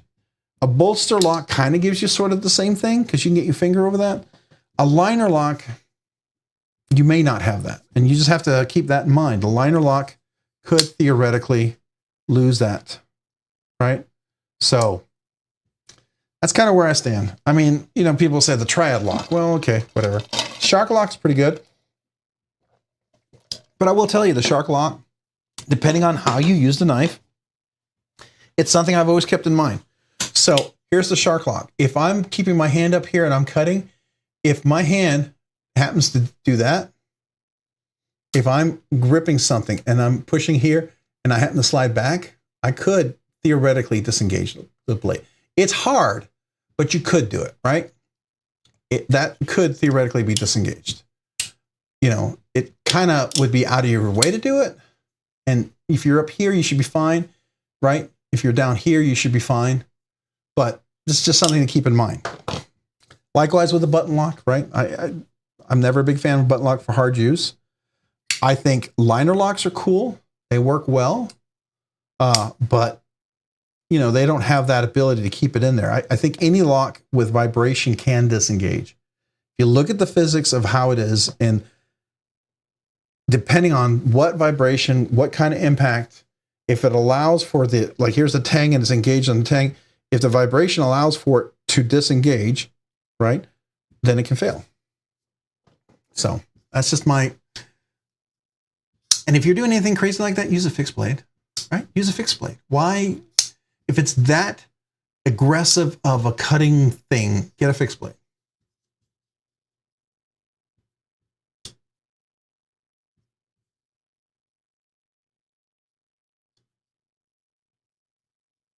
Yeah.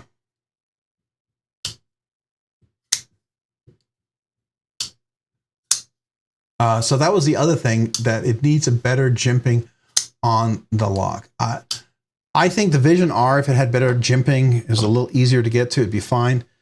What I find really difficult is this. I can't get to that. So if I disengage this, I mean, by the time I get down there to that pressure, I'm already feeling uncomfortable, right? And the pressure is just leaving a dent in my hand. So just to get that past, I'm not a fan of that. To me, it's not, I don't know. That's just where I stand on that. I did put skiffs in there. It seems okay. I don't know if it needs it. I feel like it's kind of a waste, personally. So I may take the skiffs out because I feel like it's not really a benefit. And I'm not sure what I'm gonna do with that knife. Who knows? It may be a giveaway knife unless they want it back. So.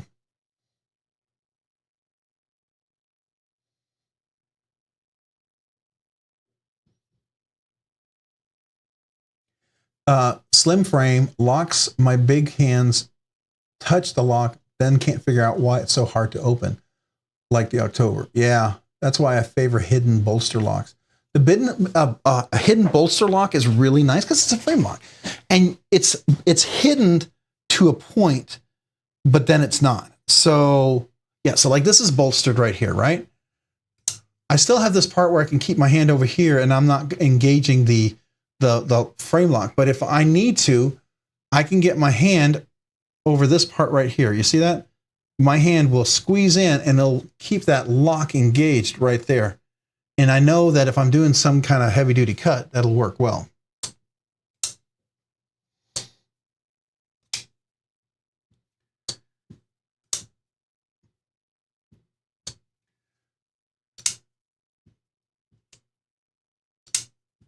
So I will tell you, I sent my, this is for you guys. I sent my dread eye in. I don't know if you guys know, I went on vacation, used my dread eye to cut fire logs, wood, and get like little shavings off to start the fire. And I noticed as I was cutting, I don't know if you can see that, but there was a little warpage. You know how when you bend metal, let's say here's the crease where the metal bends, it leaves like a little lip or a little like a little bow comes up where the metal bends. And so you have that crease, and that's where the metal fatigue occurs, right? And if it does after a while, it breaks at that point. For whatever reason, I have that on this side. And when I looked in with my jeweler's glass, it looks like there might be a hairline fracture crack in there. And so I sent this in. I said, hey, when I was looking at it really close with this, my little jeweler's glass, it just seemed like from the angle, there was that bow or lip or crack or something. I asked him to look at it, and I was really bummed because I didn't have that before. It was loose in the grip. So I got it back exactly the same, not any change, no word what they found, no word if they said it was fine, nothing. Which I sent that in on warranty. And then they had asked me at Blade Show to reach out to him because you saw my review on the Maverick. It wasn't favorable. It was one of the early releases. It was not. It was when they had some manufacturing issues. The newer Maverick I tried at Blade Show was really nice. I liked it. And I thought, hey, if this is how all the newer Mavericks are, I would like to re-review this. But I don't want to pay to buy another Maverick because I already bought one and had to return it. And I'm not willing to go spend money a second time for a second chance, right? So I thought, they said, hey, reach out to us. We'll send you one. So they asked me, would you want a purple or red one? And I said, well, whatever you have is fine, purple or red. I didn't hear from them for 5 weeks. I finally had to reach out to them and say, hey, what's the status of the knife I sent to you? It was on some guy's desk sitting there with, I guess, a chupacabra or something. They asked, hey, do you want to try a chupacabra? I was like, oh, sure, that'd be cool. So I got the knife and the chupacabra, no Maverick. That's fine. If they don't want another review on the Maverick, maybe the Maverick is end of life, kind of like what happened with the Rockwall flipper. Fine. If that's what it is and they don't care about the review anymore, it doesn't bother them, I'm fine. I just know that video that I do still has a lot of views and still gets a lot of views. And I still get comments on it. And that's fine. If they're okay with that. I was willing to redo it because I thought it felt much better. So I reached out to them, hadn't heard back. And so now I'm kind of bummed about the fixed blade because now I'm, this is no longer going to be a knife for me. And then the chupacabra is okay, not quite my cup of tea, and I didn't get to redo the Maverick. But I do like the Archer. The Archer is amazing. Archer is amazing. I knew I would like it. Everything I saw in there, I like the design of it. I'm happy about that. And I would love the Rockwall, the little thumb stud one, if it was just bigger. It's just very uncomfortable. So, no, they didn't fix the crack. They just sent it back to me, no word, nothing. It was in the box. The sheath was still loose. I thought at least they would tighten the sheath on there when they saw that, it was all rattly. I thought, no. So, anyways.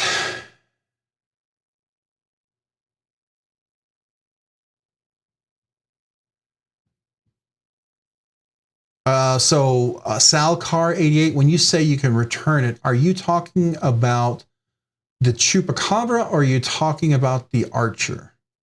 Oh, the Archer, yeah. So that Archer is pretty cool. And I like my Archer. I tuned this thing. I've got that beautiful action now. It's got a beautiful ramp on there. It almost has very similar to the Conic Arius, right? Because I believe the guy who designed the Conic Arius is the one who is helping with this. If I'm not mistaken, that's what I hear people say. And this definitely has some nice action. By the way, I recommend putting Skiff washers on every one of your Conics. I don't care if they have Delring washers in there. I'm not a fan of Delrin washers. I think they're not great, honestly. Every time I replace one, I replaced them. I replaced the Delring washer on my Rosie. And I put Skiffs on here, and after that, the action is 1,000 times better on the Rosie. It was great before, don't get me wrong, it was great, but man, it's just so much nicer now. So, I'm not a Delrin fan, and I'm not trying to dog him, I'm just not a Delrin fan.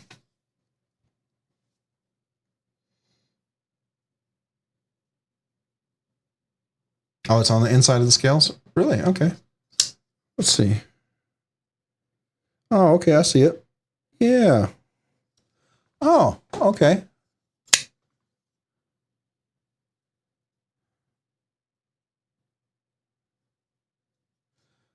That's cool.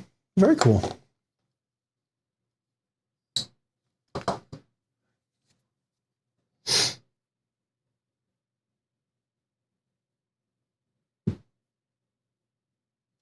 If the jimping isn't amazing, you might be able to find a knife modded to fix that for you. The jimping on here, yeah, I just don't think it's. I just honestly don't think I'm gonna like it. I don't like the super lock, and I think it's cool. I think some people love it, and I'm all for that. And if you love it, I see the benefit. It's just really uncomfortable for my big meaty hands. I think it's a lock that works well for thinner, bonier fingers. I'm sorry, I don't know how, or big calloused fingers. I got big, meaty, knobby fingers, and they don't do well when I got to stick this big giant finger on a little itty bitty piece of metal. I don't care for that. And Snex locks of any kind are not, they just not comfortable. My finger gets numb after I've used, just now with all the stuff we've been doing right now, my finger is kind of numb and tingling from just using this stupid lock. Just right now. And it's uncomfortable. I don't like it. And you know me, the ergonomics is a huge thing about a knife. And if I don't like the ergonomics, I don't like the knife. It can be beautiful all day long. I don't care what it looks like. If the ergonomics is not great, I'm not a collector. I'm not a collector for how a knife looks only.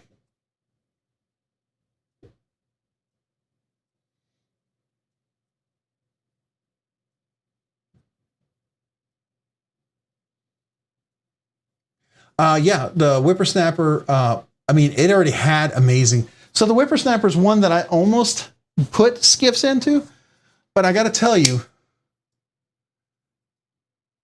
the action is like, I can't find any fault with it yet. Now, I've had knives where they've been beautiful like this for a while, and then all of a sudden they get gritty. And I don't know what it is, what happens if it fails after a while. And then I put Skiffs in there and it's amazing again. But this one's been pretty amazing all the way. I will tell you, when I replaced the Urban, where'd it go? My Urban XL. Let's go back to the desktop. The Urban XL here, I put Skiffs on this one. The washers I took out of this one were very disappointing. Now, the Dakar, I did take this apart. The Dakar has Skiffs washers. Trevor Berger is using Skiff washers in all his knives going forward. So this one has Skiff washers in it. It even listed Skiff washers in there. So this one right here has Skiff washers. I already took it apart, and it's the, it is the, oh man, come on. What is the size? Hold on.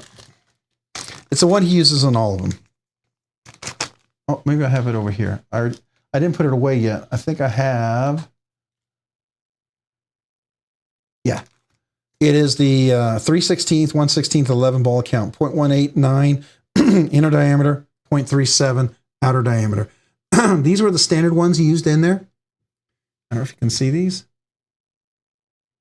Come on, focus. They look okay on one side, but on the other side, they're all jaggedy. And they look like Skiffs, like they're full phosphor bronze, but they're not. They're hollow. They're hollow and they're wrapped around. So they appear like they are, but they're not. At least that's what I feel like. So I don't know if you can see this, but the ball on this side has this like it's been milled out, and it's like it was punched out, and it's warped up where the ball goes in, and it's like bent. And I don't like that. And you can feel the sharp edges on that. So if that edge was ever taller than the ball bearing, it would totally drag on the inside of your knife. And Skiffs, if you know Skiffs, that's not how they are made. Now, if you ever get a Skiff that's not perfect, reach out to him, because that's highly rare when it's not like that. I know somebody tonight was posting about that. That's rare. When I heard it, I was like, what? I've never heard that. And doesn't mean it doesn't happen, but I'm pretty sure he'll take care of you. Have you skipped your Whippersnapper? I have not. LBH is what some people call it in another place. I frequent a little hands. What is LBH? Salcar, that's a good idea. That's my only complaint with the Archer. Reverse flick is pretty at least. Real quick before I go back to that one. So someone who has an Archer, I don't know if you are here who did it, and I very seriously considered it. They took, here's the Archer.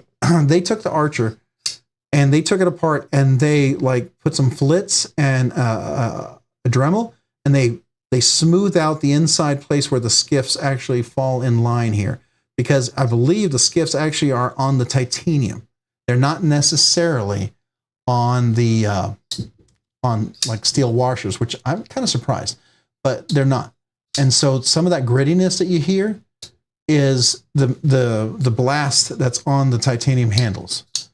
And I did tune my lock bar because I found it a little too crisp for myself.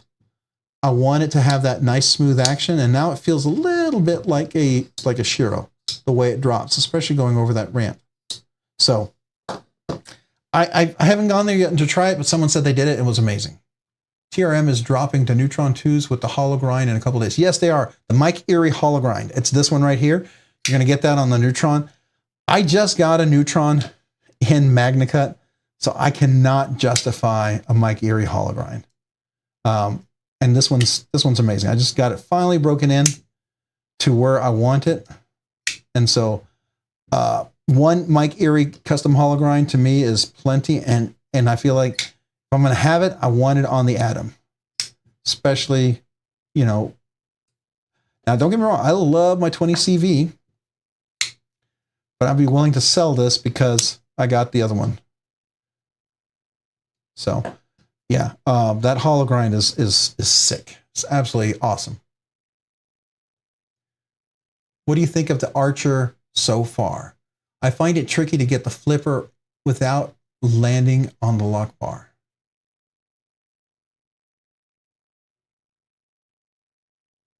To get the flipper right without landing on the lock bar. Let me see what you're saying. Oh, I see what you're saying. Well, one thing I did do, that detent was super, super strong on my Archer, and I didn't care for it. It made it not comfortable to drop and to close, and it made it feel like every once in a while I would slip off, because they really should have extended that jimping 2 more notches. There should be a jimping on the very corner there, on the very, make sure you can see it. Come on, focus. Come on. There we go. They should have extended the jimping out a little bit and then over, because your hand wants to slide off of that.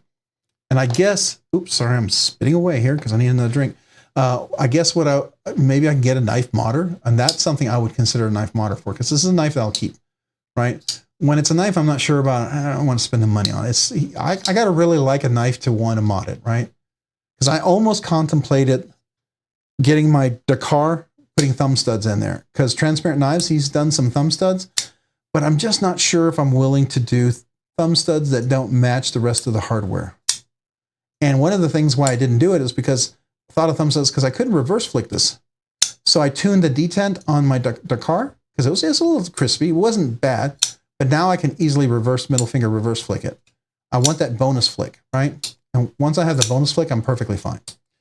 Likewise with here, I can get that flipper even with my finger on the lock bar with that lighter detent, because that detent was so, it made this not work well. And then if I had any finger on the lock bar, like you're saying, I couldn't get over that flipper. It would just fall right off. Now it works just fine. I can have my finger on here and I can flip it all day long. So I think it's very minimal what you need to tune, but I think a slight detent really goes a long way on that one. My personal opinion. If you like crispy, crispy, crispy detents, then don't touch it.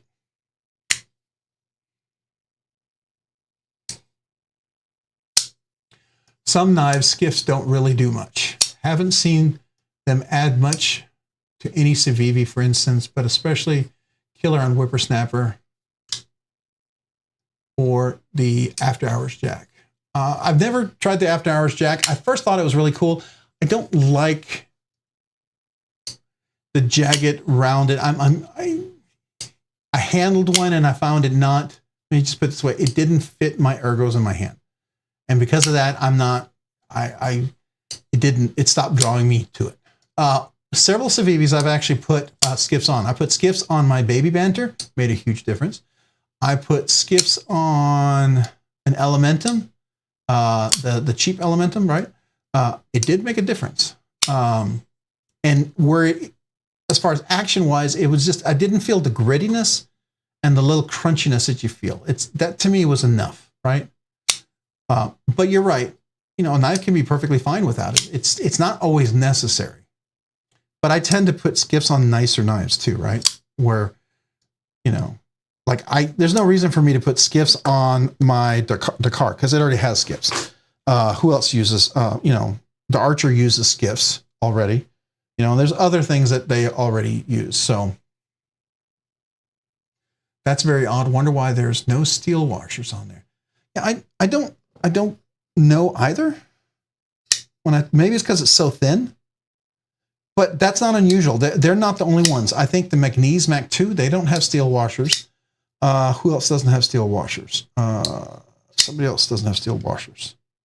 Maybe it was the car. I don't think it has steel washers. Can't remember, but yeah. Detent is all perspective. Oh, I agree. OpenL Collector 41, you're absolutely right. If you love crispy detent, you're going to want a stronger one. If you like a lighter detent, you want to like, it's all a matter of perspective. Like for instance, I always jokingly say Lefty Kevin, he likes when he says the detent is nice and strong, I know it's way too much for me. I would have to tune it. I couldn't use it.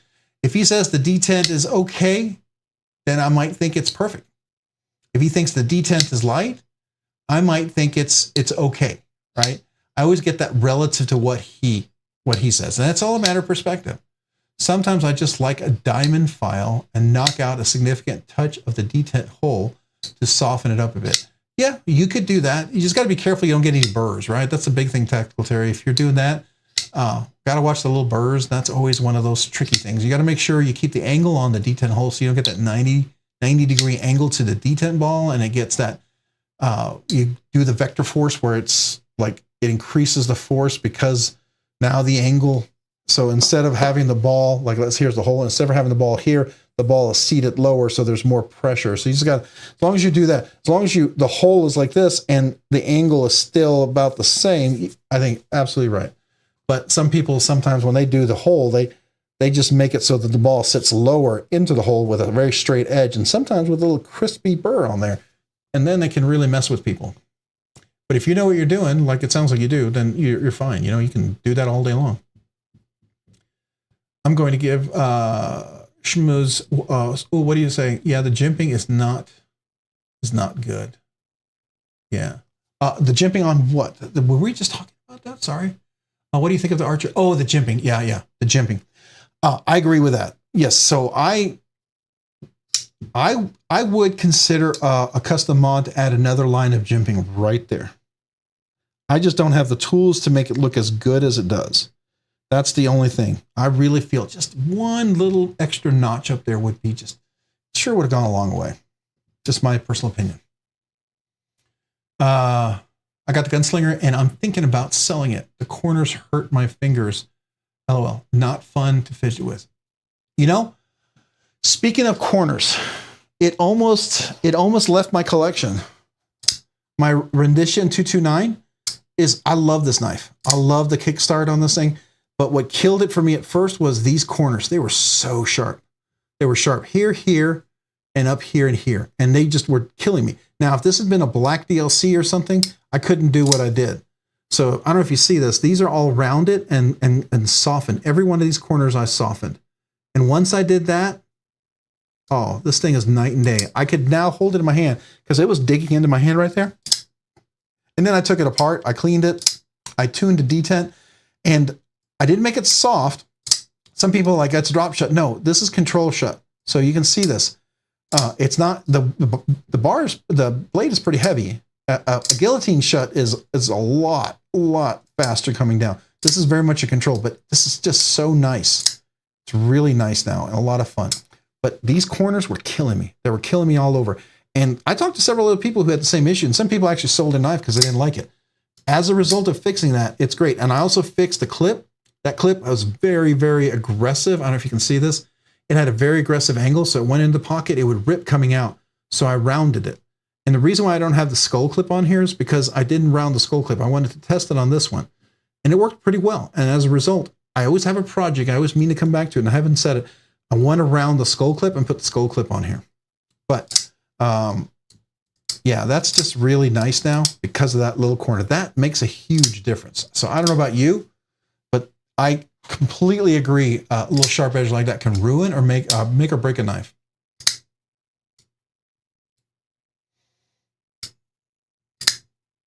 You had to smooth the corners on all three of us. Yeah, he likes those sharp corners, doesn't he? It's part of his aggressive design. I get it.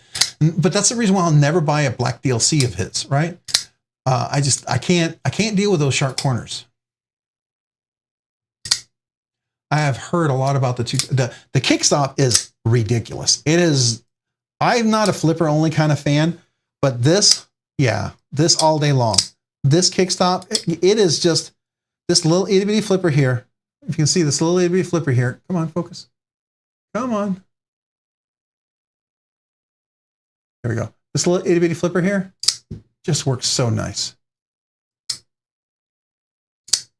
It's just so much fun. This kickstop, I get it. And I like that. I like it a lot.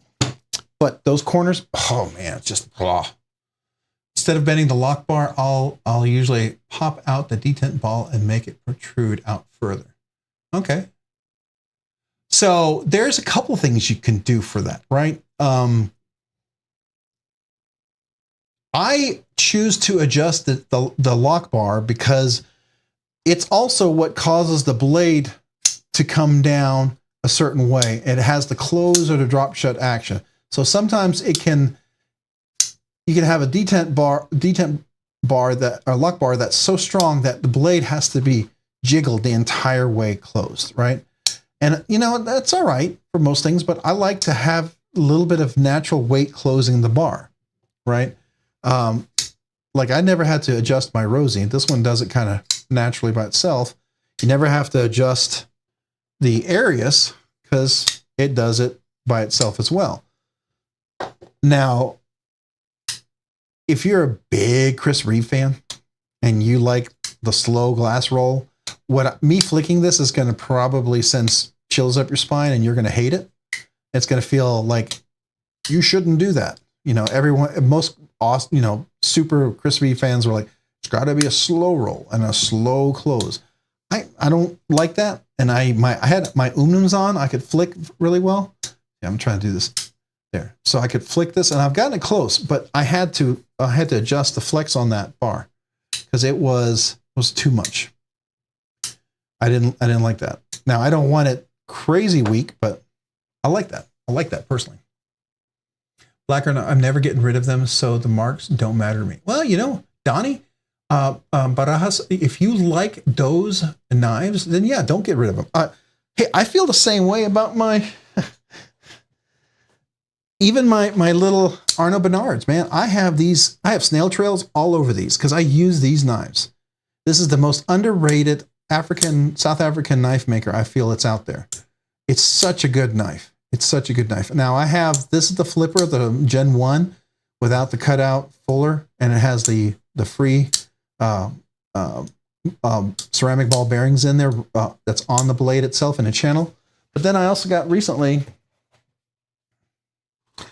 I got the carbon fiber, the flipperless, flipper delete. And this is so nice as well. And this has the Skiff washers in it. I already have some scuff marks on it because I've been carrying it. And, you know, some people will be like, it's a Safe Queen. You shouldn't have ever used it. Nah, I carry every knife I use. Now, will I go out and beat it up? No. But I'm not going to die over snail trails, right? Because I plan to use and abuse this. Now, there are some knives that I'll have and I'll never carry them. And then they're catch and release. And I've had those. I had a Herman Sting. I sold that. I just never carried it. I had a Microtech Stitch. I liked it, but I never carried it. A Microtech MSI. I liked it. Just didn't carry it. There are knives like that I have that I think are cool and I like them. Just don't carry them. And that's okay. Let's see. I think I might try and get a Chavez scapegoat. Oh, the scapegoat. Is that the new one where you don't see the screws on the skull, right? Jay Korsgad, and the giveaway is done. We just finished 3 minutes ago. No, I'm kidding. No, we finished a while ago. The hard lines on the Chavez object refusal to do any weight relief milling is annoying. Yeah, they really could do some weight relief. They really could, but they like that big, bold, bulky. I mean, the thing is, if your knife blade breaks or something, you could throw the Chavez, and to protect yourself. Like if an animal was attacking you or something, that knife might have enough weight to protect you. I don't know. Who knows? Still clearly that a somewhat drop shot, although you have to start it. A control hydraulic drop where it closes slowly without any assistance. I agree with you, Todd. That is my absolute favorite. I've gotten that pretty close. It takes a while to get that. I don't like to tune back and forth too much for that. I like to, if I get really close and then just let the knife break into that. That's my favorite. I do very much enjoy that. And I think I've gotten my Archer to that point now. It kind of does the nice control drop shut there as well. So if you know Holt Blade Works, they're known for their like massive drop shut. So I put Skiffs in this one. I tuned the detent because he likes it extra crispy, and I didn't like it that much. But when I tighten this, I got it now to have that real nice controlled drop shut. It's not like your tip. And I'm thinking about putting Skiffs on my haptic, because that one still has that like radical just drop immediately kind of thing, right? Let me get there. That just drops right away. So I'm thinking of doing Skiffs on this one and maybe see if I can tighten that up just a little bit, because that still has that really immediate drop, which is typical of Holt Blade Works, right? I call it the guillotine. This one is not quite the same. It's more controlled, and I really, really like this much better, personally. So, yeah, I agree.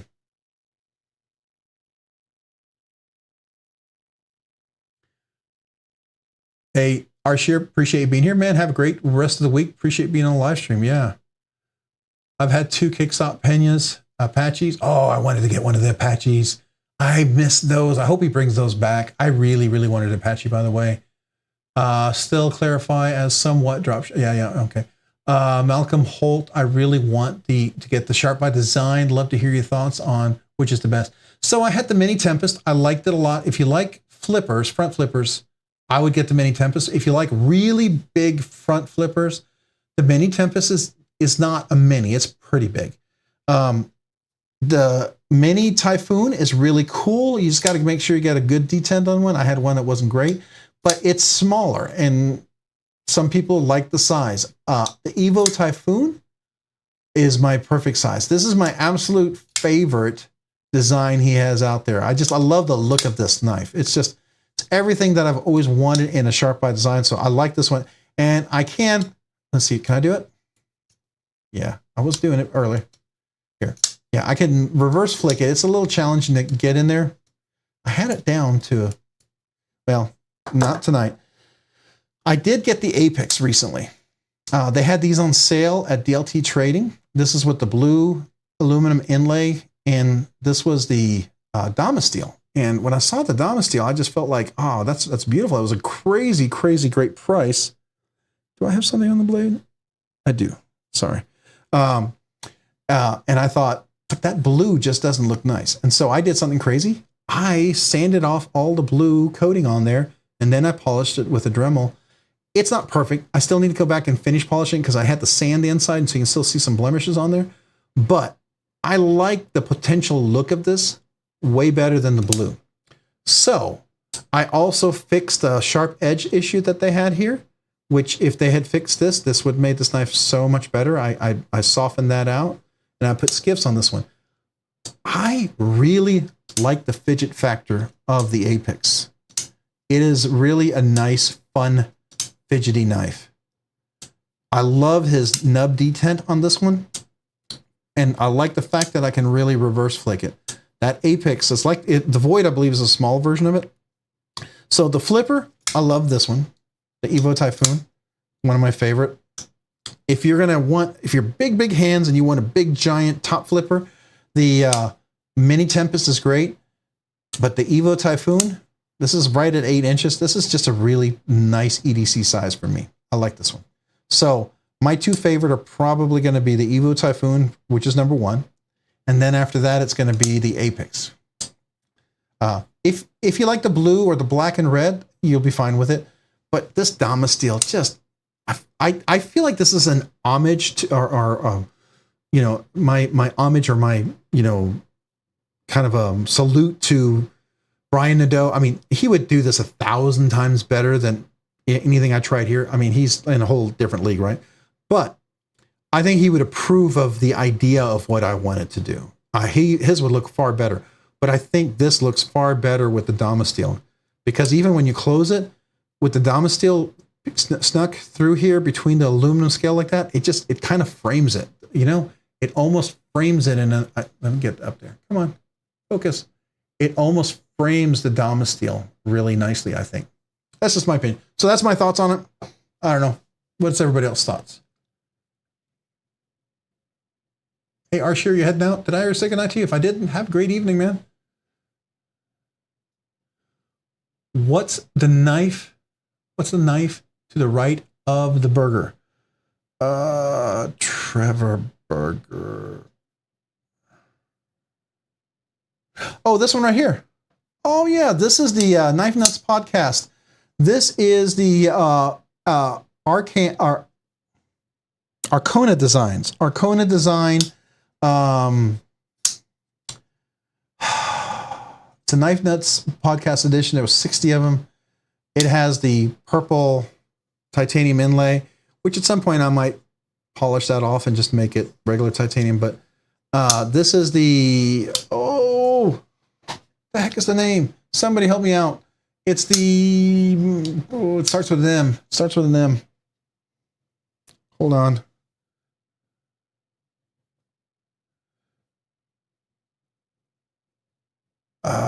Hold on. I'm trying to find it here real quick for you guys. It is.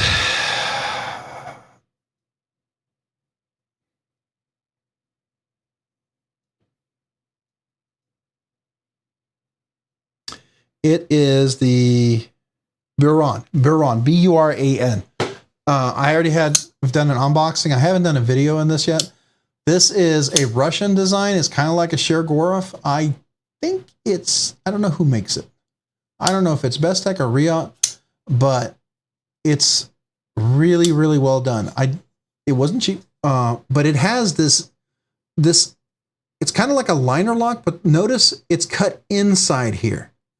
And so this frame is not part of it. It's on the inside. And then there's this, here, let me zoom in so you can see it a little better.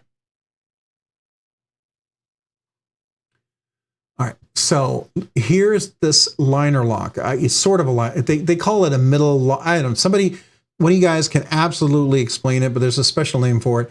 But it's basically like it's cut out inside the frame here. And then this little steel bar insert liner lock, it's attached down here and it sticks up here. And that's the part that you're actually touching.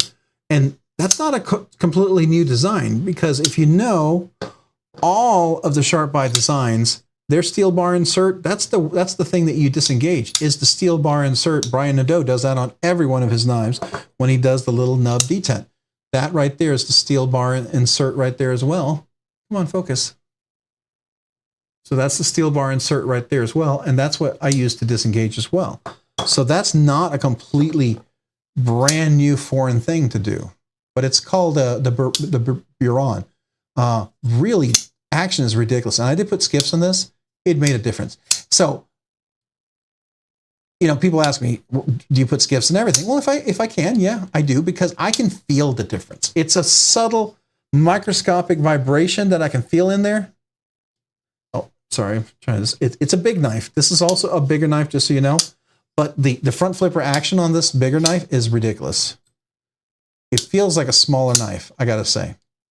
But I can feel the difference with the skiff washers in there immediately, just so you know. I can tell.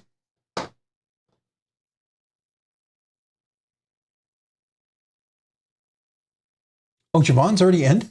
Oh man, I hope he's okay.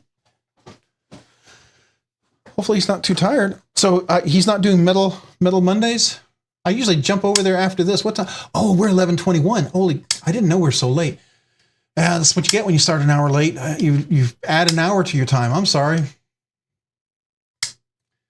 Yeah, so with the sheepsfoot blade, sorry, typos. Okay, so I'll have to replay Javon's after this. Yeah, definitely. Was a bit surprised. Okay, I have front flipper Pena Apache. I like a lot. I got the Pena Mula. Either he or either the sheepsfoot blade. It's awesome. Yeah, the Apache is one I'd like to get, especially with the kickstart. That one is really cool. I'd get an Apex if I could. Oh, the Apex, yeah. So I got this on sale at Blade HQ. They still had some of these on sale. And the S90V without the Damasteel was like $269. Oh, let me zoom out here.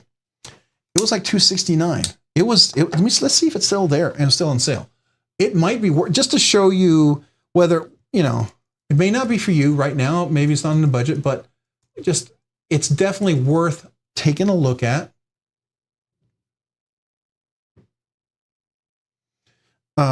Sharp. I'll flip over in a second. I'm just going to make sure it's still there. By Design, Apex. Yeah, look at this, $269. I mean, this is like a $400 knife. $260. That's ridiculous for what you're getting. That's a flipperless. That's the one that I have. I was going to get that, but I ended up getting the Damasteel version, which is pretty much this one right here, right? I didn't pay that. I did not pay that price. I guarantee you that. I did not pay that price because at $525, no. I paid, oh, they went back to all their normal prices. Yeah, I paid $359 or something like that. I paid this price, less than this price. So you're getting $269 for this one. That's an insanely good price. So anyways, just a good deal. Hey, Pacific Vandabon, man, appreciate you being here. Thanks for joining the live stream. How are you doing this evening?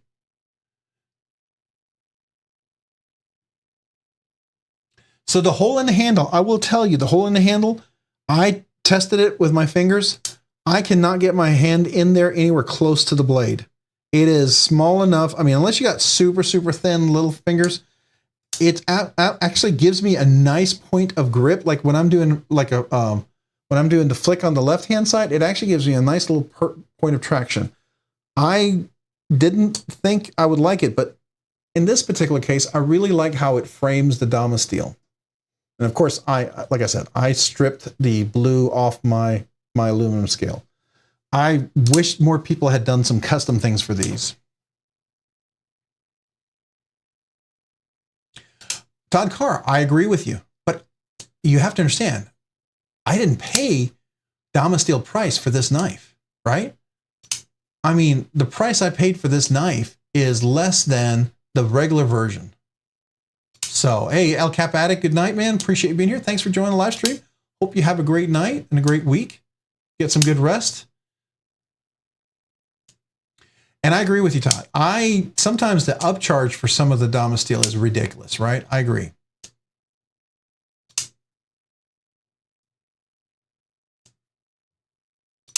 Yeah. Oh, the kickstop at $229 was on sale for $199. That's ridiculous. Yeah, let's look at that. Chavez, $229. Yeah, that's insane. That's insane. That's a great price. And carbon fiber, wow, that's really cool. That's a good price. Oh, even the G10.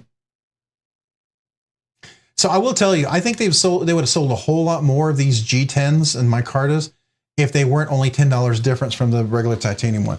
I thought that was kind of crazy. $410 for that titanium, I thought was, yeah, it's expensive, but it was okay. But I thought that price, that knife should have been $329 maybe. $229 is still an incredible deal. Yeah, but Donnie, I wouldn't feel bad. $229, that's a great deal. That's a ridiculous deal. It really is.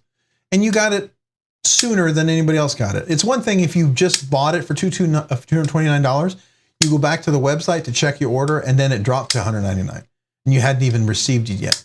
At that point, I would call them and say, hey, I think I should get, I should get my money back, or at least you should sell it to me for what you listed it at, and I don't even have the knife yet. The full tie was the same price. Wow. Yeah, I didn't pay $229. I wish I did, but I paid the $410 for mine. It was a good knife, though.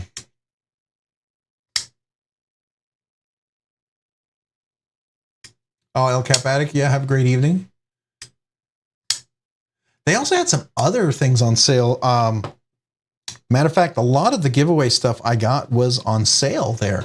The Petrified Fish Beluga, the one we just gave away tonight. So, Petrified Fish Beluga. I don't know if it's still on sale, is it?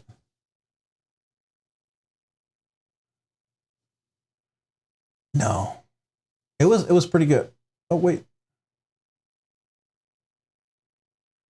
I got the blacked out one. Do they still have it? There we are. This one right here. This is the one I got. Yeah, it was a little cheaper than that for sure. So I did get a pretty decent deal on that. But it's a $50 knife. I think it's a really good knife. It's a good deal. It's a great beater knife. Hey, Neil McKenzie, appreciate you being here. Thanks for joining the live stream, man. Have a great week. Hope you come back next week. I have another giveaway. Yeah, I really think so. If you've been on the fence and you thought, yeah, I'd like to get a kickstop, this is the time to buy it. I mean, come on. At $199, I think they're moving inventory just to clear out inventory. That's what they're doing. They're moving at a cost. And sometimes you do that. You have inventory. If it doesn't move, sometimes it's better as having inventory that sits on your shelf costs money to sit on your shelf. And sometimes when you just remove the inventory at your cost, it's better for you in the long run. And that's what it looks like they're doing. And so you're getting the price probably what Blade HQ paid for it. And so that's a great deal.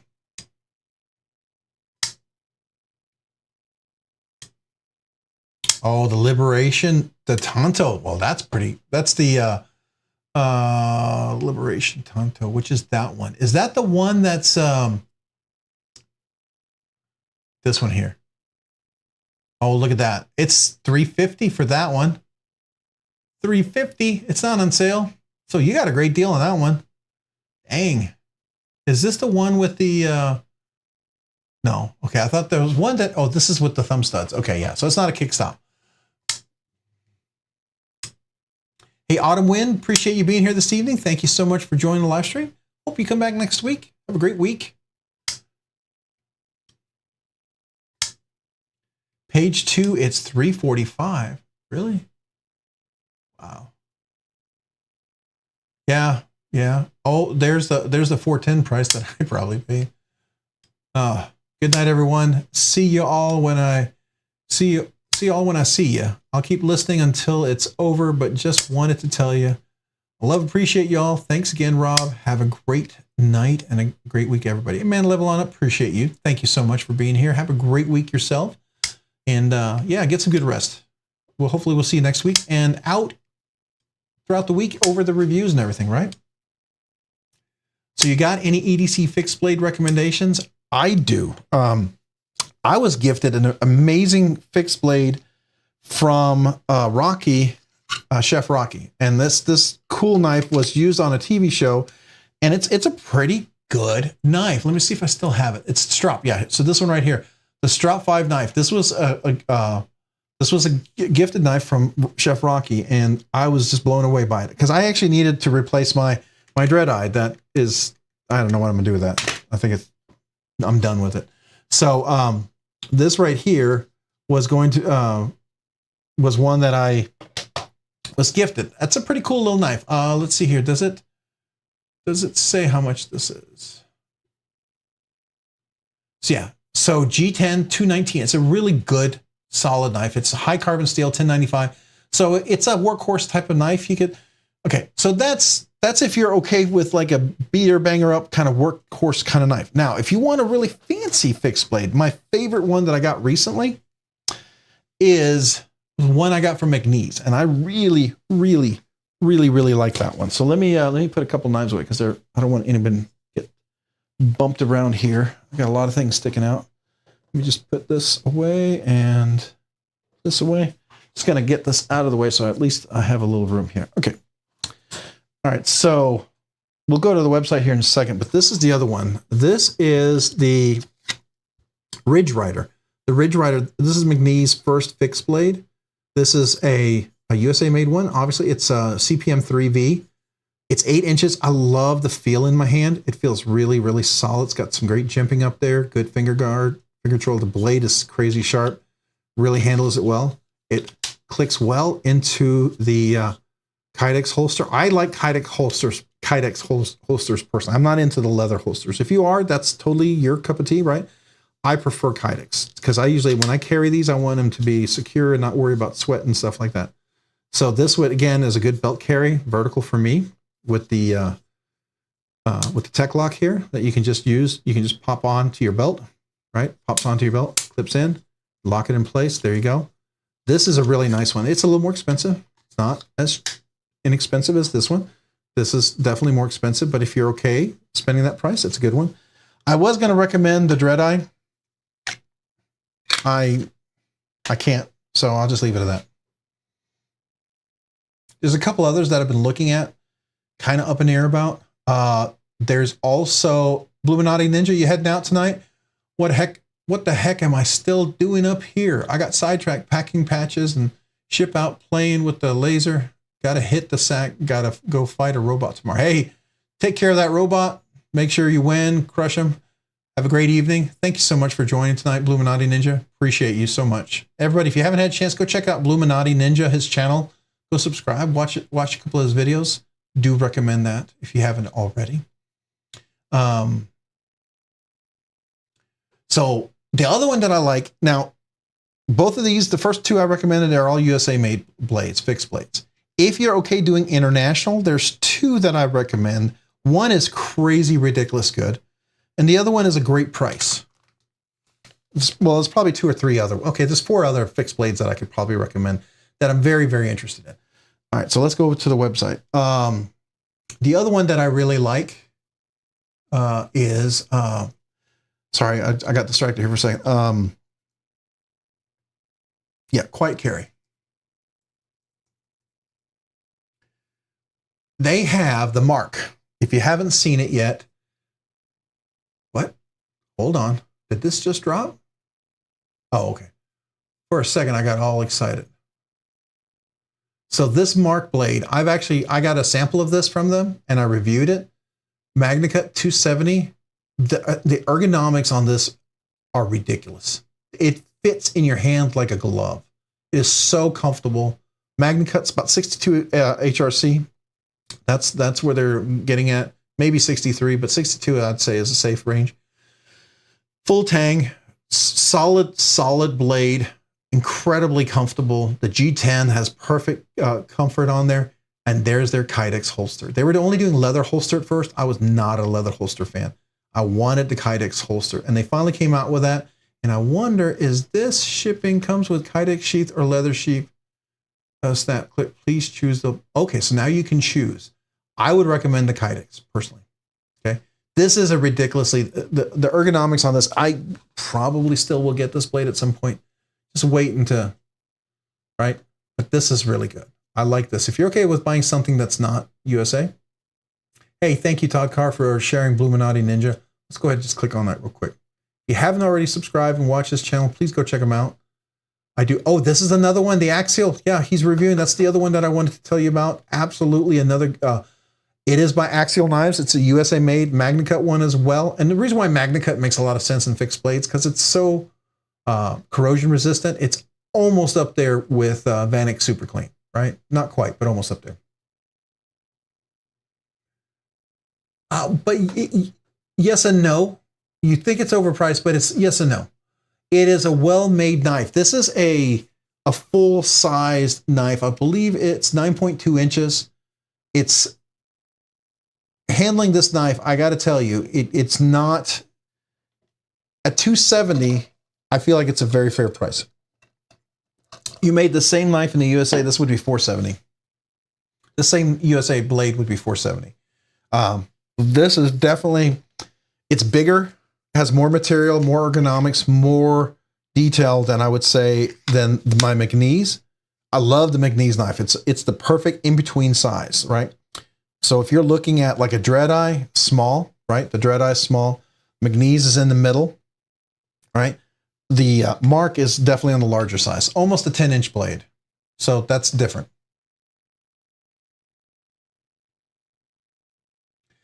Almost, but not quite, right? There's extra fancy stuff in there, right? So I like it. You're going to be a quiet carry fan or not. And if you don't like him, I get it. Absolutely, 100%. No worries. Another one that's great is axial knives. So let's take a look at that. I have very much almost bought this a couple of times now. All right, so Axial has a fixed blade right now. This one right here, the Alpine. Now they have different versions. You can get the fancy stuff with all the different things in there. You can get the Alpine, titanium scales. There's all different version. Oh, you get a blemished version? What? Hold on. What? What's blemished?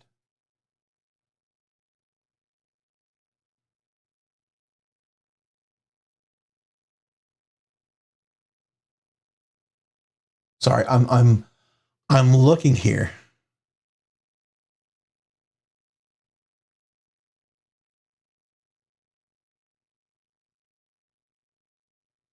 Okay, interesting. Don't look here. Don't look here because I might go buy this. Don't beat me to it, please. Anyways, here's the fixed blade. There's different versions of this one. It's USA made. It's a thinner blade stock too. You got to look at the specifications on here. The blade thickness on this one is oh, that's the width up here this way. But the yeah, it's 0.1 inches thickness. So it's a thin blade. It's a slicey thin blade. It's not like the McNeese Ridge Rider. That's going to be 0.12 to 0.13, right? The Quiet Carry is going to be a lot thicker than that as well. I think it's 0.14, 0.15, right?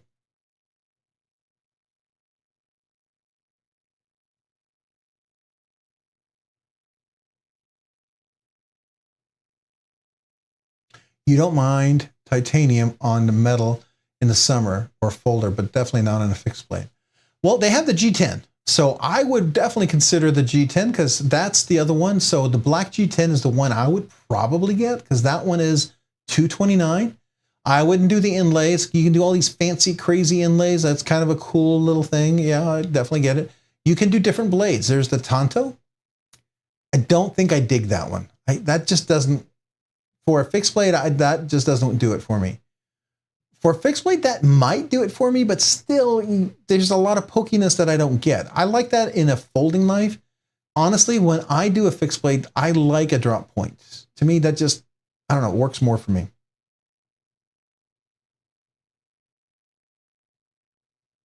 But this is another good one. It's a pretty decent price for a USA blade, right? It's pretty simple, full tang, just a G10 screwed on, nothing fancy, some basic jimping, flat grind. And that's it. Now they have a DLC. Did they say DLC? Hold on. Oh, I thought they said DLC. Finish, stonewash, or DLC. I wonder, well, it must be a fancy version that they had. Anyways, those are good ones. And thank you, Todd Cart. That's exactly the next one I was going to go to is Asher. You beat me to it. So the other one, which is a pretty good knife for the price, it's kind of ridiculous. It's up there with the CJRB or the QSP fixie, because QSP has a good one too. I agree with you. So that is hilarious, Todd, because that's exactly the one I was just thinking about. So that is cool. Oh, yes, I'm over 18. I just get tired of, they're always sold out of everything. And I just, Wait, is this not sold out? What?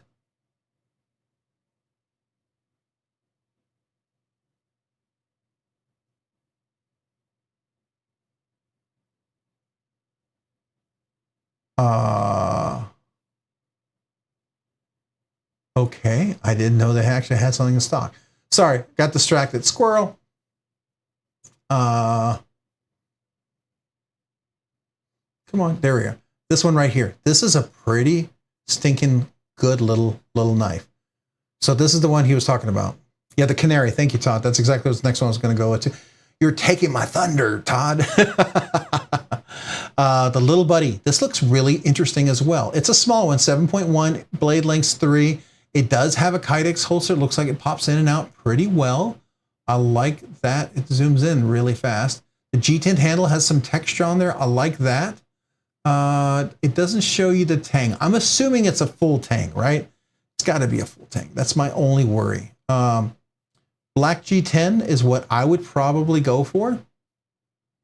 I like that. It is a full tang. You can see it right there. Okay. And it does have a little hole for a lanyard loop. I think that's pretty cool. It's S110 blade steel, so it's not going to be your beat up 3V M4. It's more of a, like if you're a hunter, it's more of a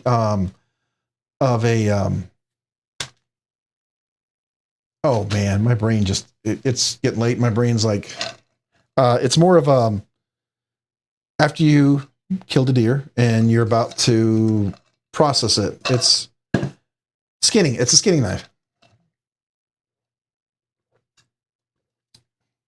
The Premium Bear fixed blades. I think I've looked at them. There's certain, like reef knives, I'm not a big fan of those. Now, I didn't like any of the reef knives except for their new 10-inch fixed blade ones that just came out. And that might have changed my mind. I'm technically still an affiliate for them. I don't list them because I didn't like some of their designs. So I felt like I couldn't speak well of them favorably. This one's really cool. This is one of those that I would be interested in and I would definitely check out. Right? So like $250 for 2 knives, that's kind of insane. Now, these knives over here are typically made by petrified fish. So this is very cool. This is interesting.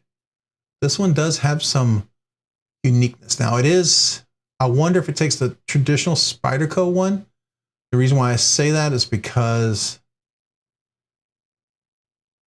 brass cage ceramic bearings. Yeah, because it would be very cool if I could just put like the RGT on there. So anyways, this one's interesting. All right, so the other one is the Primitive Bear knives. All right, so let's go take a look at them.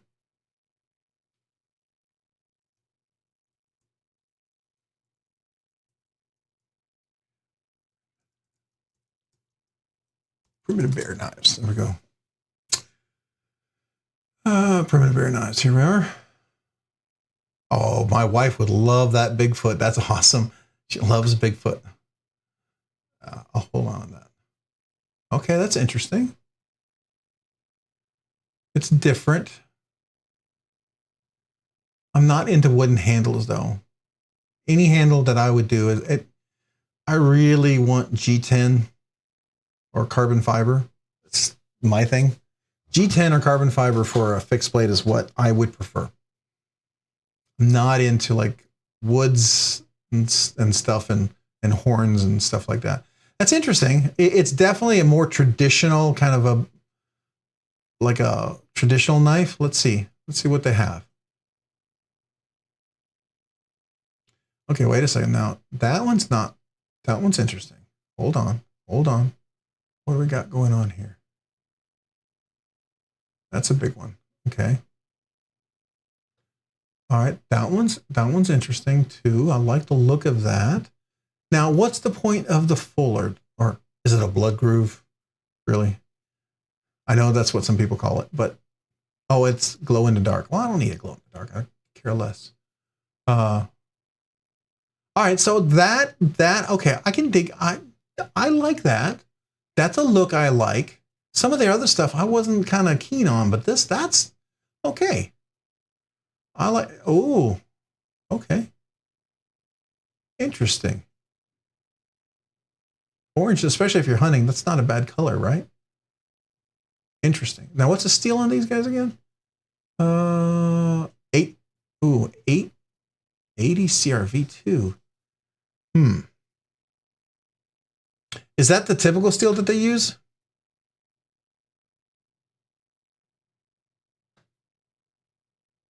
Not sure I'm a fan of that steel. That's interesting. Now, the one that I liked was Bradford knives.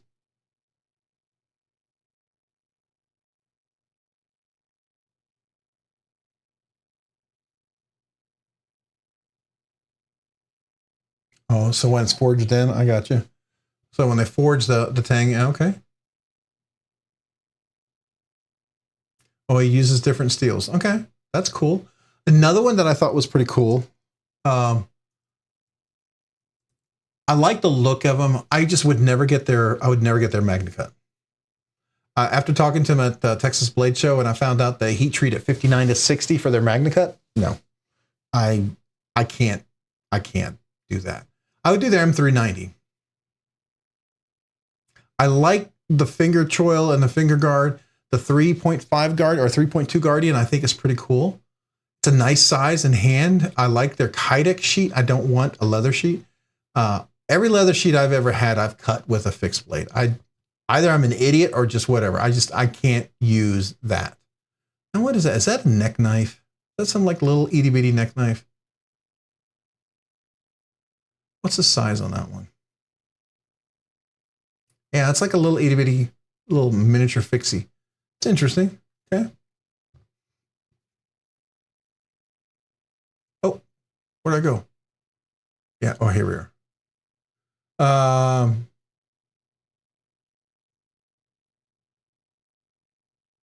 Yeah. So Todd, I mean, it's different, right? Check out the Schwartz knives over Overland Sport. People seem to love it.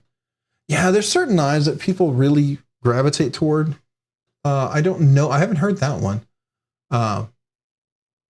This one, handling it, I like the feel of it. Again, I look for a small EDC size fixed blade. I like those. Those is kind of what I dig, right? I like something I can EDC and pull out when I need to cut a box. I need to break down some boxes. I need to open some mulch, some fertilizer, right? That's the point of me having a fixed blade. When I need hard use knife, I don't have to worry about scratching, damaging my folder, right? Especially if I'm carrying a nice folder, then I really like to have a second knife accessible. So like, here's your breakdown of the thing. And I think I like this style more here, this one here, or this. This I think is more, isn't that like a 10-inch? I think that's the larger version. But anyways, all right. So love the look of the Bradford knives. I would never get the MagnaCut. Just my 2 cents on there. Do not like the heat treat of the MagnaCut. Not a fan of it, just to let you know. Yeah. But let's go check out the Schwartz knives. Okay. Every time I think of that, I think of Spaceballs. So if you have no idea what I'm talking about, I probably shouldn't say anything. But if you watch Spaceballs, you might like that. You might like that reference. Let the Schwartz be with you. I hope I didn't insult anybody. Drink water. We're just looking at fixed blades. Definitely checking them out. We talked a little bit about everything. We talked about the Mike Erie custom grind for TRM, which is pretty stinking cool. We talked a little bit about Shark by Design and like the Apex that I kind of did some things with. We talked a little bit about Tactile Knife Company, some other fixed blades. What else did we talk about? I thought I had something over here that I just recently did.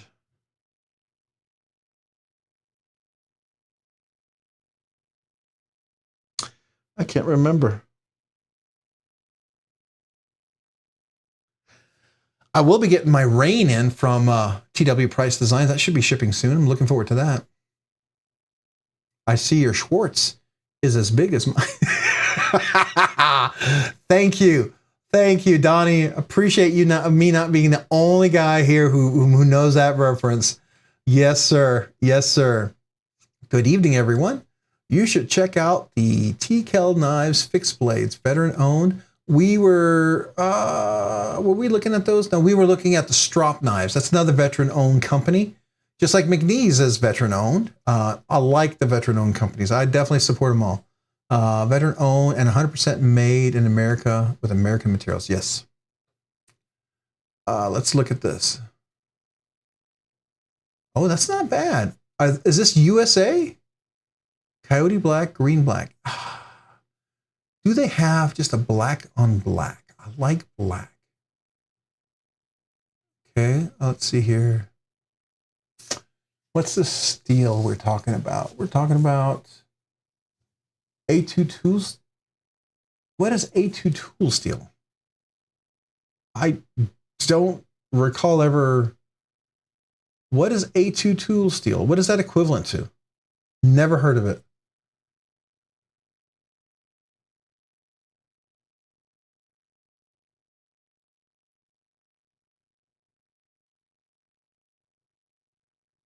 Oh, yeah. So let's go look at,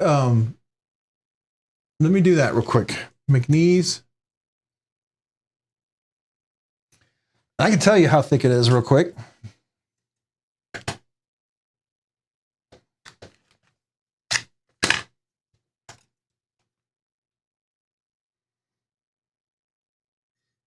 So at the very tip, we're looking at 0.1345. We're at the base. Yeah, 0.135. So it's a 136 thousandths of an inch. So it's not super thick, but it's not super thin. It's what I'd call in a robust sort of thickness, right? Now, is it as robust as the Strop knife that we were looking at earlier? I think that one might actually be about the same. Let's look at that. Oh no, it's bigger. Definitely bigger. 164 thousandths of an inch. So that's definitely a little thicker on the edge. I'm so disappointed with the Dread Eye. I really liked this knife for the longest time, and just really bums me. So, anyways. A2 is better than D2. Yeah, I've just never heard of it. Is it like ABL or something? Huh. Okay. It's just not a steel I feel like I thought I've heard of a lot of steels, but I know there's a lot of steels out there. It's not one I've ever heard of. That's not the one. Knees, here we are. So they have their fixed blade here. Come on.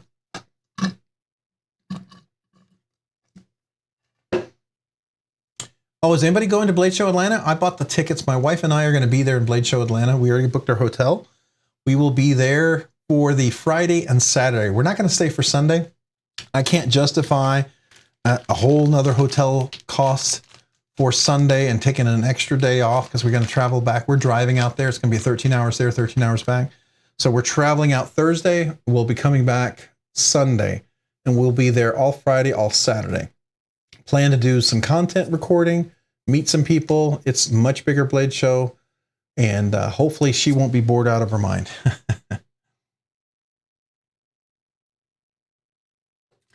All right, so American Commitment, built to last, 100% top-notch service. Yeah, he's a former Marine, so he is a veteran. No, Ridge Runner. Sorry, I call it Ridge Runner. So it is a pretty decent knife. Now, he has some that aren't atomic wash. They're satin finish. Those are kind of cool. Like this one right here. Mine is the atomic wash, but it matches my McNeese Mac 2. That's a cool one. And this is some of the specifications, 3V. It's 8.19 inches.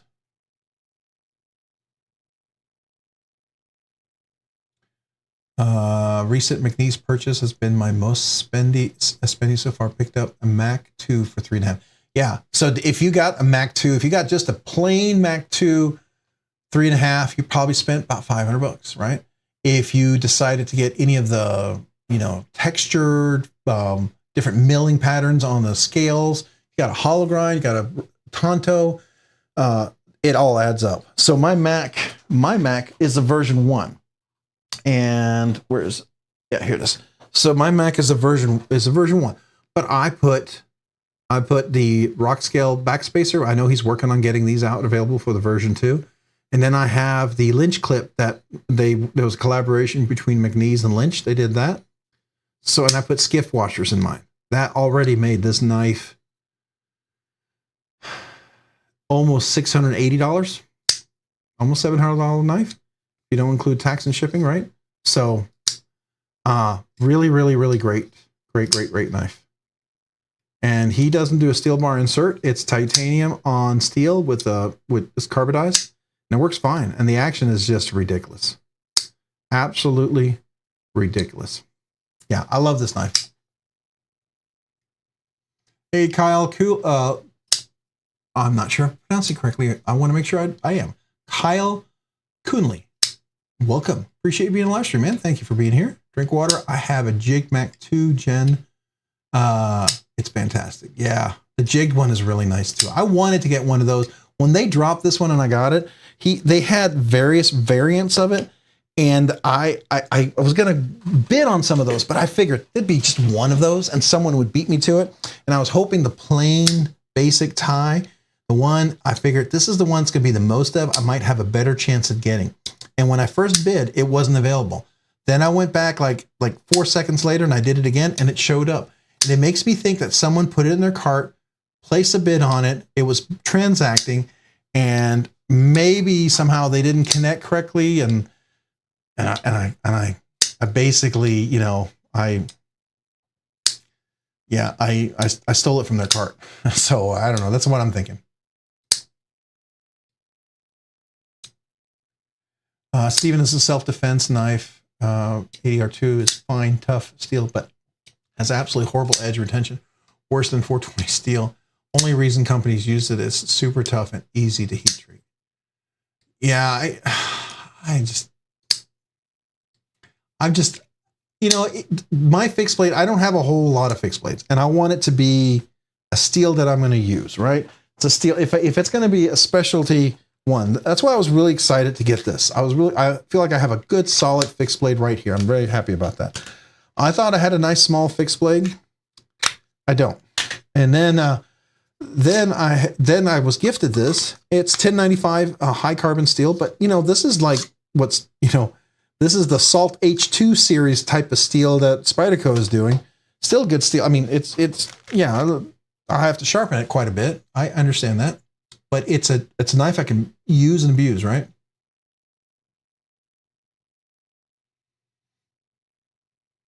Well, the whole thing about edge retention, it all comes, you know, as Larry Thomas says, most of it is due to geometry, right? It's the geometry of the edge.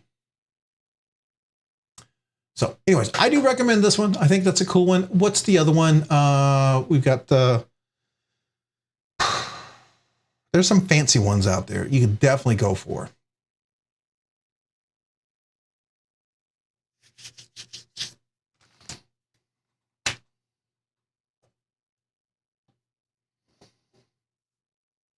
I mean, you know, the whole question is, are we looking for the knife to be a skinning knife or like hunting? Are we looking for the knife to be... Kyle, you're over knives. You're thinking of selling a bunch. Well, man, then you shouldn't be here because we're talking knives. No, I'm just kidding. You might find something you might like, and then you'll be getting more. Any other knife that I own? Why does this one keep turning off? Sorry, my iPad just keeps turning off. And I was playing it over here. I don't know why. Okay.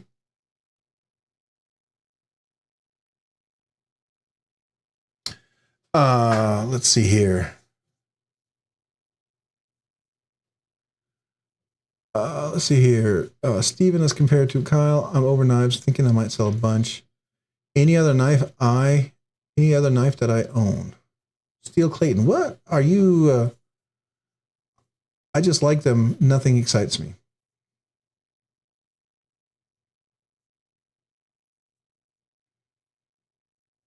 Okay. Well, you know, I get it. Every once in a while you get burned out a little bit on knives and you feel like, you know, nothing is exciting. I find I find personally, I look at design, ergonomics, those things are what excites me. And I look at the intention of a knife. And then I enjoy the part of modding my knives. I really enjoy that part of the thing that I can do with different knives. And for me, that's an enjoyment. Like I got to be honest with you, the most fun I had this week was this. It's not the perfect job. It has some work to do, and I still need to polish this to look better. The concept to me is still, I really love what I did with this. Got such a great deal on the Damas steel on this, but just, I feel like compared to the blue inlays that this had, this is night and day for a Damas steel blade. To me, it just looks so much better. It's just such a nicer knife. And the other thing is I enjoy sharpening and stropping my knives. I like getting to crazy sharp. That to me is a lot of fun. I like to be able to whittle a hair follicle or drop a hair on top of the blade and shake it and let it fall apart. I don't know, call me crazy, but I enjoy that. For me, that's fun.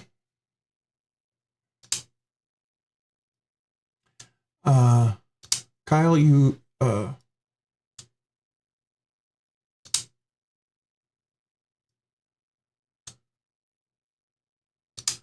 so I bought a lot of good knives, Donnie and Kyle. I've bought a lot of really great knives over the time. My collection's gotten kind of interesting, but I'm not into, I've always said for me, knife collecting is all about a knife that I use. Every knife I own, I carry. If I don't carry it, I sell it. And if I get to, if it's a catch and release or something, that's fine. But every knife that I own, I will carry. I don't care what the knife is. And if I consider buying a knife that I would not carry, I won't buy it. I don't care what the knife is. I don't care what people say it is. I don't buy a knife because people say this is the knife you want to buy. I buy a knife because I like the look of it. I like the feel of it. I like the ergonomics. To me, a knife is a knife.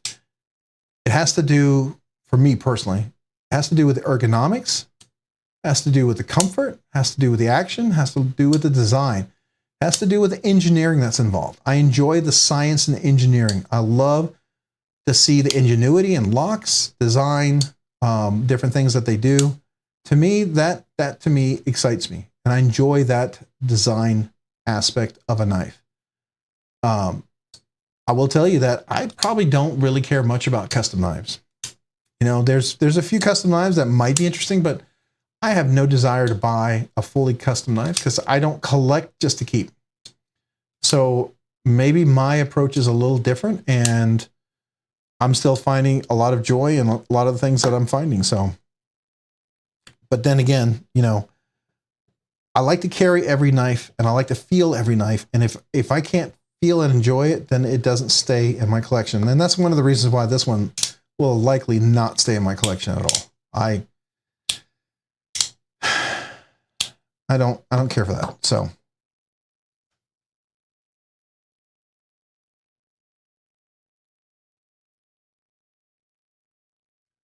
Yeah, so Kunwu, I had several Kunwus. I've sold most of them. I have one that's probably going to be a giveaway, and kind of basically donated as a giveaway to the channel. So that's cool. Kunwu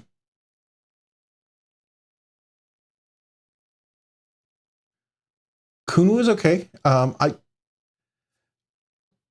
like. I pretty much have a specific aesthetic that I like. And if I don't find that, then I don't find that. And I'm okay with that. Right? So I'm not gonna, I don't know about you, but a lot of people said like these are the knives you should all have and you should own. And once I did that initially, I had them in my collection and I realized, nah. Like, I got some of the hinders that they said you're supposed to get when you first get. I didn't like them. I got an Umnumzon. You said you're supposed to get. I actually didn't. I love the look at the Chris Reeve Umnumzon. Beautiful knife. Everything about it is awesome. The radius milling, the radius chamfering that they do on the lock bar is just so uncomfortable. And I couldn't tune the detent. So it was completely out. When I discovered that the Chris Reeve Sabenza I can tune the detent. That made this knife completely accessible for me. And I also put, I got rid of their stupid, goofy cone-shaped thumb studs that are ridiculous.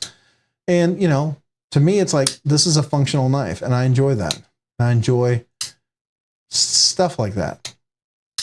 If I can do that, then, that's what I do. But for me, that's my cup of tea. It doesn't have to be for you. You find the stuff you like. Thank you, Drinkwater. I appreciate that.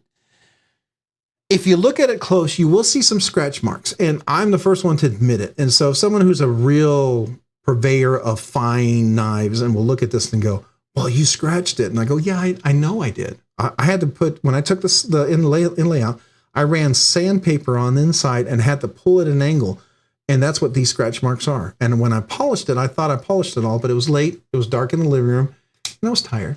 And so I felt like, okay, we're done. And then when I put it all together, the next day I realized, yeah, I got to polish that. Got to get the Dremel out and just polish that up, and then they'll look really nice. So, but I still really like it. I feel like it just complements the Dama steel. So stuff like that excites me. I enjoy that part. I really do. I enjoy that a lot. And then I get to enjoy something unique. Like I love finding ways that you can fidget with a knife that no one has ever thought of before. One of the biggest videos I think I still ever did was when I took the Pena Trapper and I did a reverse flick on the nail nick. No one had done that before, and that was, I guess for some reason, some people really like that, so that was fun.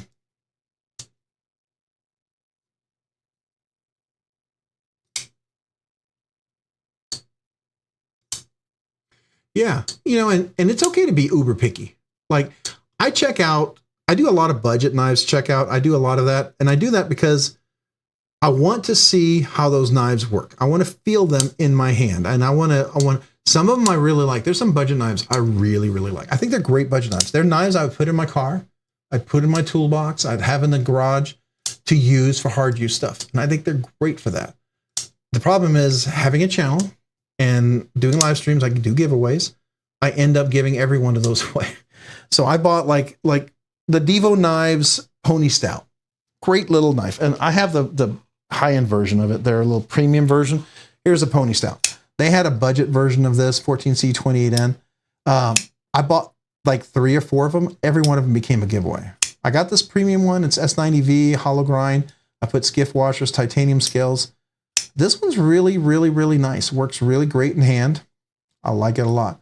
This one is, right now it's in my collection, and it's a knife that I carry as a 5th pocket, especially when I carry a nice knife. If I'm carrying my Maverick or my Koenig or my Rosie or something like that, I will have something like this with me that I feel like if I need to cut something, here's a knife that I can use and abuse and not worry that it's, it's a quarter or 5th or 6th the price of the other knife, right?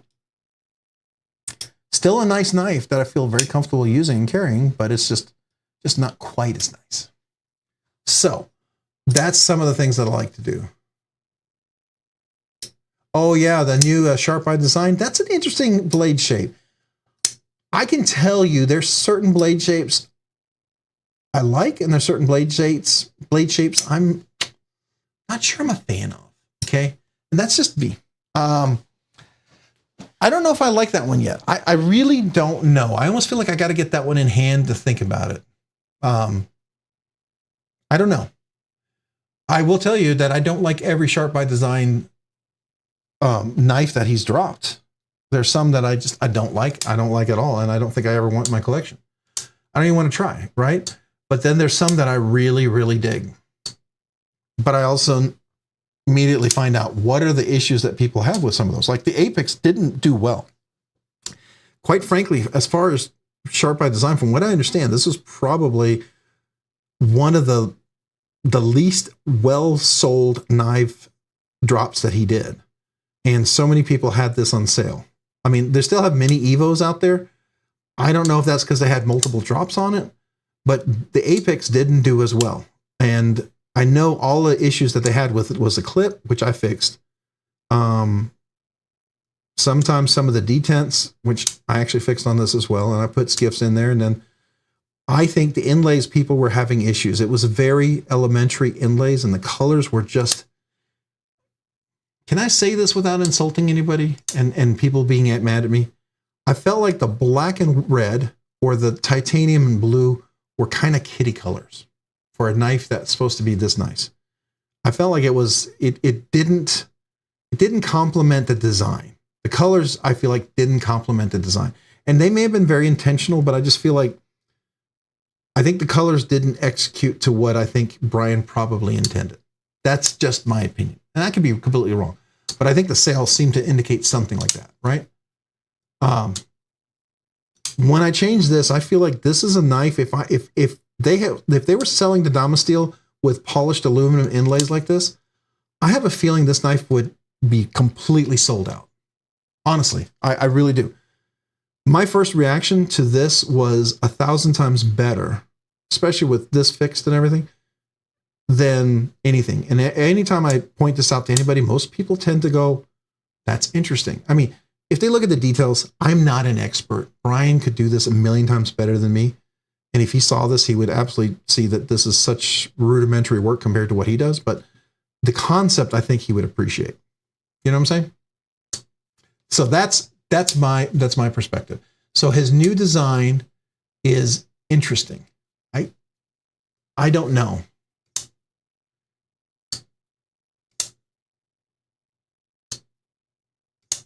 Yeah, exactly. And I thought so. I mean, the plain blue was about the most that I could do. I honestly thought if you could do, do we still have it up?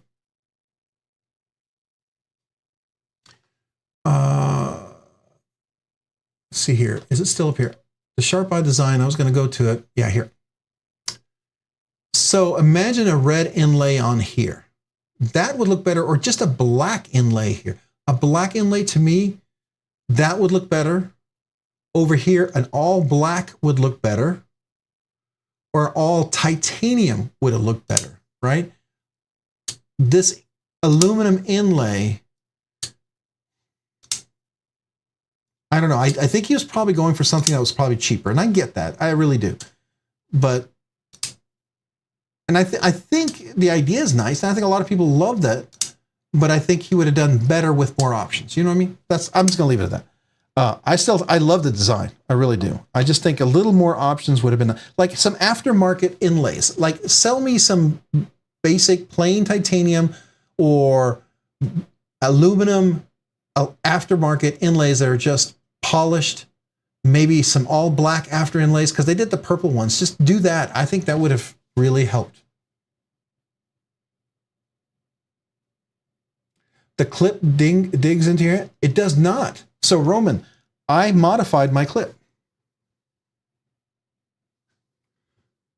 Let me show you. So this clip does have an issue with a very, very sharp edge. I rounded this. That was one of the things that I did. I rounded this and polished this with my Dremel, completely rounded this, and then I used some flits to polish. Now, this was more of a belt satin. This is a high polish satin now, but it complements the aluminum, and I feel it complements the Damasteel. So it works, it pulls it all together, right? The offset is this gray titanium, but I did polish this. This is all nice and rounded. There's no sharp edge here anymore, which is on the newer versions like the Typhoon. This is sharpened as well. I mean, this is polished as well. It's not as sharp. They really had very sharp edges on this, and that was unfortunate. But I did fix that, and it feels so much better in the hand. So I agree with you. The apex is what was one of the biggest complaints, was this clip was hurting people's hands. Matter of fact, I saw for apex, there's several people who were selling just the clips, polished clips with this rounded corner, and they were selling that. But you can do this with a Dremel. With a Dremel and a little flits, you can get this nice and rounded where it's not hurting. Still keeps the aesthetic that Brian had. I just feel like Riot kind of dropped the ball with the very sharp edge here, and I felt they could have done a much better job.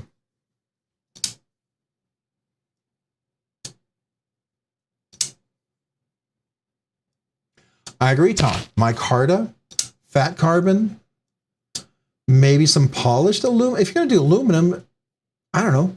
I think polished aluminum just looked better than anything they had, right? Or polished something. Or made it a full solid titanium. But then it's not an inlay, right? I get it. I get it.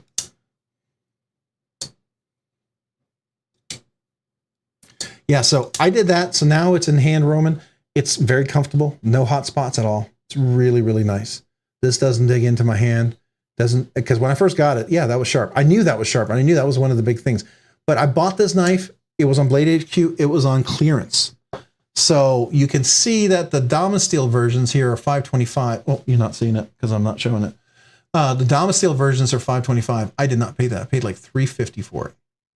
And then these are $269, which is a really good deal for S90V blade steel. These are normally $375. Probably should be more than that, but yeah.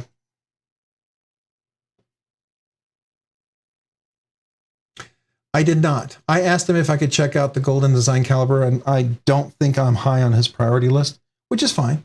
I had his, I had the standard. I modified my standard, and I sold it. Somebody really wanted to buy it.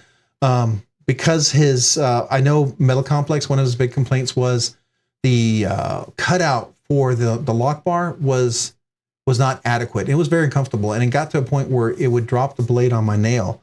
And so then I figured, you know, when I heard what everybody said, and I thought it was correct, and I was one of my first attempt at modding it. I modded that out, and it was made the knife 100 times better. And so I enjoyed that. But I ended up selling because somebody really wanted it, so that was fine. And I guess I did what they wanted. And it was one of those knives I didn't carry a lot, and I was ready to catch and release. Now, I will tell you, the work that I did on this one, I'm really enjoying the work, everything I did on this one.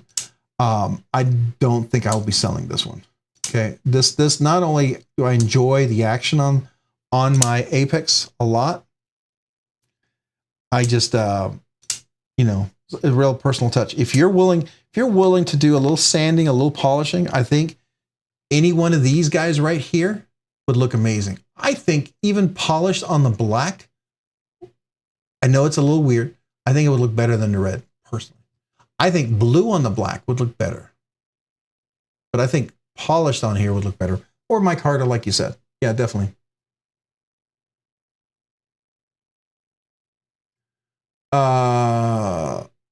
Wait. G Tactical has it in stock, ready to go. Which one? The new Sharp by Design? Is that what you're talking about? Roman? I got the black. I got the black the way. Oh, so who's GG Tactical? Oh, let's take a look. GG Tactical?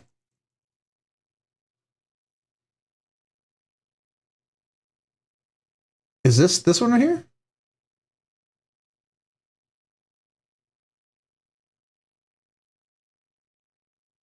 What? I don't know these. They're here in Texas, and I don't know them.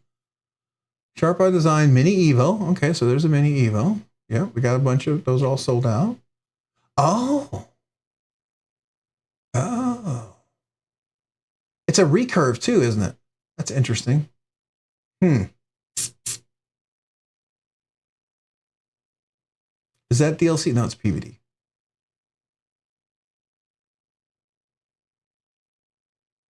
My only question is, can you actually use that fuller, or is it just aesthetics? My biggest frustration with Brian, he has these fullers that, like on my Evo Typhoon, I can get to the, usually I can get to that fuller, but I wish that fuller was more accessible on that. I really, really do. It's very frustrating that I can barely get to that fuller.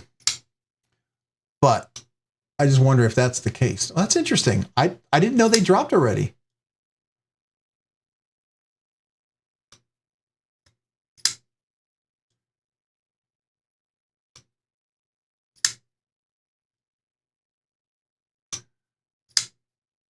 Oh, you wouldn't have gotten it. Okay. Well, that's fair. I just don't know. It's just not my blade shape type. I I got the Harpoon or the Bowie version of the Mini Tempest. I did not care for that blade shape. I realized there's certain knives that work for me as a Bowie, and it wasn't the Sharp by Design one. That's interesting. Oh, come on. So here's the plain one.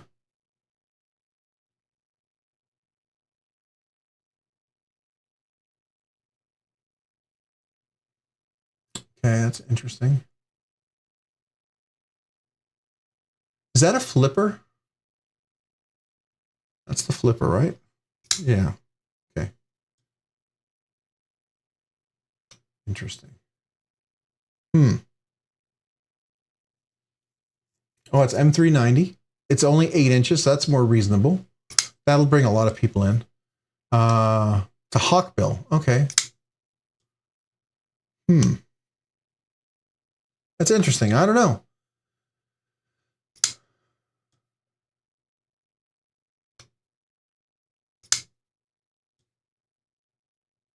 Yeah, they dropped them early, that's for sure. I mean, I don't know. Don't know. It's not, and it's a more reasonable price, actually. It's yeah, I don't know. So are these, is this a frame lock or is it, yeah, it's a frame lock. Oh, okay, so this is a bolstered one. All right, that's cool.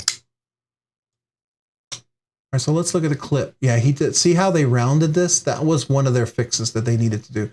See, and a lot of them had this really, really sharp edge. That was a problem.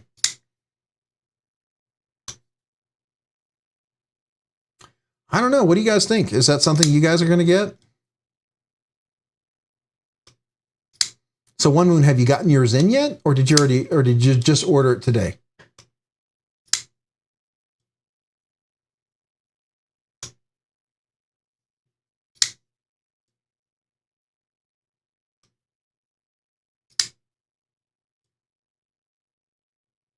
You got the black one with the vents. Okay, let's take a look at that. It's this one here. So is that PVD? It's PVD. Okay. Aspirated handle knife. Okay. Makes it sound like it. You could use it in the medical profession, right?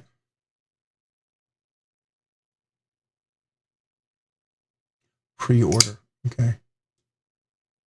Well, that's a smart way to do it, though. That's cool. Yeah, I saw Neve's review. I can't play it right now because it's copyright infringement, right? So yeah, they're definitely have a unique aesthetic. I think this is like I think Cole from Tri-State EDC, he would really love this design. This is really up his alley, right? I think this is what he would enjoy. He likes that warny hawkbill kind of a blade shape. It's not quite. I can do the hawkbill, so like this is, you know, I can kind of do this. I like that reverse tanto, technically, I guess you can call it. I'm more of a reverse tanto. What is it? There was another one that had that very aggressive tip. I think EMP EDC did that on one of his blades, and I wasn't a big fan of that. I think Knoll Knives, actually, his new one, right? Isn't the new Knoll Knives? Let's go look at that. There's a brand new Knoll Knives. Knoll Knives pre-order. I think that kind of what not reminds me of, but it has that really aggressive, don't need to be, there we go, view all.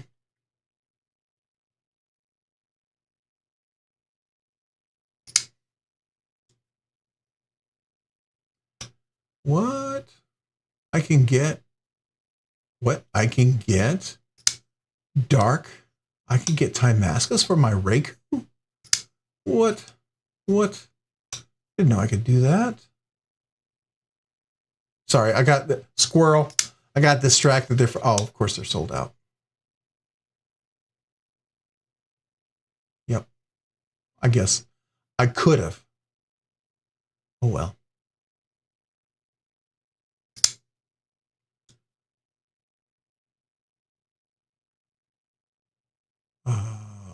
What? They got dark zirconium?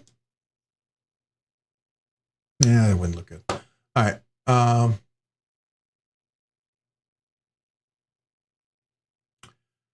Ghoul. That's it. The Ghoul.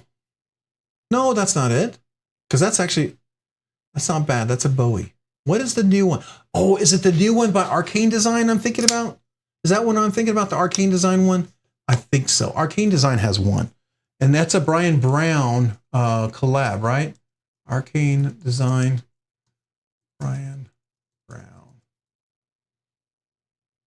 The Volt. Is that what it is? The Volt? Yeah. So that's that Hawkbill also. That very aggressive Hawkbill. That's what it reminds me of. Not that one. Not that one. Not that one. Not that one. There we go. Bring that over. So you've got that, and then you have that. That's interesting. Again, it's an aesthetic some people really like. It's not quite my cup of tea. I mean, I say if you love it, go for it. It's just not quite my cup of tea. Would I like to check one out to see what it feels like in hand? To see if it changes my mind? Sure. I would love to check one of these out to see if it changes my mind. But I'm not going to order one, probably. And I'm not big enough channel where I think Arcane Design or Brian Nadeau are going to say, oh, let's send one to Rob's Nerdy Knives. You know, I mean, I'm not Metal Complex or Neves Knives, so I get it. That's fine.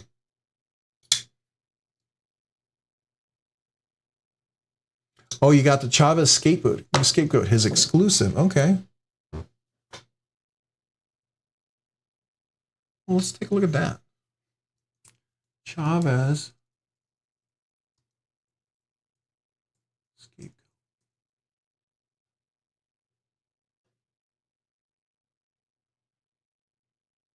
Yeah, that's the one. I remember this. Yes. This is the one where they had the hidden skulls. I was very interested in this one. Very, very interested in this one. This one does seem really, really cool. Wow, this one's only $300. How much did you pay for yours? 300? 7.75 inches? Now, I have to ask, is it heavy as like the Rendition and every other one? There's no milling whatsoever. It's like a big, giant, heavy brick. El Chicano version. El Chicano version. What? That sounds even cooler. Let's check it out. Scapegoat. El. So, yeah, Chicano. El Chicano. Oh, they don't have it here. All right, so where are we going to find that? That's got to be maybe on his website.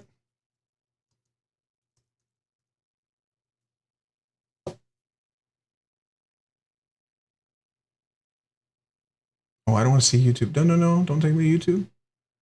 I don't want to get us copyright strike. Here we go. Page not found. What? Was that like a Blade Show exclusive one or something?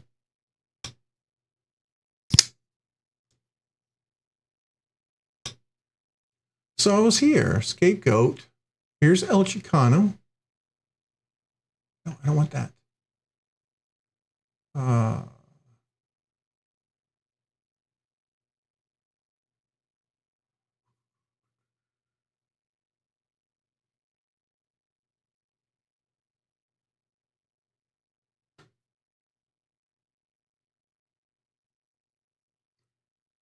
Where are we? Chavez.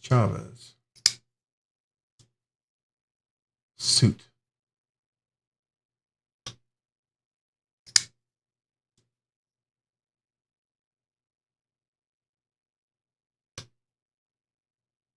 I'm not finding it on his website. Is it somewhere else? Where else can you find it?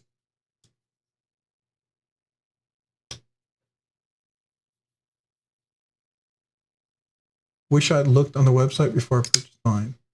Oh, was yours a lot more expensive? Drink water. Did you pay the $325? Did you pay the extra $300? That Blade HQ price though, man, that's ridiculous. Yeah, it's not there anymore. It's gone. Well, okay. I'm gonna look at the YouTube video. Hopefully it doesn't play an audio.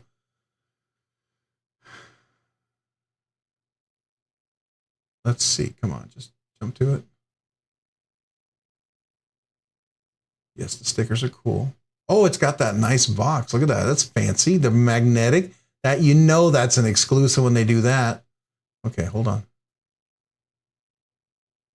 Wait, is that tight? Oh, okay. It's micarta. Oh, look at the giant thumb studs on that thing. Ooh. Okay.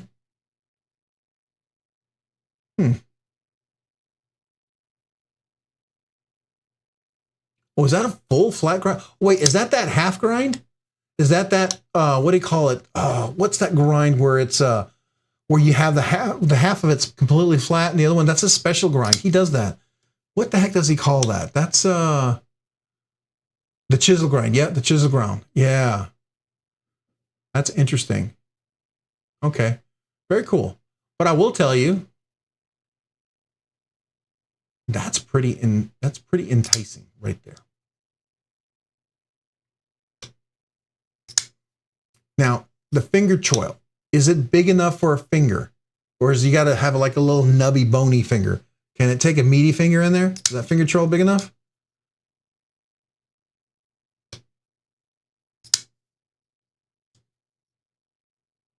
I just want to know, can my big meaty finger fit in that finger choil? That's nothing more frustrating for me to get a finger choil and my big meaty finger doesn't fit. And I know that little part of the blade where the choil comes in is just going to cut my finger. That really bums me out. You got a sausage finger and it fits you? That's all I needed to hear. Thank you. Because I got sausage fingers. I call them big meaty fingers. They're like big giant meaty hot dogs, man. They're not your little hands. So I have a large hand size, right? But if you look at my meaty fingers, if you have regular fingers, then you're going to be equivalent to an extra large is going to be equivalent to my hand. If you got really bony, skinny fingers, then your double extra large will be equivalent to my hand, right? But if you got meaty fingers like me, then yeah, that's pretty cool, man. I like that. I am curious because there's a couple places. I go to a couple places because I try to see if it kicks in like the little coupons that sometimes happen. So if you ever go here,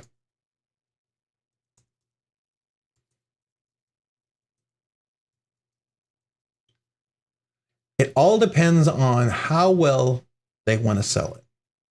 So let's take a look.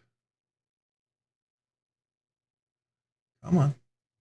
Do I still have it in my save? I do. The scapegoat. Chavez. Let's see. Do they have any? So what I'm doing, it's not in stock. If it was in stock, what I would do is I'd add it to my card. Just give you a little. It sometimes works, sometimes doesn't, right? Oh, my chair really sunk. Hold on a second. Wonder why the whole thing sunk. I might need a new piston in my chair. What I do is sometimes if it's available, I take this, I put it into my cart. I leave it there, right? Is that a hollow grind too? Hold on a second. That looks like a hollow grind. Okay. I put it into my cart. I leave it in there. I come back, check on it like a day or so. Sometimes if Smoky Mountain Knife Works has some inventory, if the algorithm kicks in, they'll throw in a coupon for you. They'll say, hey, looks like you really wanted that. Here's 10% off if you're willing to get it. And then sometimes, that's a nice little savings. It doesn't always work, but sometimes. It all depends on how well the knife moves. So I just throw that out at you if you're willing to wait a little bit. That sometimes works, sometimes it doesn't. It's how you want to do it. I don't always like to go here because I don't have any affiliates, but let's look. Sometimes they have some crazy, ridiculous prices. No Chavez. Okay, well, not today. Where's White Mountain?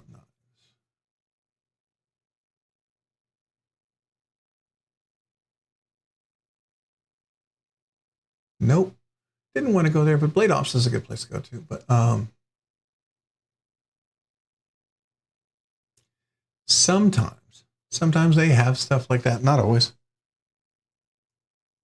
Chavez.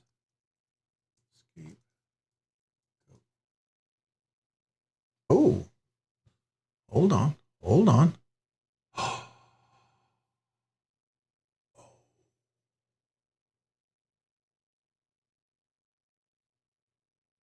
Oh, hold on. Wait. Oh, there we go. Add to the cart. So the reason why I show you this, y'all know I have a channel coupon code, right? RNK10. Sometimes it works.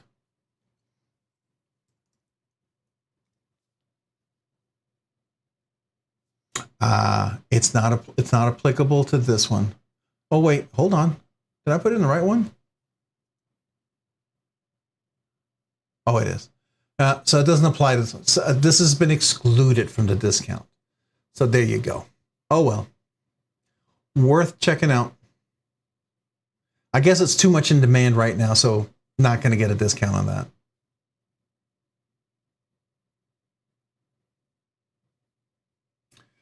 Yeah, that's cool. That's cool. All right, what else?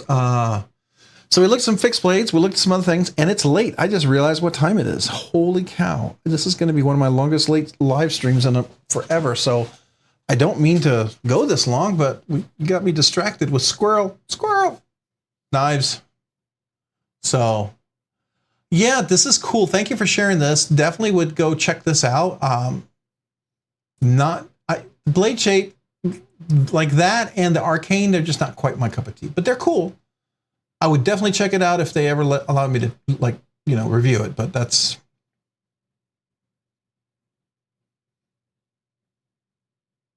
Oh, he had it modded. Oh, that's cool. Definitely, Roman. I might backlog,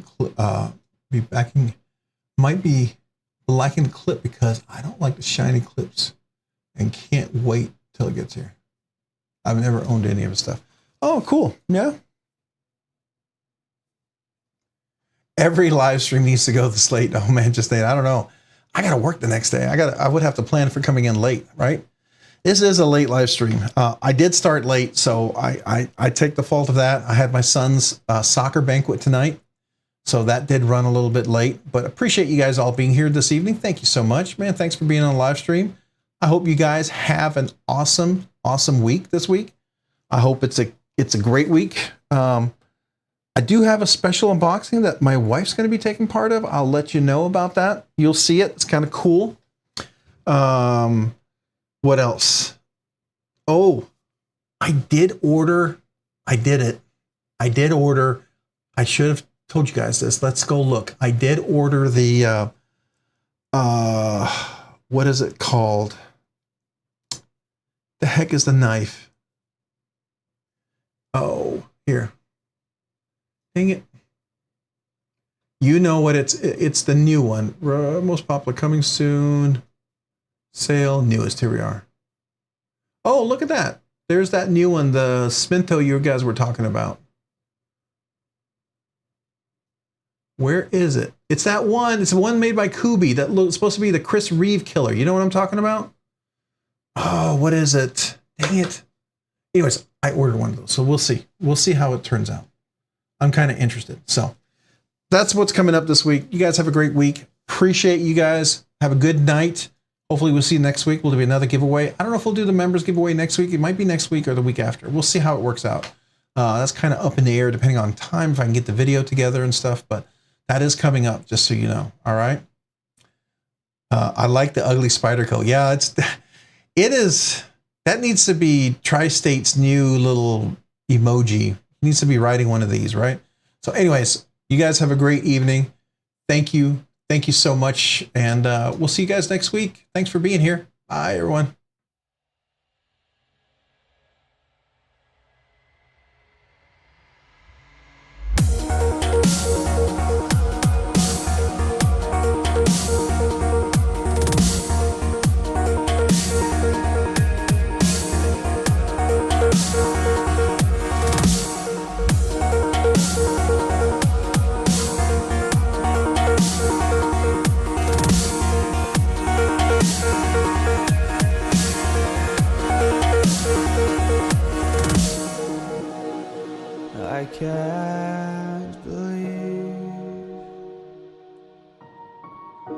The night lay waste to all we'd given.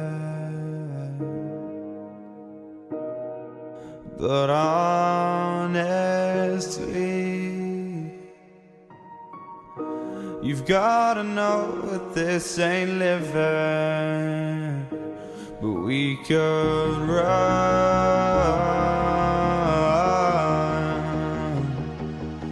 from Elysium and let it burn, let it burn. You've gotta know that nothing lasts forever.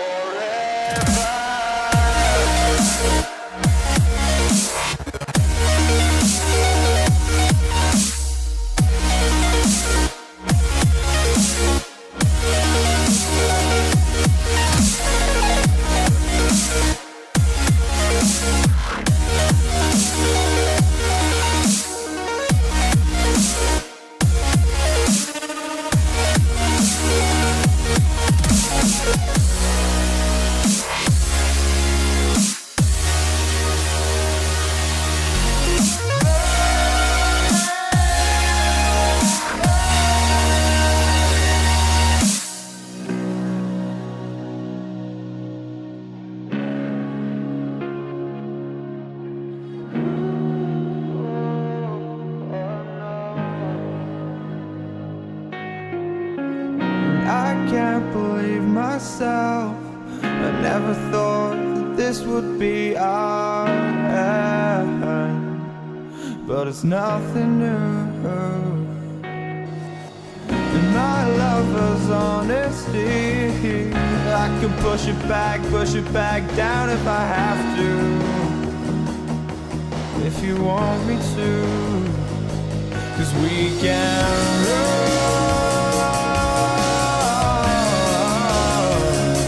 And we can run.